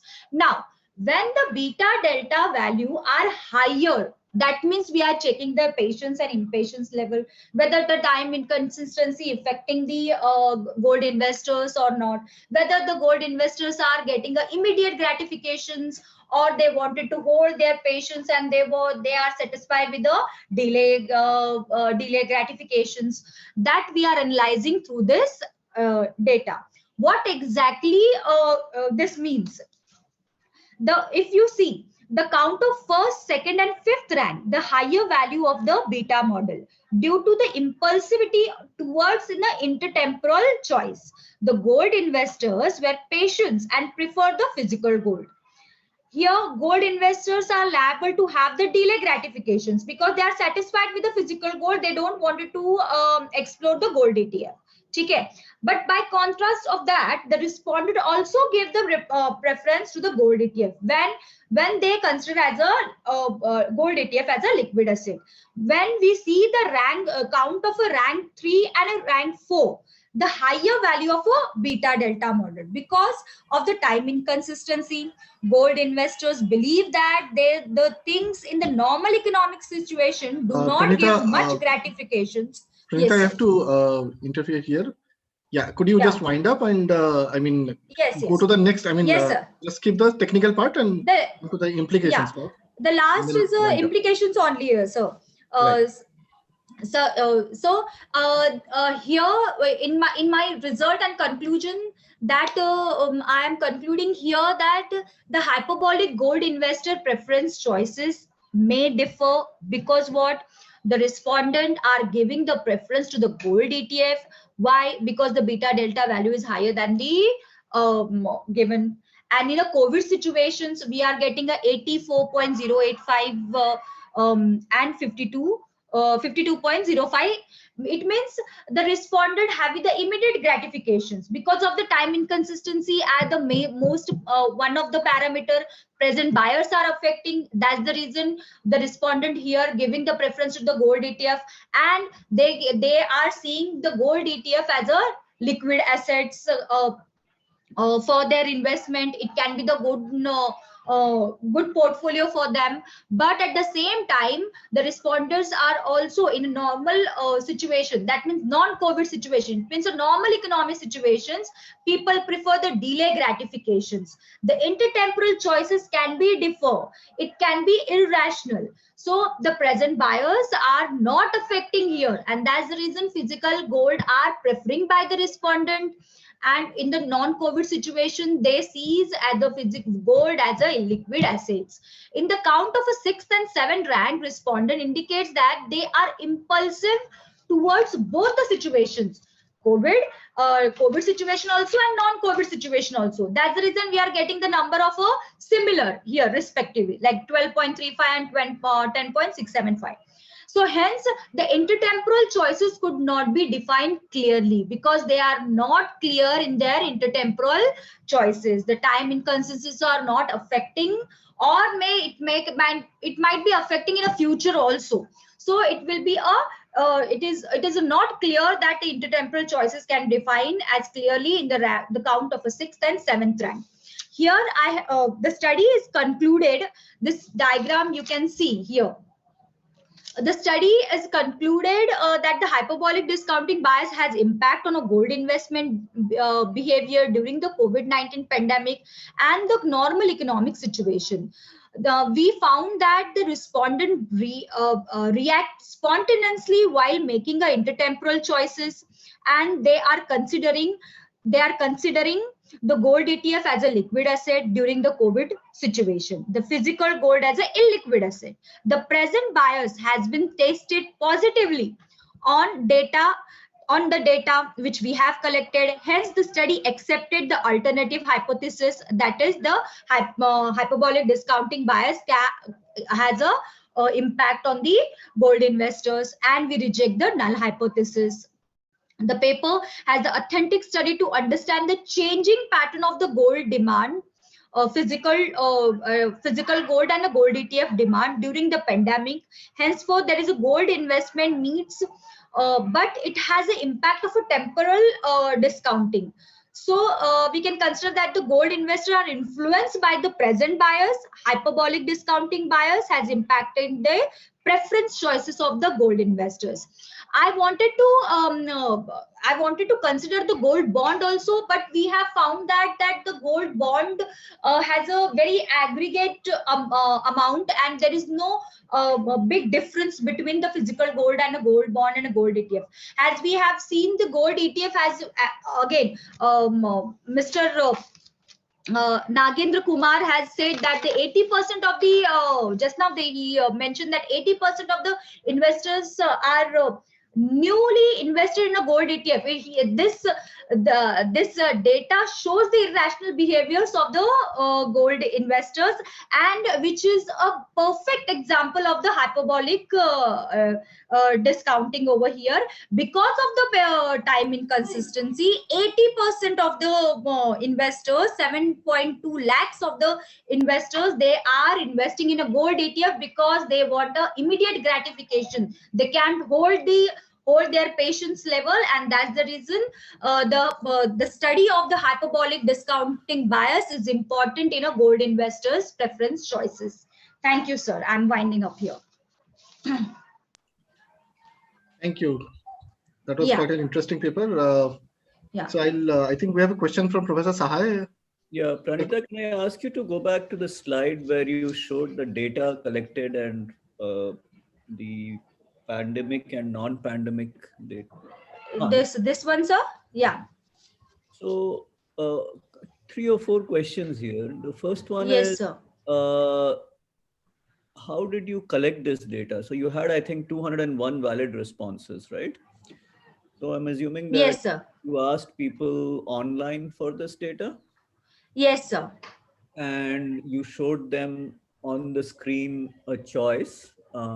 Yes, sir. I have given them the 7 ranks. Whether they are giving the first rank to the real estate or a mutual fund or a gold ETF or a physical gold. Like I have given the investment instrument choices. Okay. I understand that. My question is somewhat different. My question is, so this one person who is kind of ranking these 7 choices, that same person is shown the option of a normal economy and then impacted by COVID, or these are different people?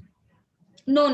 The same person are giving the 7 ranks in a 2 different situations. In both the scenarios. Okay. Yes, sir. Yes, sir. Have you actually collected any data where you have tried this with different people? Not yet, sir. No. The other point is, I just want to hear your thoughts on whether you think that asking that same person between their first response to normal economy and their second response to economy impacted by COVID, was there any gap in time? Did you have some other questions in between? Yes, sir, because I think it's a valid question, sir. Because at the same situation, how the one person reacting in a normal economy and how the same person is reacting in a economy impacted by the COVID-19. That is the hyperbolic discounting bias, sir. Yeah, I understand that. Yeah. My question is more from a data collection perspective. Okay. This is kind of in the kind of research that I do, behavioral experiments where within subject design. Now, this may not be a point of focus or attention for a beta delta model that you're trying to conduct, but it does has to do with the robustness of the data that one actually gets. So simply curious as to how you had collected the data. Thank you for your response. Yeah, thank you so much. Yeah.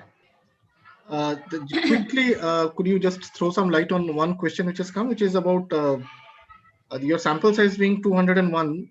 Can you clarify the sample size for research study which you have undertaken during COVID? Because I think the total is showing a different number in this table. No. That is why the total is showing a different number, because one person is giving the 7 choices. It means the one person is giving the 14 choices. 7 choices for the normal economy and 7 choices for the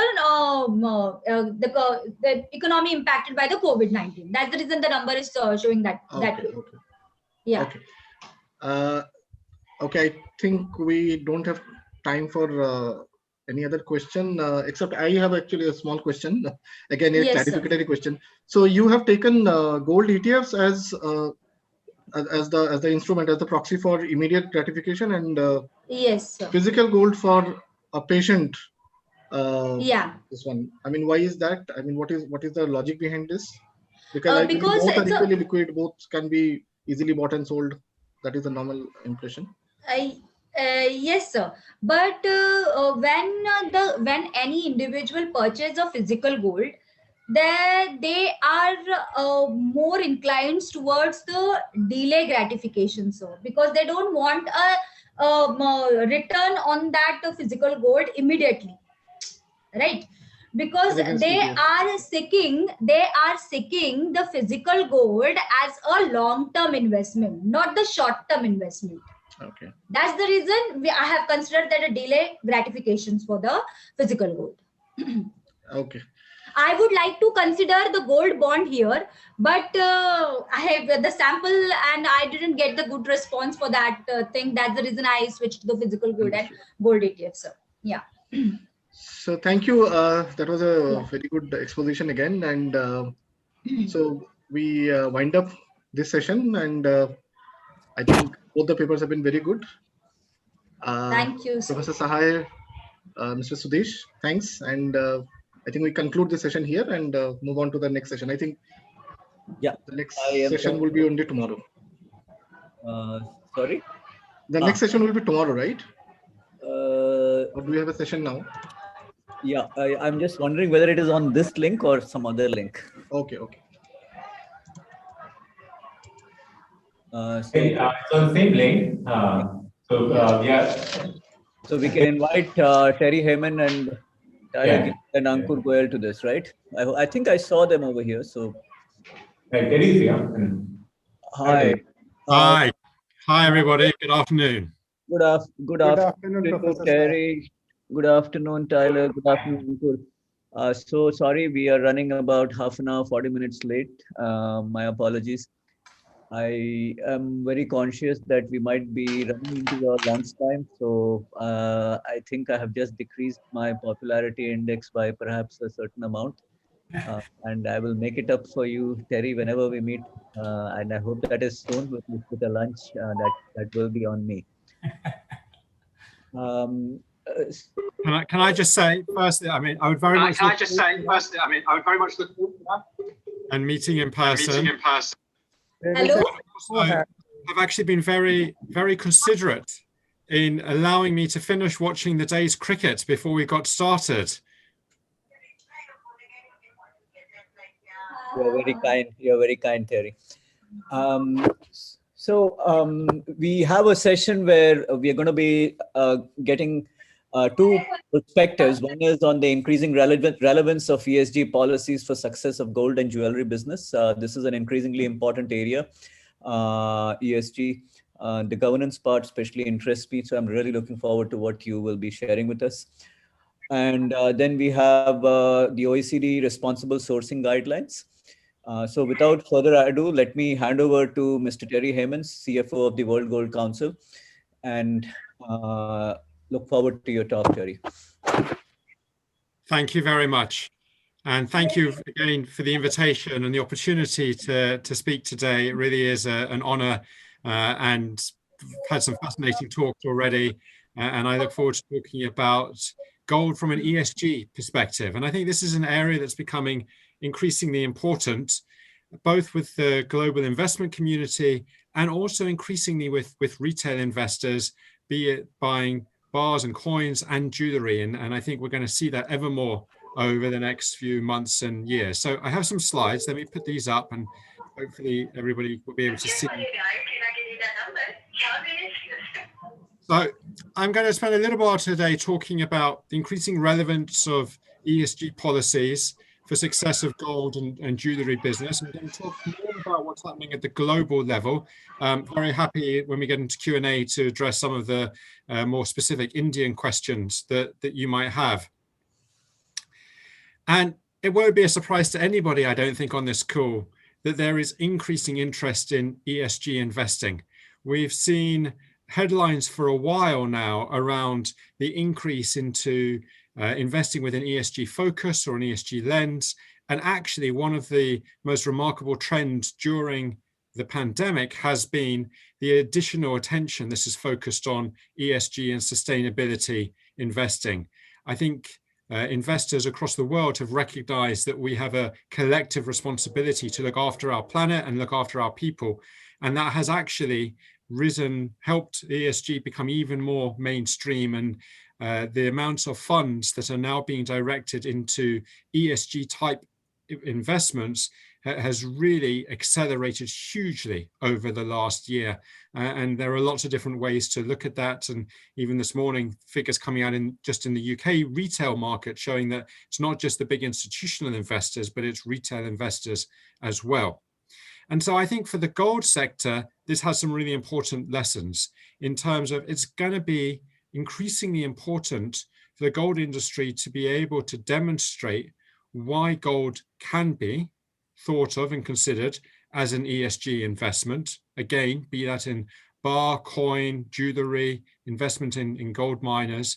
But obviously, for that to be credible, there needs to be action taken. And I'm going to talk today a little bit about what the gold industry is doing, certainly with a focus on gold miners. And one of the things that I think it's important to be aware of in all of this is that there is an increasing movement towards, if you like, just divesting from certain sectors that are perceived to be not credible from an ESG perspective. And I put this ad up because I think this is really taking it to an extreme. But there's a very long list of sectors that this company are saying we're not going to invest in. We'll not invest in any of the following sectors: aerospace, defense, brewers, casinos, gas, electric utilities, metals and mining, just to give an indication of where this might head if we collectively as an industry don't both improve our ESG performance. And again, I think there's already lots that's happening there that speaks to good ESG performance, but also importantly, communicate why this is a sector that is credible from an ESG orientation. So delighted that the people are aware of the World Gold Council and what we do. And I'm sure many people know what we do in an Indian context. Just to make it a little bit more global, we are, as I think people are aware, a membership organization. Our members are the world's leading gold mining companies, and they really do represent the bulk of publicly listed large-scale gold mining companies in the world. And our board comprises generally the CEOs from these companies. And this whole topic around ESG and sustainability has been really important to them, individually as gold mining companies and collectively representing the board of the World Gold Council and the gold mining industry.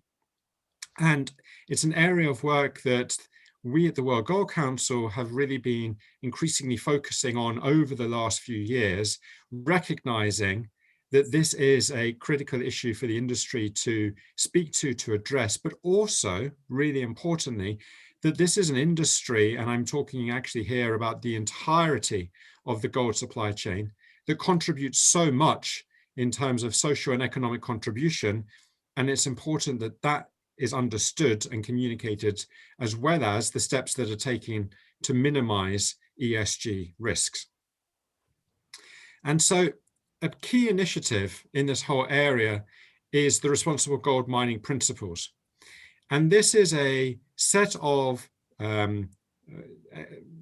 expectations, principles, a framework that defines responsible gold mining. This is an effort that we were asked at the World Gold Council to undertake on behalf of our members.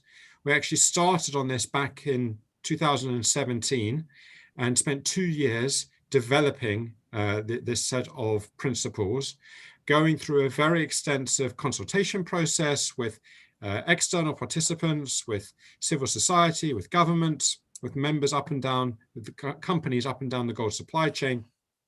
And actually in September 2019, so getting on for a year and a half ago now, set out this set of 51 individual principles grouped under 10 overarching themes under environment, social and governance, and I'll come to those in a moment, that really does define, we believe, all material issues, ESG issues associated with gold mining.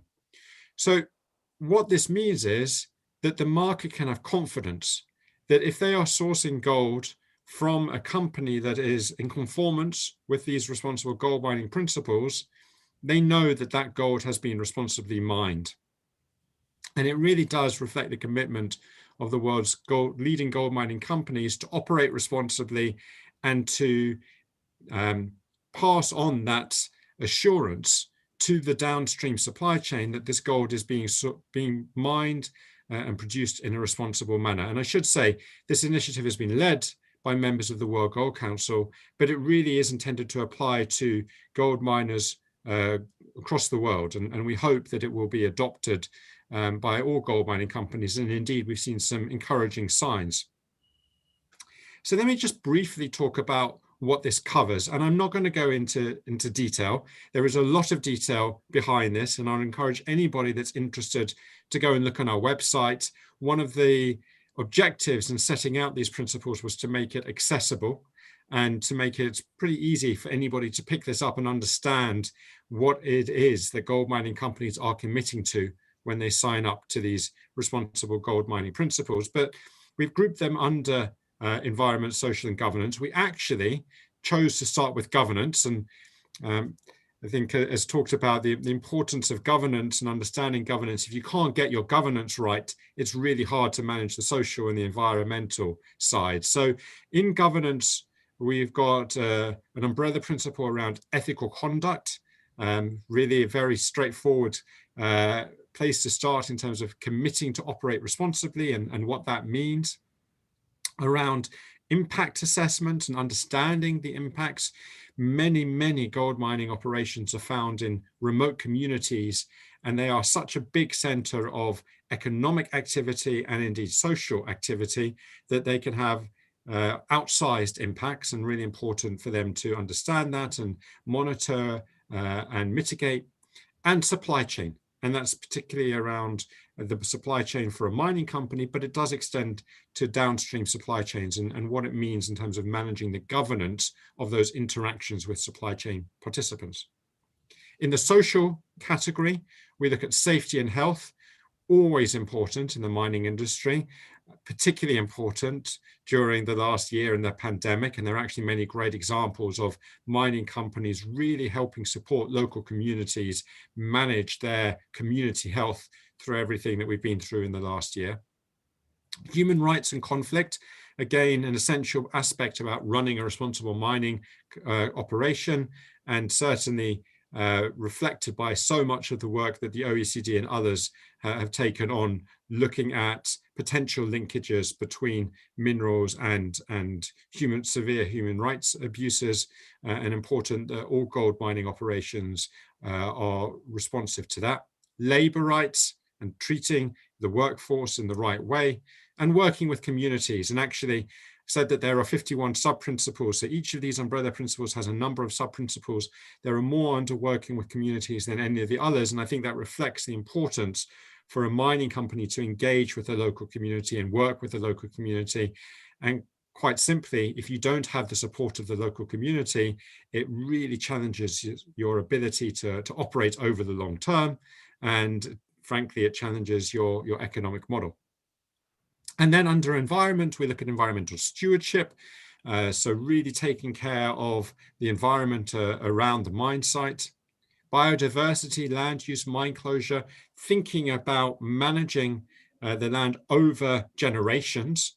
And as people on this call will know, mines do have a long existence. The resource is where it is, and you have to operate in that place, and it takes a long time, often 30, 50 years and more, between initial exploration activity to building the mine to closing the mine. And then finally, but really importantly, water, energy, and climate change, and operating responsibly in all of those areas. So I've just gone through that very briefly. Again, there's a lot more detail. And what is required is not just that companies put in place these principles, but they actually get external assurance and they disclose publicly how they are conforming. And an important part of all of this and the responsible gold mining principles is supporting this belief that we have very strongly, that when undertaken responsibly, and again, we think the responsible gold mining principles define what that means for a gold mining company, gold mining, and indeed I would say the entire gold sector, contributes significantly to social and economic development. And I'm sure you'll recognize the icons on the side of the screen here. These are the 17 goals set out in the UN Sustainable Development Goals. And to me, these are two sides of the same coin. It's really important that the gold sector as a whole operates responsibly and clearly sets out its stall as to what we mean by responsible business practices. I've been talking a lot about responsible gold mining, but I would also say it's important that the refining sector, that retail, that downstream fabricators also operate responsibly, and that this industry helps communicate and understands the important role it plays in supporting sustained social and economic development. And I want to talk a little bit more about that now. So just going to pick a few examples. SDG 17 talks about global partnerships. The gold sector is excellent, really excellent at creating partnerships. And here's just one example, fighting malaria in Ghana. And AngloGold Ashanti, who are a leading South African-based gold mining company, have significant presence in Ghana. And they actually have been working over a number of years to support community health, and with a particular focus on malaria, which is very prevalent there, both because it impacts their operations. They were losing a lot of time to people being sick from malaria, but also because it's the right thing to do. And actually, they bring in capacity, they bring in expertise, they can help the community. And actually what you've seen is the Global Fund for AIDS, Tuberculosis and Malaria, a global organization supporting community healthcare, actually gave a grant to AngloGold Ashanti to expand the scheme because it was so successful. And that to me is an example, a great example of how partnerships between mining companies, communities, local governments, and indeed international organizations can really help support these SDGs. Another example, there's been a lot of focus, quite rightly, over recent months and years on gender and the role that women can play in helping support greater inclusion. And a few examples here about how the mining industry is looking for those opportunities to encourage women. And I'll give you a little anecdote. You see this lady here, she's up on one of these big dump trucks. These dump trucks are hugely expensive. It's one of the biggest expenses to running a mining operation.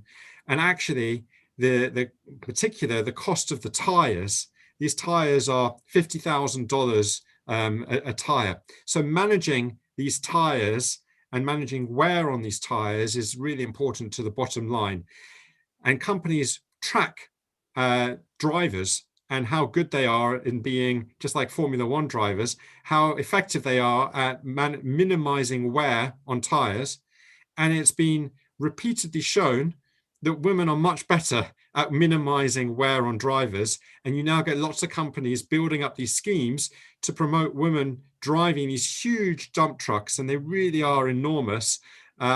And many women haven't necessarily even ever driven before, but they're given training and they prove to be excellent dump truck drivers. And that's just one example where there are real opportunities to increase more gender diversity in the mining sector. And I think it's an important area that the mining industry is committed to and continuing to work on. And then last example, just on one of the SDGs, is looking at biodiversity. And often there are criticisms of the gold mining sector that it comes along and it creates a big impact and it digs a big hole and it changes the natural landscape. And some of that is true. There's no question. This is an extractive industry. It does create change. But actually, that has a potential to improve things. And if it's done in the right way, and I stress that, done in the right way, there really is the potential for mining companies to be great stewards of the land that they're using and actually promote diversity.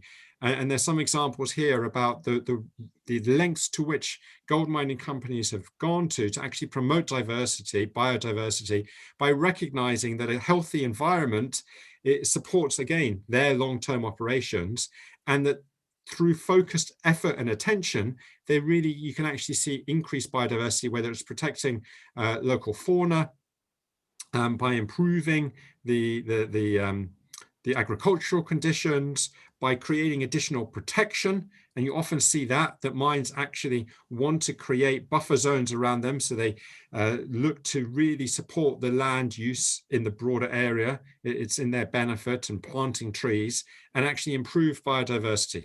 So I've just given a couple of examples, but I think important to understand the role that responsible gold mining can play. And again, we put out a report last year looking at this, and it goes into a lot more detail. Again, that's up on our website, and would encourage anybody that's interested to take a look. And then very briefly, because I know we're running out of time, climate is a really important issue to investors globally. I think we see that certainly big investors focused on the long term.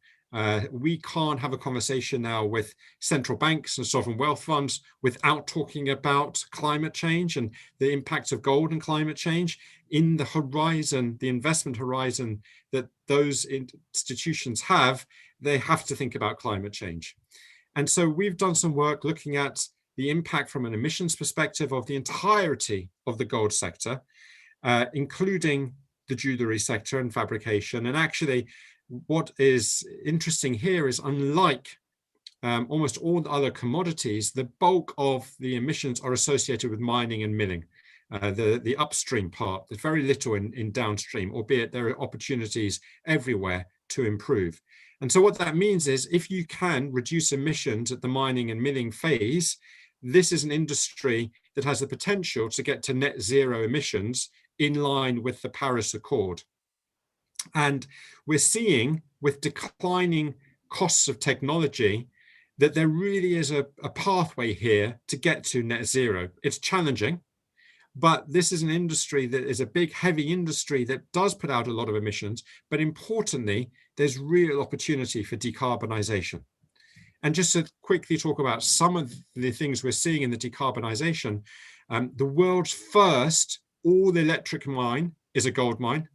It's Newmont's Borden mine in northern Canada.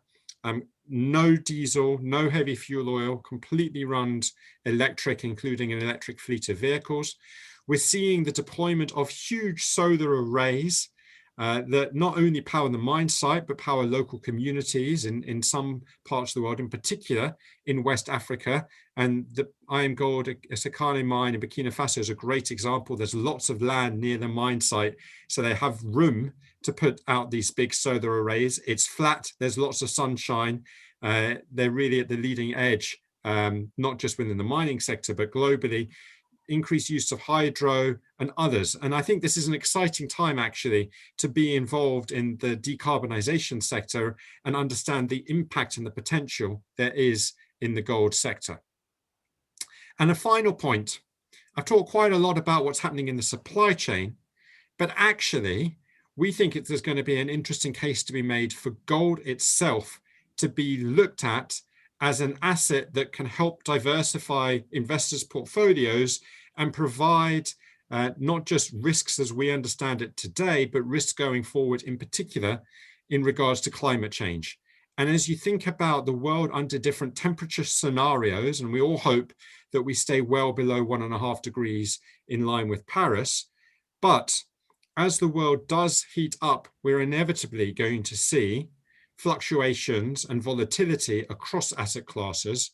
And actually our initial research, and it is initial, and this is an area we need to look into further, demonstrates that gold is likely to be much more resilient to both the physical and transition risks than other asset classes.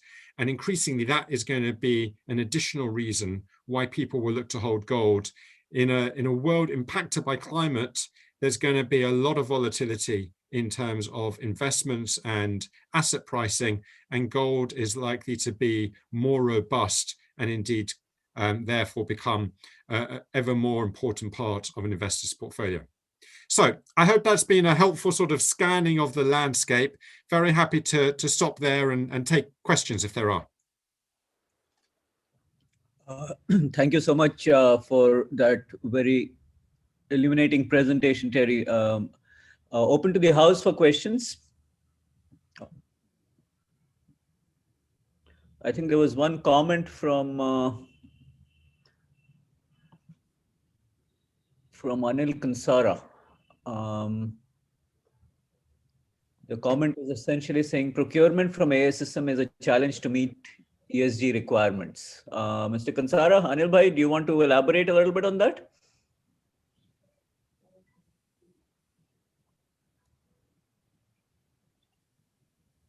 All right, well, I can see there's a question there around ASM, so let me speak to that. Yes, absolutely. ASM is an important part of the gold market. Gold mining from ASM contributes somewhere in the region of 15 to 20%, potentially even more than that, into total global supply. And it's really important that the gold sector looks to find ways to formalize that gold coming into the gold market, that we create opportunities that gold can enter into the marketplace, but importantly, that gold mining is undertaken responsibly. And there are a number of schemes that are looking to support responsible ASM production. Swiss government has been very involved in one initiative, the Swiss Better Gold Initiative. Fair Trade, Fair Mind are other examples. I see Tyler is on camera and will come and speak about the fabulous and really important work that the OECD have been doing in this regard. So yes, there are undoubtedly challenges associated with ASM, and unfortunately, too much ASM is undertaken with poor practices as it relates to environmental, social, and governance considerations. But there are encouraging signs, and there are a number of programs that are supporting good ASM practices, and the entirety of the market should look to support those. Thank you so much for that response, Terry. So I guess since we are running somewhat behind, we'll move on to the discussion that we have between Tyler Gillard and Ankur Goyal. I want to take this opportunity again to thank Mr. Terry Heyman, CFO of the World Gold Council, for taking the time today to share with us those views on ESG. From many different perspectives, one has seen ESG become a lot more important, not just in the gold industry, it's now happening across the board. So it's a very, very important part of our future as well here in the gold industry. So over to Tyler Gillard and Ankur Goyal.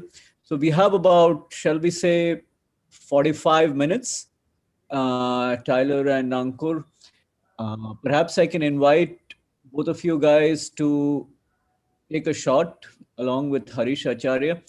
Maybe Tyler, if would 20 minutes be okay? 25 minutes, 20 to 25 minutes? I don't need that much time. I have some slides, but I'm happy to leave time for conversation, I think is most important. Great. And then Mr. Ankur Goyal and Mr. Harish Acharya, Vasubhai, about maybe another 20 minutes between them. And then we'll open it up for conversation. So please go ahead, Tyler. Thank you very much, Professor Sahay.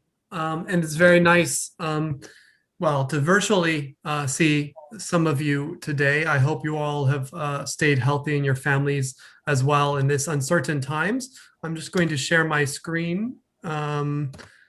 so that I can get going. Excuse me, so you can see some of my slides. Oh, excuse me.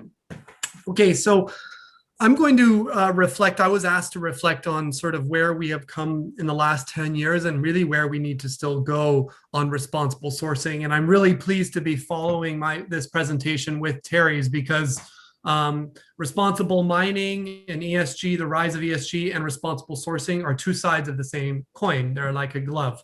And I think we would share the view, just taking a step back, that investors around the world are seeing the value in responsibly produce and responsible business conduct.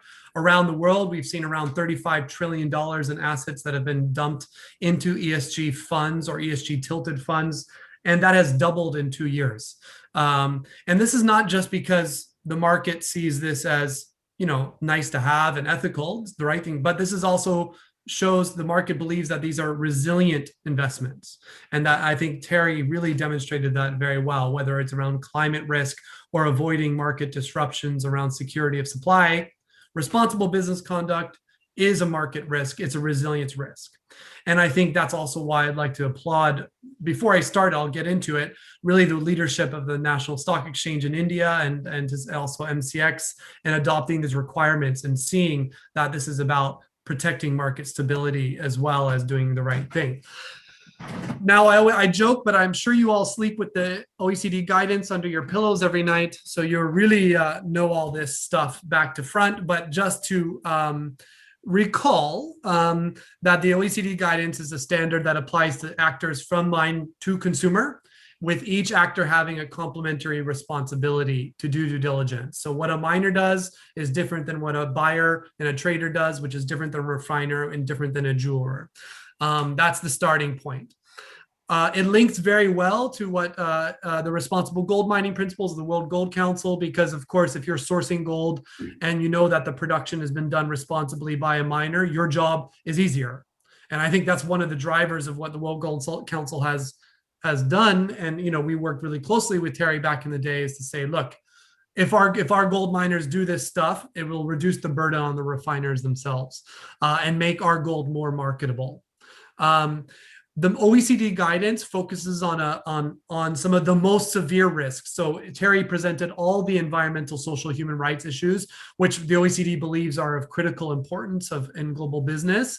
Since we're taking a supply chain angle and we're asking business to look in their supply chains, we focus on the most severe issues, which is about support to conflict, non-state armed groups, serious financial crime like bribery, money laundering, terrorist financing, severe human rights abuses, including worse forms of child labor and forced labor. Importantly, the guidance really and due diligence as a sourcing concept is all about progressive improvement. There's no possibility for perfection, and we had the question on artisanal mining is a perfect example. OECD believes very strongly in the value of artisanal mining. This is a job provider of jobs for tens of millions of people worldwide, critical job provider. We don't want to take away those jobs from artisanal miners, and we don't want to take away those jobs from small dealers in gold. In fact, we want to support the growth of those jobs in the long term. So progressive improvement, not expecting perfection, but making improvement year on year, is the core undercutting principle of what we mean here. So here's a quick, a little brief overview of the last 10 years. Of course, it doesn't cover everything, but it shows a little bit of the evolution. So the OECD guidance was adopted in 2011, but it was actually negotiated in 2009 and 2010. And in fact, that's why pre-2011, you already have some very high-level political endorsements of this standard as a global reference for sourcing from the UN Security Council, from Central African countries as well. We developed this standard hand in hand with business and civil society. So business across the supply chain. Terry was there representing the large scale miners. We also had refiners and smelters as well as jewelers at the table.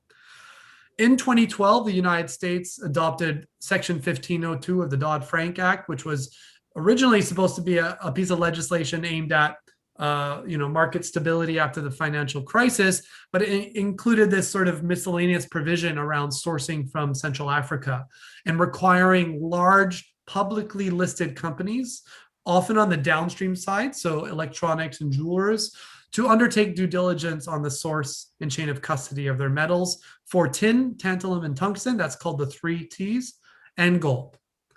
The US SEC, Securities and Exchange Commission, mandated those companies to use the OECD framework in conducting due diligence. So it's a legal requirement for the largest listed companies in the United States right now. And that was adopted in 2012. I would say the first sort of 3 or 4 years really focused on gold and 3 Ts from Central Africa, our work. That was really the impetus for the start of our work.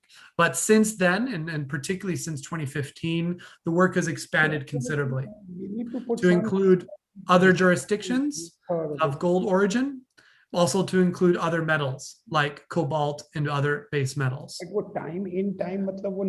So I know that the OECD guidance has an OECD logo on it, but it's important for us to emphasize here that it is truly a global work. We would not be here and be able to have any legitimacy or credibility if we only worked with OECD countries.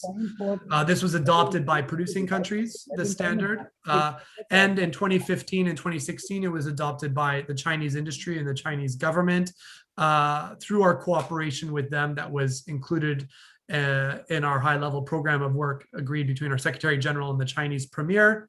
That standard, Chinese due diligence framework, which is aligned with the OECD framework, was adopted in 2016 and has also become a market requirement for the gold industry there. In 2017, another big important marker on this timeline is the adoption in Europe of a regulation on due diligence for responsible sourcing in tin, tantalum, tungsten, and gold. That regulation applies to importers of metals and ores, and there's a legal requirement for importers to undertake due diligence in line with the OECD when sourcing. So I think one of the things you want to see here in this evolution is that with the growth of this originated in something that was very much focused on promoting investment and trade in conflict areas, and now has become sort of a de facto market standard. And at the end of this, and I'm going to get into it more, of course, we have some positive news coming out of India last year. The National Stock Exchange really following up on their commitments that they made earlier in 2019. Some of the biggest drivers of responsible sourcing, we spoke about those drivers already with Terry. Terry mentioned, there's a real clear market driver. There's a market demand for this. And that's because we really believe that responsible sourcing creates stability in the markets. It can help protect against price volatility and volatility related to security of supply. It can open up new markets and create secure access to new markets. And it can protect, most importantly, as well, against legal and reputational risk, which has a whole host of other issues. So our real focus has been on working with industry programs to adopt these in major global exchanges and market makers. And I think we've really achieved that. In 2016, we assessed the alignment of some of the biggest industry programs, notably the LBMA, the DMCC, the Responsible Jewelry Council, and the Responsible Minerals Initiative. And we found that over 90% of the refined gold globally are now covered by these audit schemes. Most of the major gold exchanges and markets worldwide, from Singapore to Chicago to London, have adopted now requirements for refiners delivering gold to go through an audit aligned with the OECD guidance. Again, because of the protection against the various legal market risks, but also the reputational issue. And in 2020 of this year, we are very happy, like I said a few times, with the leadership of the National Stock Exchange. Some of you around the table might recall in 2019, we convened a meeting together with IGPC, trying to take stock of progress in India, which was admittedly running very slowly on this, and trying to adopt a sort of a way forward and commitments And one of the commitments made by the exchanges was that they would adopt these audit requirements for refiners to deliver into their exchanges. And we're very pleased that NNC and MCX have followed through with those commitments. If you look at the world now, you see that more and more of the world map is now covered by these requirements on responsible sourcing of gold. In the green, you have various sort of what we call soft law or international legal commitments and endorsement by those governments to implement this standard. In blue, you have the countries that have adopted this as a legal requirement at the national level. And you'll see India, we have put in yellow there, and that's the signal that national industry bodies have now adopted this as a requirement.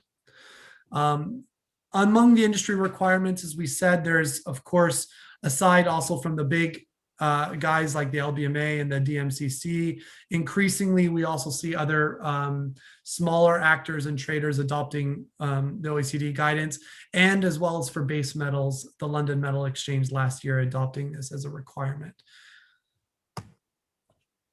Now, all of this is happening against a larger backdrop that I think you should be aware of, which is increasing legislation in many of the kind of consuming markets for human rights and supply chain requirements, not necessarily focus on gold, but focus across market segments. And so here on this slide, you see the various legislations that have been adopted related to this since 2010. And I think, the most important thing for you to see here is just every year there is just increased scrutiny. And countries are expecting more and more that their companies or anyone delivering products onto their market check that the sourcing of the raw materials and in the production of that materials are done responsibly in meeting human rights and environmental standards. In that process, companies need to prioritize their most severe risks, and that's what our standard helps them do. So now if you look now, what is our main achievements looking back at these last 10 years? I think what we can say and safely say is that, responsible sourcing has become more and more a real market requirement. The market has seen the value of this, not only from an ethical standpoint, but also from a purely business standpoint. Yes, there are some short-term costs. I prefer to refer to those as investments, because these are investments in the future of the business and the long-term resilience, but there are some short-term costs, but we believe that this pays off in the long term. We've seen the private sector buying into these standards and the expansion across metals. We've seen increased understanding and sophistication in the levels of understanding and capacity on due diligence. We've also seen increased awareness of the importance of engaging artisanal miners in a responsible way. And I think what we've saved, some of our achievements is that we've helped create some more market stability in gold, helped to protect against some price volatility and market access issues. So that's the good side of the equation. And in some small pilots, we're actually seeing improvement on the ground. We are seeing less financing to conflict in some metals, for sure. We also are seeing more formalization, more money being dumped into the formalization of miners. But there's a lot of challenges still to remain ahead of us. We still think that there are major gaps in implementation of due diligence, that some markets are doing a lot and some markets are not doing enough at all. India used to be in that side of not doing enough at all. I think we're starting to see a change, and there are some leaders in India. There are refiners that have taken the plunge and going through the audits and doing due diligence. And I know at Bangalore Refinery being the first to do that in India, and really congratulate them despite the challenges. And I know that they were very vocal in saying, this is difficult, but it is doable. But there's still a lot of gaps, and particularly in India, I would say. And I would ask, I would still, despite the progress in India, we still note and we hear quite a lot of actors still trying to sort of delay implementation or to sort of distract the conversation from meeting the commitments that they've sort of made. And we would sort of suggest, why are these delays being put forward? What's driving that? And I would suggest that, cleaning up the market is going to create a little disruption. So, we need, though, to keep our eye on the prize and ensure that the Indian gold market is protected and grows, attracts more investment, attracts more financing, so that it can grow and formalize. We think that there needs to be more financial support and financial incentives as well for companies to take this on. Right now, due diligence is more of a stabilizing factor that enables you market access. But what we're not yet seeing a sort of premium, a price premium for responsible source, only in maybe some limited circumstances. And finally, I think it's really critical to note that criminal exploitation of gold is still rife. And that's related to responsible sourcing at the mine, but it's also related to criminal activity in the use, and I would say it's probably the misuse of gold as a vehicle for money laundering and for smuggling. And I think we've seen a lot of reports of that in India. So I think I'll end there. I'm happy to share this presentation. At the end, there's also some other slides of more work we are doing and other data, but I want to leave time for conversation. Thank you, Professor Sahay. Thank you, Tyler. I owe an apology to Nagendra. As soon as I saw your slide with NSC sponsored standards, I realized that I had missed out his name. He's also one of the speakers over here. So let me move to the next speaker, Mr. Ankur Goyal, Vice President representing today the Association of Gold Refineries and Mints, though he's also associated with MMTC PAMP. Over to you, sir. Yeah, thank you, Professor Sai, and sorry for that unmute thing which happened in between. I would like to take the cue from what Tyler said about Bangalore refineries venturing into RMI accreditation. So what we see is in India, past few years, there has been a lot of development in this field on the responsible sourcing side. Though MMTC PAMP took it up a long time back, as we see OECD started in 2011, and with LBMA coming into force, followed by DMCC, and we had two other accreditations, international accreditations, which were Responsible Minerals Initiative and Responsible Jewelry Council. The difference, what perturbed the Indian refiners as to, is it too difficult or is it too easy to get it? What they realized was, no, this is too difficult. But what I think in the past few years, what initiative taken by all these agencies, I would say LBMA, RMI, and RJC, I think Kinjal is there in the conference, have taken that it is not that difficult. People, whoever can do it. Now, if I see what's the difference between all three, some do have certain stringent measures, stringent requirements. LBMA is one, or DMCC is one, which deals with financials as well as some technical aspect, while the RMI and RJC are more on the practices which is followed and the due diligence, which is, or the responsible sourcing, which is being followed.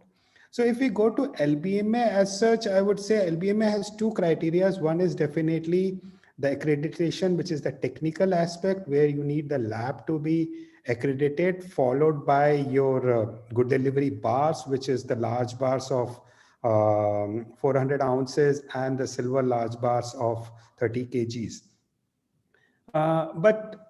I would say we do have in India, MMTC PAMP took up this and they are both gold and silver accredited, but we are not the only one. We do have Hindustan Platinum, we do have Hindustan Zinc who are accredited into LBMA silver good delivery. So what I would say is we should all now understand, and with Bangalore refineries getting the RMI accreditation, it is we need to understand that it is not difficult. It's only a bit of mindset, a bit of hesitation. And once the awareness is created, we all can venture into, and I would say with the other, what you can say, help both from BIS with coming with the good delivery standard, where it has been used by NSC as well as MCX to a certain extent, and the NABL, which has helped a lot of refiners to achieve that technical milestone, which is there in LBMA. Quickly, I would just say what does the LBMA does is there is a process where you have a pre-audit, you have testing of the samples, you have technical stage, then you have to send the bars to London to check it up, and then once it is approved, there are referees. Once it is approved, then you are getting the LBMA accreditation, followed by proactive monitoring and retesting of bars, which can give you a continuity in the accreditation. What the RJC does is RJC is more into has two aspects, I would say. One is the chain of practice and chain of custody. So what RJC would help to set the standards for the refiners as well as the jewelers, so that the customers, it will give the customer that satisfaction. So the chain of practice is widely used in India. There is a lot of jewelers and the watch manufacturers which are using it, while the chain of custody is again can give the assurance for the product and material to the customers, and that also can be achieved by following the responsible sourcing or following the OECD guidelines of responsible sourcing. What I can say, I'll just share my screen. 1 second. There might be some issue. So what I would say is for the responsible sourcing, what we can say is there are the 5-point guidance which is given by OECD, which works on the aspect of establishing a strong company management system, identify and assess the risk in the supply chain, design and implement the management system to respond, arrange for an independent third-party audit of supply chain due diligence, report on the supply chain due diligence. Following this, what we can do is we can always do a third-party audit. We can always do a basic KYC for our suppliers, a world check, followed by their financial and license check, the origin of the doré which is coming, and assessment of mining practice, which will include like no human right abuse, including child labor, conflict-free, no money laundering, no corruption, no negative environment impact, and no health and safety issues. This followed by an on-site visit and the KYC for all chains. This can be done both for the mines as well as for the recycled material, which we are currently also getting in India. And India has almost 25,000 tons of gold. And there's a lot of recycling material. So we can accredit ourselves with the chain of custody of RJC through this recycled material also. That will give a lot of confidence to the customers that India is progressing and all our refiners are progressing in these lines. What I could also add is for all this, LBMA follows a very strong proficiency testing system, and of late, even now, Indian government Mint has got accredited for proficiency testing. So that is one body where all the refiners can align themselves, which can help them to achieve the first step of the LBMA also. So the road is not far, where I think in due course of time, all that hesitations or all the inhibitions which our refiners have can be solved. Only thing what we need to do as the policy center is how we can educate all the refiners, how we can make this much more simpler so that they can really think of venturing into this accreditation and having a responsible gold kind. This is what I would like to say. I am open for any questions. Thank you. Thank you, Ankur, very much. Let us go very quickly to Nagendra and to Haresh, Acharya, and then we will open it up for a discussion. So Nagendra, if I can invite you, please, Mr. Kumar. Yeah, Professor, thank you. Good afternoon, Taylor. Good to see you. So, Professor, what we have as an update is that we have empaneled 4 refiners. I mean, we went through a process. Ankur put it very nicely, saying that, it's a mindset issue, actually. I mean, when we started off, we had a lot of interest. But as part of the funneling process, we were able to shortlist only 4. But having said that, we have issued an empanelment letter to one of the refiners, and we are waiting for some deposits to be placed before they come on board. And as part of the process, what we also do is that we do an evaluation of the refiners. We do an on-site technical evaluation, process evaluation, and based on the score assigned by the inspector, I mean, we have appointed Alex Stewart, then we take it to the committee. I mean, it is only based on the committee's recommendation. I mean, the committee is not given the name of the refiner. We just present the findings of the assessor, the inspector, and the committee takes a call. I mean, the chairman of the committee is from Mint. I mean, the India Mint, and you have all the associations heads as part of the committee. So now what we have done as part of our standards is that, the Ankur was trying to say what LBMA does vis-a-vis RJC and RMI. So LBMA not only has a very well-defined, structured, time-tested, responsible sourcing guideline, I mean, the 5-point principle. They have also laid out criteria in terms of what the financial requirements should be, the production capabilities, and a lot of testing requirements. So without overcomplicating, what we have done is obviously, I mean, you have to look at the global benchmark standards. And when we came up with our standards, till such time that the refiners get audited by any one of the OECD compliant programs, like, I mean, we are working with RMI closely on that. So we said, based on this 5-point principle, we had appointed an internal auditor where, we are going to start the process audits. This is for the refiners who are empaneled. I mean, the best part is, we have not seen any traction, but still I am going ahead to do the process audit. At least from a process perspective, we are complete, right? So whatever we have defined in the standards. So we are again looking at OECD principles as the base, BIS standards as the base. And I mean, Ankur also mentioned about world checks. I mean, everything is being done.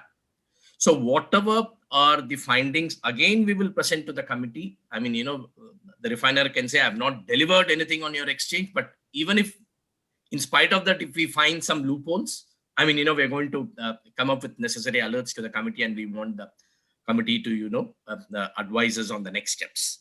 So in terms of the 4 refiners, I think, we had multiple workshops. I mean, Tyler's team, Mariana, and the local team here have been very supportive. We had multiple workshops and one-on-one sessions for the refiners. And it's because it's a mindset issue. I mean, there are 16 set of documents, Professor. I mean, which they have to be complied with or, made ready before they agree for an audit date. So that mindset issue was, I mean, a big stumbling block. I mean, it is all there in the mind. I mean, see, making a huge set of document, and RMA was willing to give all the assistance, but there was a resistance. So one refiner, I mean, Bangalore refinery is on the conformant list. And you have on our empaneled refiners, Augment, who's on the active list. If you go to RMI website, we will see Augment, they have agreed for an audit. And it's once you submit the bare minimum documents and agree for an audit date, your name appears on that list. So Augment is one, and the other 3 refiners, I think, RMI's team is handholding them, and shortly we should see those 3 refiners name also appearing. And for the other refiners, I mean, NSE, I don't know whether we have created this as a problem, because unless there is a minimum score and the assessor being happy on his technical visits and process, we will not empanel them. So for some of the refiners whom we are inspecting, there are multiple rounds of inspection. And for every round, I think, we are burning money. I mean, it's a cost to the exchange. But having said that, again, somewhere we want to create a difference to the society and in the industry. So that is one. And finally, before I end, the professor, and to all the other panelists, see one fundamental problem what we have is, it is not just onboarding refiners and trying to generate business on the exchange platform. What we also have noticed is that the availability of doré, right? So some of these refiners, I mean, who work with small scale artisan miners, I mean, OECD guidelines doesn't prevent them from sourcing from them. But the problem is with our customs. I mean, the customs clearly says that, the bar should be of minimum 5 kilos, right? But when you're sourcing from small artisanal miners, as per OECD guidelines, I mean, some of them are giving it at 2 kilos, 3 kilos. And obviously you're forced to go to an aggregator, right? When the aggregator mixes all these things, you will not have a single miner certificate. So there are some structural problems. And if they go to a large scale miner, right? He says, boss, do you wear a LBMA hat, right? For me to wear a LBMA hat, again, I need to do 10 tons in a year. I need to have so much net worth. Again, you get into a Abhimanyu sort of a circle. So that's a challenge where I think, if the policy center can help us out, not help us out, help the industry out in terms of, how, because we don't know when these guidelines were written, right? So as things evolve, when, now we have these standards in place, if the center can, work with the industry and work with the customs to bring about some changes for the betterment of the industry, I think, it'll be a fantastic move, Professor. I mean, that's it from my side. If there are any questions, I'll be happy to take it. Thank you, sir. Thank you, Nagendra, very much for that very interesting update. We'll very quickly go to Vasubhai, Mr. Harish Acharya. If you can take a few minutes to share your thoughts, and then we'll open it up for discussion. Good evening, all of you. And thank you, Taylor. I will show you for such a long time. And I will speak in Hindi, but I know you are knowing the Hindi very well. So that's why, little bit I know. So please bear with me. और सबसे अंकुर जी को भी मैं congratulate करता हूँ क्योंकि he is the vice president of our association, refinery association now. And हम लोग रिफाइनर्स को सबसे ज्यादा फियर किससे है वो हम आपको जस्ट मैं अपने एक अंदाज से बताता हूँ कि मैं 2008 में एक छोटा सा रिफाइनरी ओपन किया था मैंने 2008 से लेके 2016 तक एक स्मॉल स्केल यूनिट चलाने के लिए हमको बहुत सारे कॉम्प्लायंसेस फॉलो करने पड़ रहे हैं जैसे कि हम BIS का करवाते हैं NABL करवाते हैं पॉल्यूशन सर्टिफिकेट लेते हैं RMI ऑडिट अभी हमारा चल रहा है मगर वो इसी एलेक्स टूवर्ड का ऑडिट हो चुका है तो हर महीने कुछ ना कुछ ऑडिट्स चलते रहते हैं तो जैसे ही RMI का ऑडिट का नाम सुनते हैं लोग कि RMI ऑडिट है कुछ हमारा गलती निकालेंगे हमारा इंपोर्ट बंद हो जाएगा DGFT हमारा लाइसेंस कैंसिल कर देगी ऐसे फियर्स में लोग रिफाइनर्स रह रहे हैं ज्यादातर पर ऐसा कुछ नहीं है मैं जैसे उसको जानने लगा जैसे NSE ने उसको प्रोसेस में लिया और RMI से हमारा 1-to-1 इंटरेक्शन हुआ कि जो पेपर वर्क हम लोग कर रहे हैं वो पहले से ही प्रॉपर है और बहुत ज्यादा हम उसको कॉम्प्लिकेटेड हम खुद बना रहे हैं क्योंकि जो हम ऑलरेडी कर रहे हैं वो एकदम जो इंडियन गवर्नमेंट और इंडियन कस्टम्स ने क्लियरेंस के लिए जो गाइडलाइंस दिए हुए हैं ये गाइडलाइंस हम फॉलो कर रहे हैं जो सर्टिफिकेट ऑफ ओरिजिन आते हैं माइनिंग कंट्री से ही फ्लाई हो रहा है मटेरियल इंडियन कस्टम्स में एडवांस रेमिटेंस नहीं जा रहा है तो जो भी प्रॉपरली गाइडलाइंस है हम ऑलरेडी फॉलो कर रहे हैं बट हम लोग डर रहे हैं बिकॉज ऑफ फियर कि हम ये कैसे प्रोसेस कर पाएंगे और हमको इसके कारण हमको कोई ब्लैक लिस्ट न कर दे क्योंकि जो हमारा इन्वेस्टमेंट है और ज्यादातर जो माइनर्स हैं वो जैसे रिफाइनर्स हैं वो बुलियन डीलर से कन्वर्ट होकर रिफाइनिंग इंडस्ट्रीज में आए हुए हैं तो वो डरते हैं कि ये प्रोसेस में हम लोग जस्ट हमने इतना बड़ा इन्वेस्टमेंट किया है और हम लोग को कोई उसमें कॉम्प्लिकेशंस में डाल के क्योंकि इंडिया का लॉ जो कॉम्प्लायंसेस इफेक्टिव है जिसमें बहुत सारे डिपार्टमेंट आते हैं कस्टम आता है DRI आता है ED आता है इनकम टैक्स आता है तो हम लोग डरते हैं कि ये कहीं हम लोग इसमें कहीं कोई चीज हमारे से चूक ना हो जाए और इससे हमको कोई ब्लैक लिस्ट ना कर दे यही रीजन से कारण बहुत सारे लोग इसमें एंटर नहीं कर पा रहे हैं।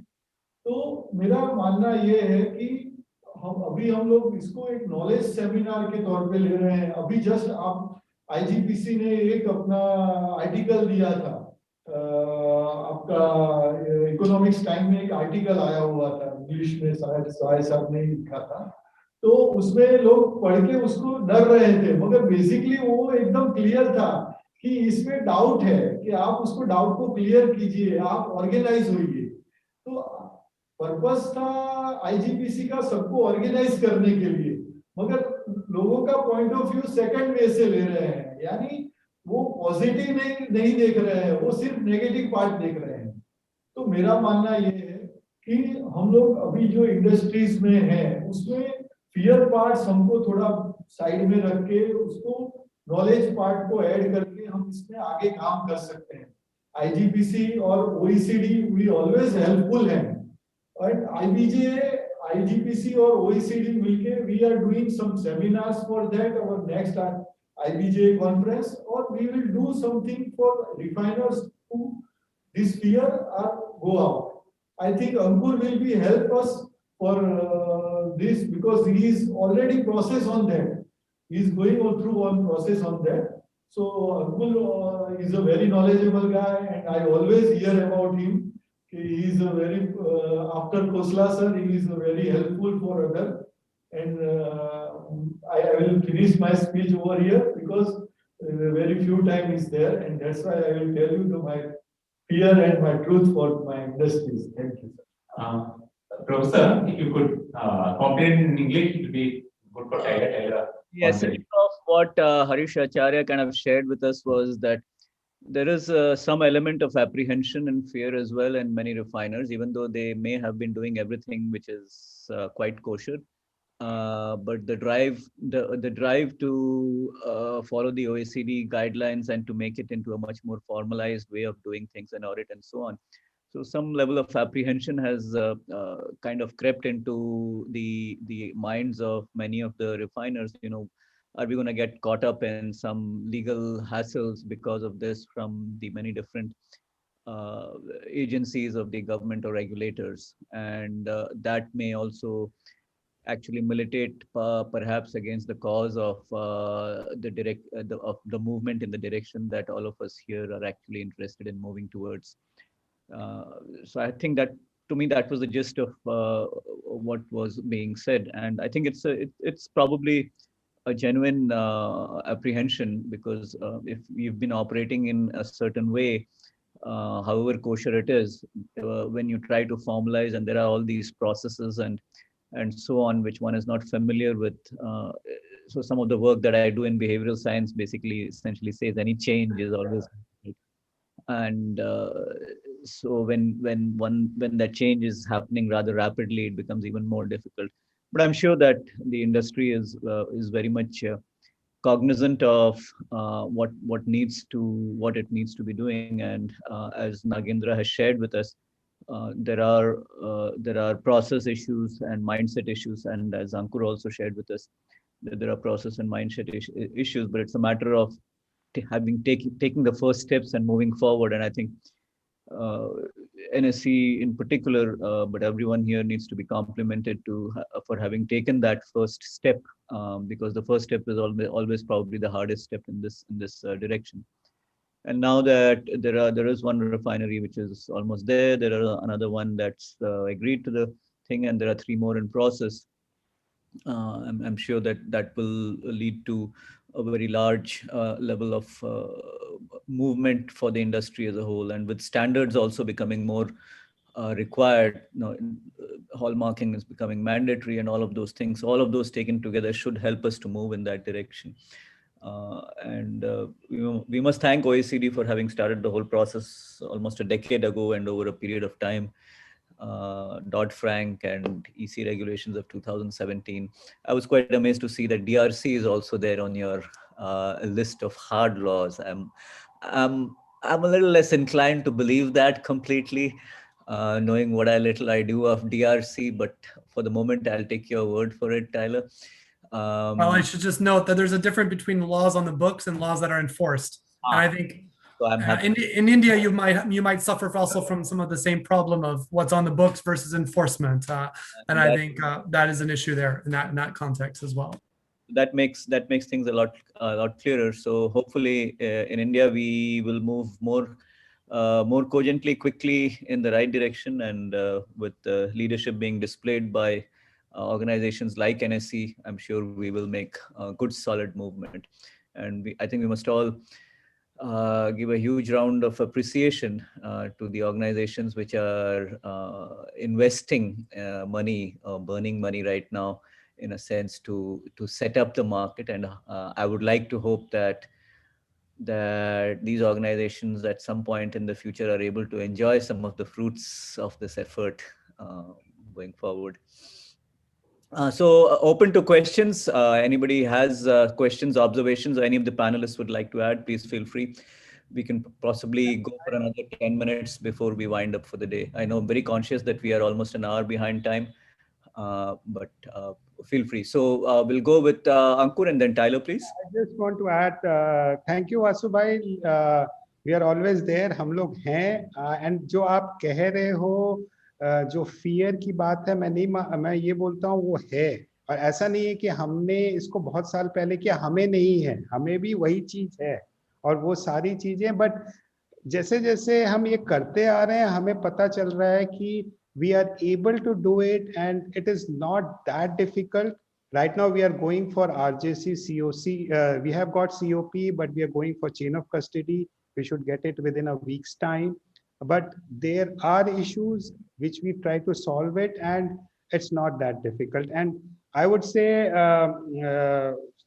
simultaneously, one for OECD has started a decade ago, but simultaneously I would say for our refiners, the kind of positivity which is being seen in the last few years with the last OECD conference, which I attended, where there was so much negative, we can't do it. What I see today is even NSE is getting the refiners empaneled, and all the MCX has got them paneled with various compliances which they are trying to follow. I think hats off to the refiners also, which they are taking the next step. Tyler, please. Yes, thank you. धन्यवाद. मेरे थोड़ा तरह समझता हूँ, लेकिन मेरी कोशिश करता हूँ मैं. काफी समझ लिए. I think I am very impressed. नहीं थोड़ा. Lekin I'll switch to English though. I'll also make a fool of myself. No, I think the trajectory is very positive in the last year. I think it is a mindset issue. Change management, as you said, Professor Sahay, is never difficult. One of the things, looking back, is I do think there's a lot of energy also that was focused on, questioning, stopping, the process. And I, just really would encourage those that are still skeptical to try to channel that energy to actually understanding what needs to be done rather than putting more barriers in the way. It's great that we're positive here. The tone has changed, but there is still a market segment that is saying one thing and doing another. And I think we have to recognize it because it's a bit of the elephant in the room here, right? We have refineries that are changing names, and one refinery might be good and others maybe not participating. And we have to recognize there are still problems. And when you address and try to fix problems, it's going to piss people off that are engaged in the misconduct. So I think that it seems complicated, but actually it's not. About asking questions and thinking, the gold industry is phenomenally intelligent about hedging risk and thinking about futures. And, I can't figure that out, So if you can figure that out, you can figure this out, which is just about, does this smell right? That's it. That's really it. Check world check my tier 1 supplier. The point about the aggregators, I think is a really good point. And if, there's a policy barrier on customs to importing less than 5 kilo, maybe that's something that needs to be addressed. Another way to do it is to try to cascade some of that responsibility onto aggregators. So if I have a business relationship with an aggregator in Ghana, I really focus on taking that aggregator and making sure they can do the sourcing correctly, so that when they offer me 5 kilos a month, aggregated artisanal, I have some confidence that that stuff is sourced responsibly. And I think there needs to be more work to be done to look at the aggregators and how we could build their capacity, because without them, you know, it's going to cascade onto the small refiners here. So I think we're very, very positive. We are positive, you know, and I just think that the work of the NSE, I hope it's not burning money. I think it's really an investment in the NSE's growth and future. And just again, want to congratulate Nagendra and for the work that you've done. Thank you. Thanks, Taylor. Thank you. Any questions from the people in the audience, please? Well, I think it's... Som, you are not audience, sir. No, I just, Feel free. no, I think this is also become a little emotive issue in terms of as you know, Vasubai rightly said, yes, there is investment, but it is important also to collectively pull the things together. Otherwise, you know, 5 years from now, things are going to get a lot more difficult. You know, we just saw Terry's presentation on ESG. We haven't even started talking, whereas the big companies in India, you know, look at Infosys, they are already saying they are going to be carbon neutral 2030. Hindustan Lever has said something. Big companies are just moving to a different, level, and we can't be at this level and always expect the Indian government to, have the lowest common denominator for the basis of legislation and enforcement. We just have to live up to the global standards, and particularly, I can understand a couple of years ago, the government was not opening up the market. I mean, when I say as far as gold is concerned, now we are going to have the bullion exchanges. Now it's important for us to crack our heads to see how these exchanges and improved trading can give us more money. There's no point. The refiner had to do an OTC trade. Now he's having the entire gift city. Yeah, there is a regulatory thing about exports of bars, but now he's having opportunities are going to increase. For those who don't, some of us have read, they're also saying they're doing something about mining. And gold monetization will certainly, Arvind, you know that, in next 5 years, if you look back, it is going to make some dent, some change, definitely. So you got to be a little more prepared for what's coming rather than saying, let everything happen, then you know what, if it is good for me, I'll change. So, but it's important that some of us, particularly the influencers and the associations in, exchanges, we just put our heads together and make sure that everybody in the industry either meets the standard or they just understand that they are on their own, So it is important, but there is definitely a lot better scenario today. So we should be thankful for that. That's all. It's just a comment. I have questions to the panel members. So we had this discussion is also to take up some of the recommendations that are put forward in the report. So to Ankurji and Haresh Bhai, Vasbhai, the question is, we had a recommendation that link the imports, link the incentive for importing dore to responsible sourcing. In the sense, you get third-party audited. So is there something would you recommend? Ankur as a representative of AGRM, not and Vasubhai as IDJ, is there something would you recommend, or you think the market should be kept open and there may be more volunteer?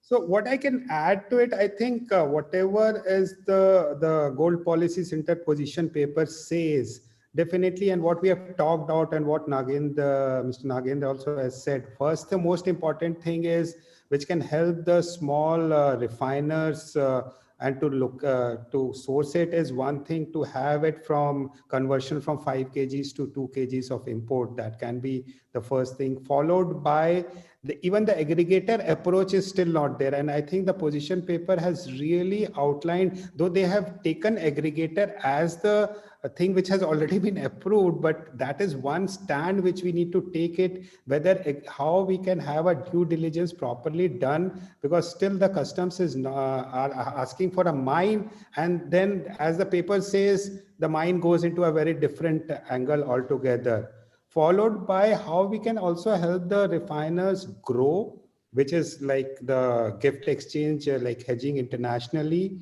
And definitely for the refiners, it's always the duty difference.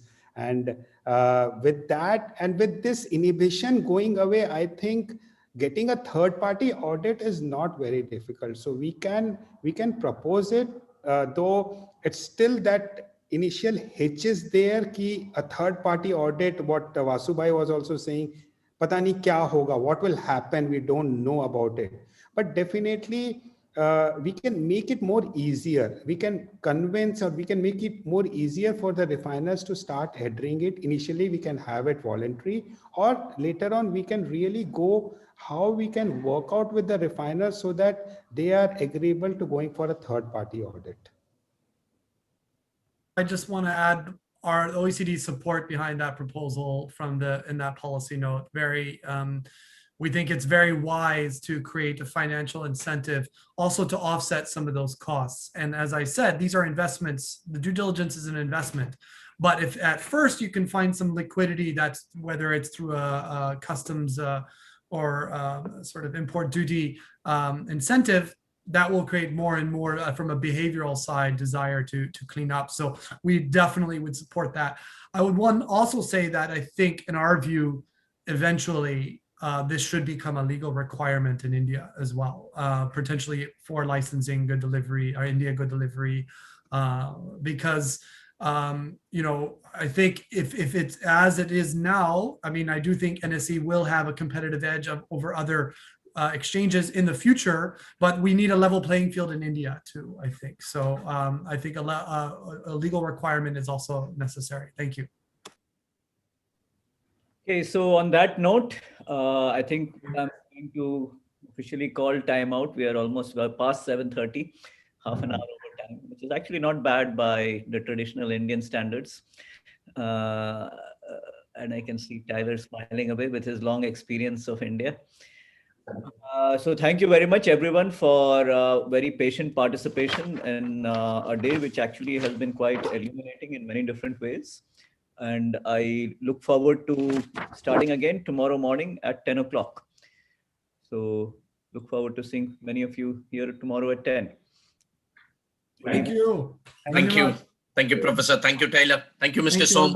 Thank you, Mr. Nagaran. Thank you, Mr. Thank you, Uncle. Thank you, Uncle. Bye, Vasubhai. Bye, sir. Bye. Thanks, Sudesh.